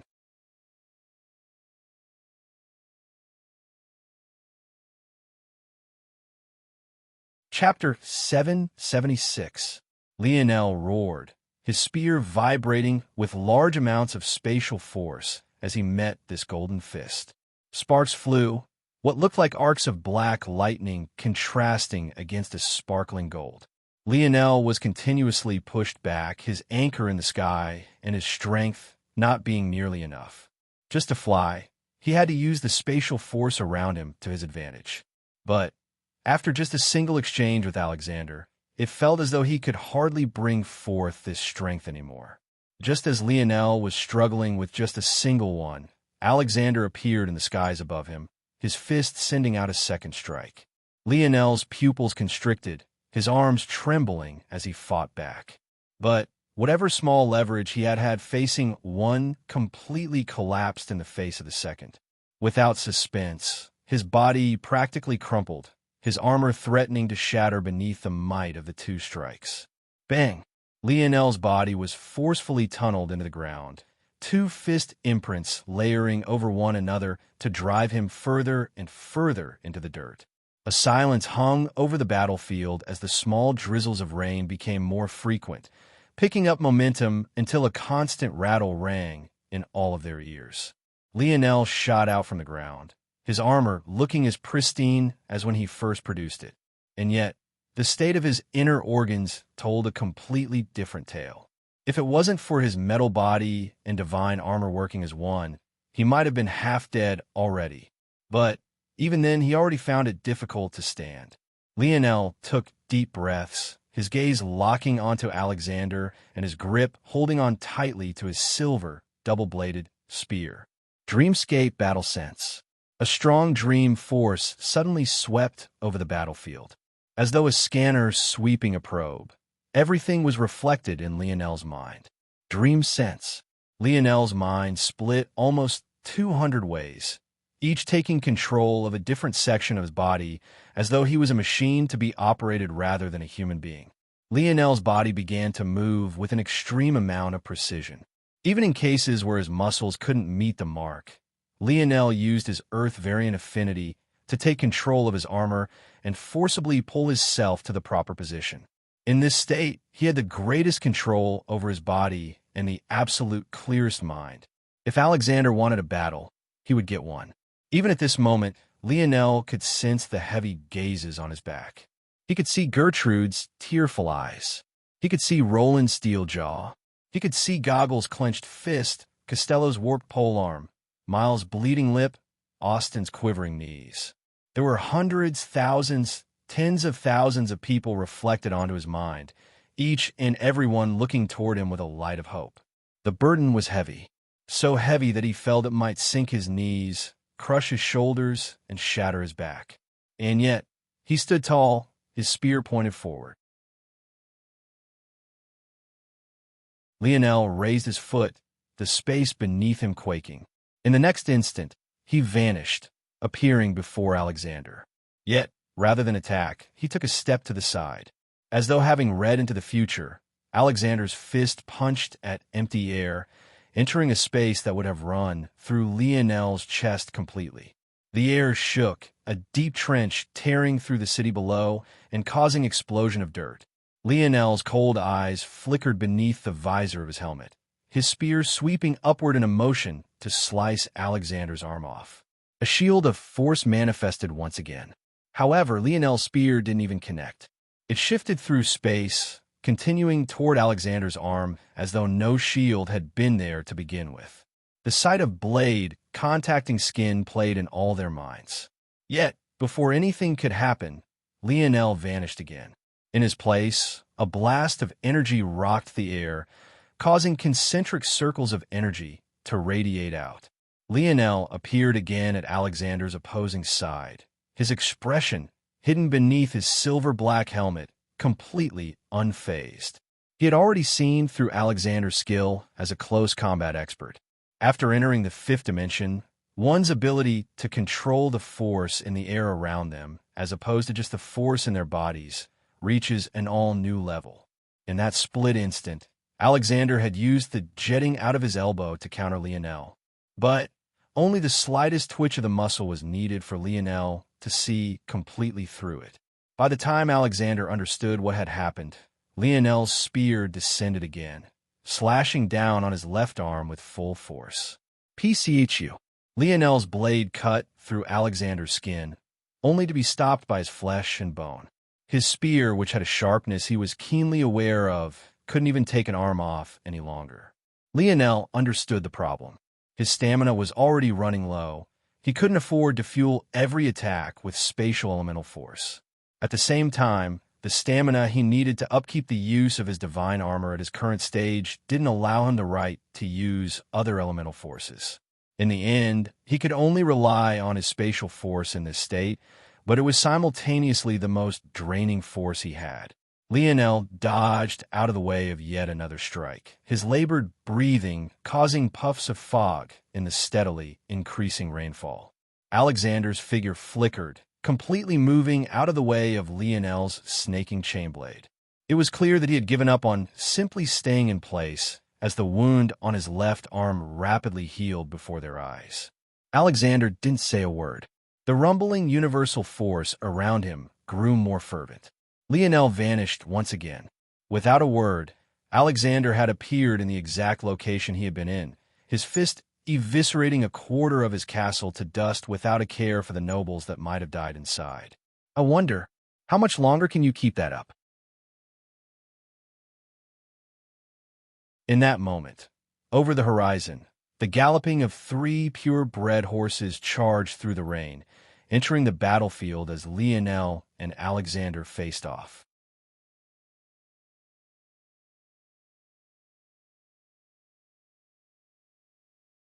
Chapter 777. Lionel took heavy, deep breaths. When he first created Dreamscape BattleSense, he never thought that there'd come a day where he would become so proficient at it that his body would give out before his mind did. It almost felt like the greatest irony. Even now, facing a newly advanced fifth-dimensional entity, he was able to read, predict, and react to his actions without much issue. And even though it had already been several exchanges, and even though he was using Dream Sense and splitting his mind and senses almost 200 ways, he had barely used 10% of his Dream Force stamina. But every time Alexander moved with his spatial domain, every time he threw a punch and forced Lionel to slow him down, it was like another chunk of Lionel's life was taken. If his divine armor was removed now, it might look as though only a skeleton remained. Even his so-called heavy breathing was only heavy to him. By now, he hardly had the strength to take anything more than shallow, quick breaths. To make matters worse, the injuries he had suppressed after getting hit by Alexander the first time seemed to want to flare up again.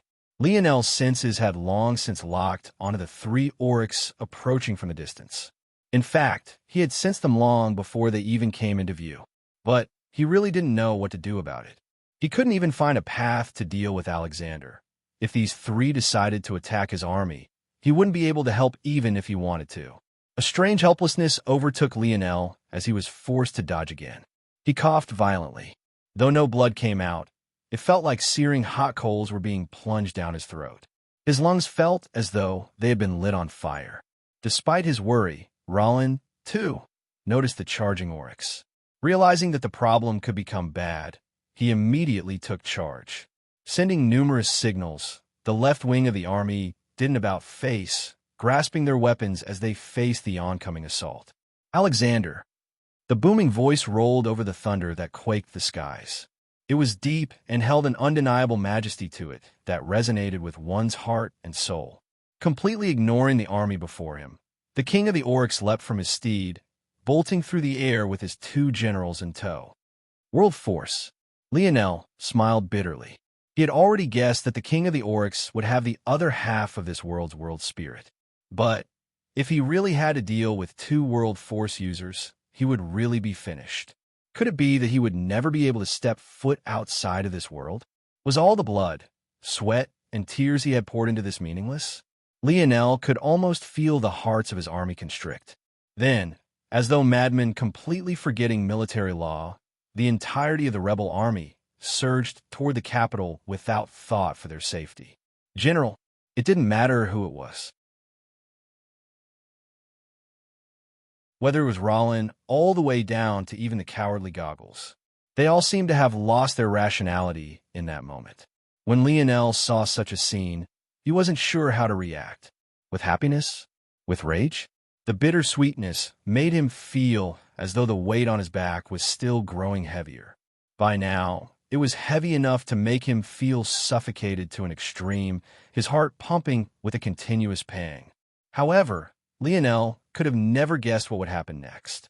Just as he was preparing for a battle that would likely be his last, the Oryx King and his 2 generals appeared before the indifferent Alexander. As though he had already expected such a result, Alexander punched outward. Eyes steeled with determination, Everard stepped in its path, his mouth sputtering with blood as Alexander's fist shot through his chest. A wild grin painted the Oryx general's face. His claws stretched out, latching onto Alexander's arm as though his life depended on it, the only thing holding him up in the air being the Oryx King's world force. Alexander frowned and was about to pull his arm back, but the Oryx King appeared before cutting down with all the force his halberd could muster. Reacting quickly, Alexander shot a palm forward to block, only for Richard to step in its path. Though his face didn't carry the same wild, bloody grin Everard's had, his eyes had the glint of a madman. This glint, even after his chest was completely pierced through, even while Alexander glared back at him, even while his king's halberd split his head in 2 on the way to Alexander's, never faded. Lionel's heart trembled as he watched the Oryx King's halberd pass through his own general as though he wasn't there. Everything felt as though it was moving in slow motion. Lionel could see the trembling of the king's hand. He could see the sadness reflected in his eyes. He could see the pain trembling through his soul. The halberd killed an excellent general, only to be stopped by a shield of force manifested through thin air. "Do you really think this is enough to kill me?" Alexander said plainly, gazing upon the Oryx King's halted blade. "No," the Oryx King replied, his hands having grown frighteningly steady. At that moment, Lionel felt the king's gaze lock onto him. He didn't know why this king would choose to look toward him at that moment, but he saw none of the disgust, rage, or blame he thought he would find. Instead, all he received was a calm smile. It was the kind of smile that told him to relax, that told him that someone with larger, stronger shoulders than his own would take on this burden for him. And then, the Oryx King erupted into flames. Everything around him, from his halberd to his generals, to even himself, imploded in a massive cascade of world force. Lionel's heart came to a grinding stop.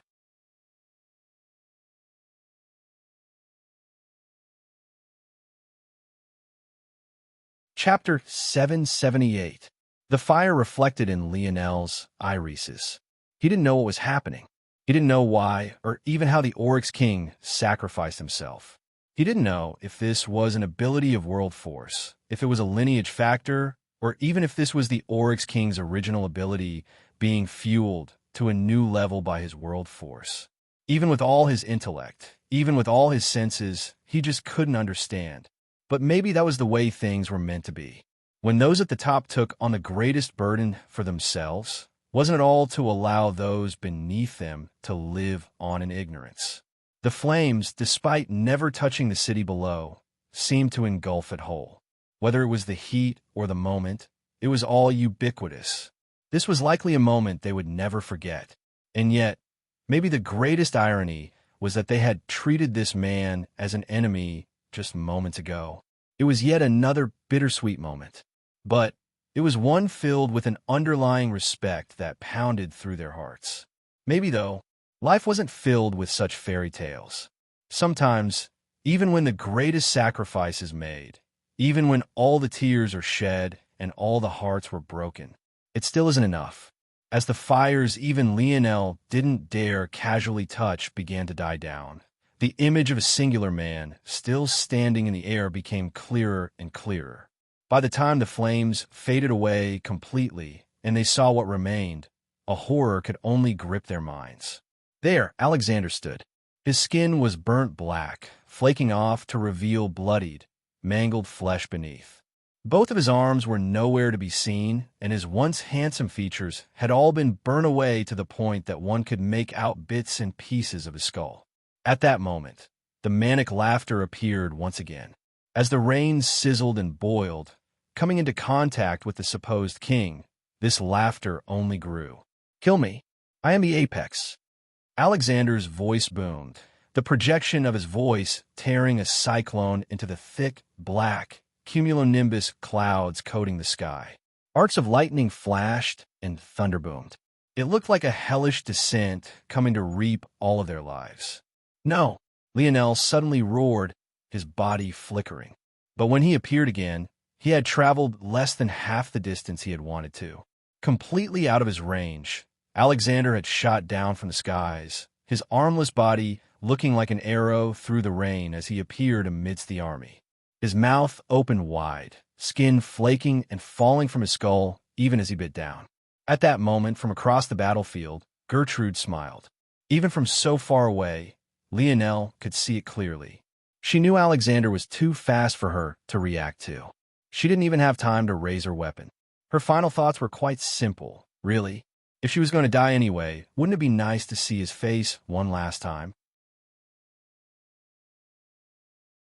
It was just a shame that his head was covered in that damned armor. Gertrude's throat was ripped out by Alexander's teeth in that moment. As though a man dying of thirst, he sucked with all his might, leaving her withering until she breathed her last. Alexander's body flickered again, fiending for blood, needing that taste of life to grace his lips. The reason he had been able to gain such great regenerative abilities was by sacrificing his own son.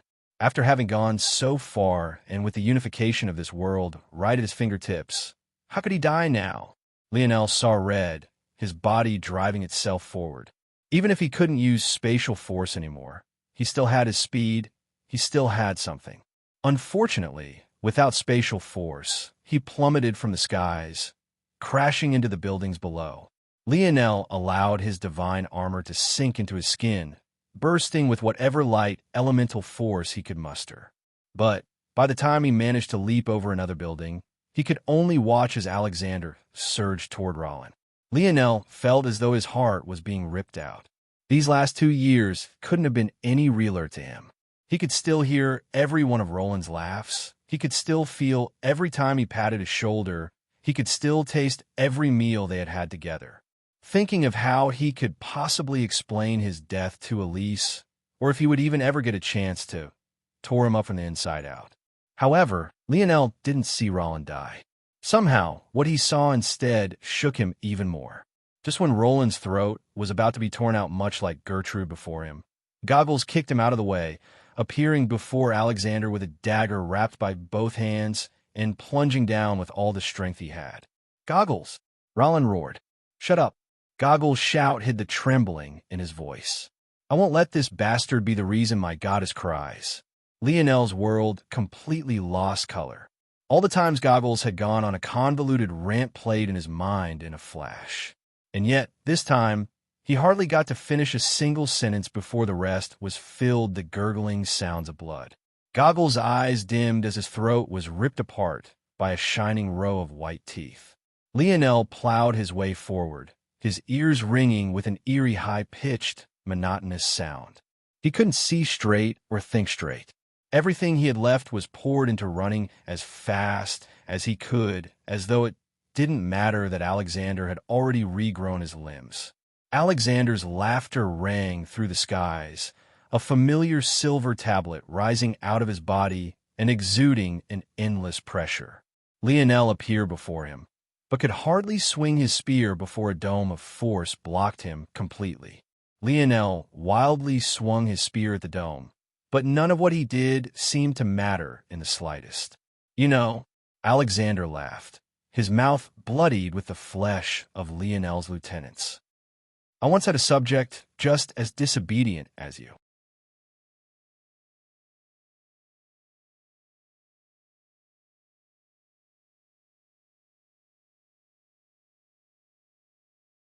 Chapter 779. Lionel grit his teeth, his jaw clenching with such force that it might have been heard if it wasn't for the heavy rain falling from the skies. Up above, a vortex of black clouds rumbled and sparked with lightning, becoming louder and more dangerous with every passing moment, as though a tornado trying to touch down to the earth. The moment Lionel heard Alexander's words, a rage began to pump through his veins. In the past, he hadn't cared about kneeling very much. It wasn't a devaluing of himself, but rather that he had never assigned the action as something that would grant or snatch such a thing as value from a person. Having grown up in a world that was more monarchy than democracy, something like paying respects to the emperor was a part of everyday life. It had never been a struggle to keep or hold onto a meaningless pride, especially when everyone around you had been indoctrinated in the very same way. It wasn't until Lionel met King Arthur that he suddenly gained a revulsion toward kneeling. But even then, it wasn't because of the action itself, but rather because he felt as though it was being used as a power play to elevate another at his expense. Back then, King Arthur was meant to tell him to rise, yet purposely chose not to as a method of applying more pressure on Lionel. What he didn't know was that even someone like Lionel had their own breaking point, especially when they put as much emphasis on respect as Lionel did. Since that day, Lionel never casually kneeled. But at this moment, with his face being grinded into the ground, with the fury of his army billowing around him, he hated it even more. Veins popped across his body. Even though his skin couldn't seem to sustain his bronze runes anymore, his eyes still pulsed with a strong red. But at that moment, for whatever reason, the usual violet hue that curbed the murderous violence of the crimson was nowhere to be seen. The barrier seemed to give way to Lionel, but the moment he managed to rise high enough to make eye contact with Alexander, bang! Lionel's body was smashed into the ground once again. It felt as though the whole front of his skull was threatening to shatter. If it wasn't for the fact his metal body was stronger than the stone ground he was being forced into, his injuries would most definitely not be so light. Wrong answer. Alexander shook his head. "He'll give you as many chances as you need, don't worry." "General," Alexander waved a hand, causing a barrier to block a wave of soldiers from charging through. However, it became very clear very quickly that he hadn't done this for the sake of his safety. One man found himself flying through the barrier, his momentum not having stopped along with everyone else. He seemed to realize instantly what happened, but a flash of madness took over his eyes as he continued to charge forward, his roar being drowned out by the increasingly heavy rain. A splatter of blood rained down on Lionel, causing his trembling body to freeze. The droplets of crimson sounded far heavier than the falling rain. As though an anvil hidden within a mountain of clouds, it crashed in waves against Lionel's heart. At that moment, he felt the barrier around him loosen once again. Clearly, Alexander was giving him another chance to stand, another chance to bow down. Lionel didn't move. He didn't know what to do. The fury pulsing through his veins hadn't lessened, and yet he felt as though he should push it aside, that he should lay down his pride for the sake of a greater good. The lives of these people here, was it worth less than his pride or the cost of his humiliation? Yet Lionel had to be honest with himself. The truth was that the answer to that question didn't matter to him. The reality was that it was all too much. He wasn't willing to bear the burden of so many deaths, to have the lost lives of his men weigh on him for a lifetime. Why did he try so hard? Why did he slave over every meticulous detail of their battles in the last 2 years? Why was it that he felt the need to be present at every battlefield? Why was it that he insisted on charging as the head of the vanguard, no matter what the danger that lied ahead was? It was all because he didn't want to feel that weight, that heaviness. The things he asked for himself, he couldn't ask from others. He wanted to protect. He didn't want to feel this gut-wrenching guilt. Lionel's fingers scraped along the ground, his strength causing it to shatter and leave shallow trenches behind. Using his fists, he pushed himself up to his knees.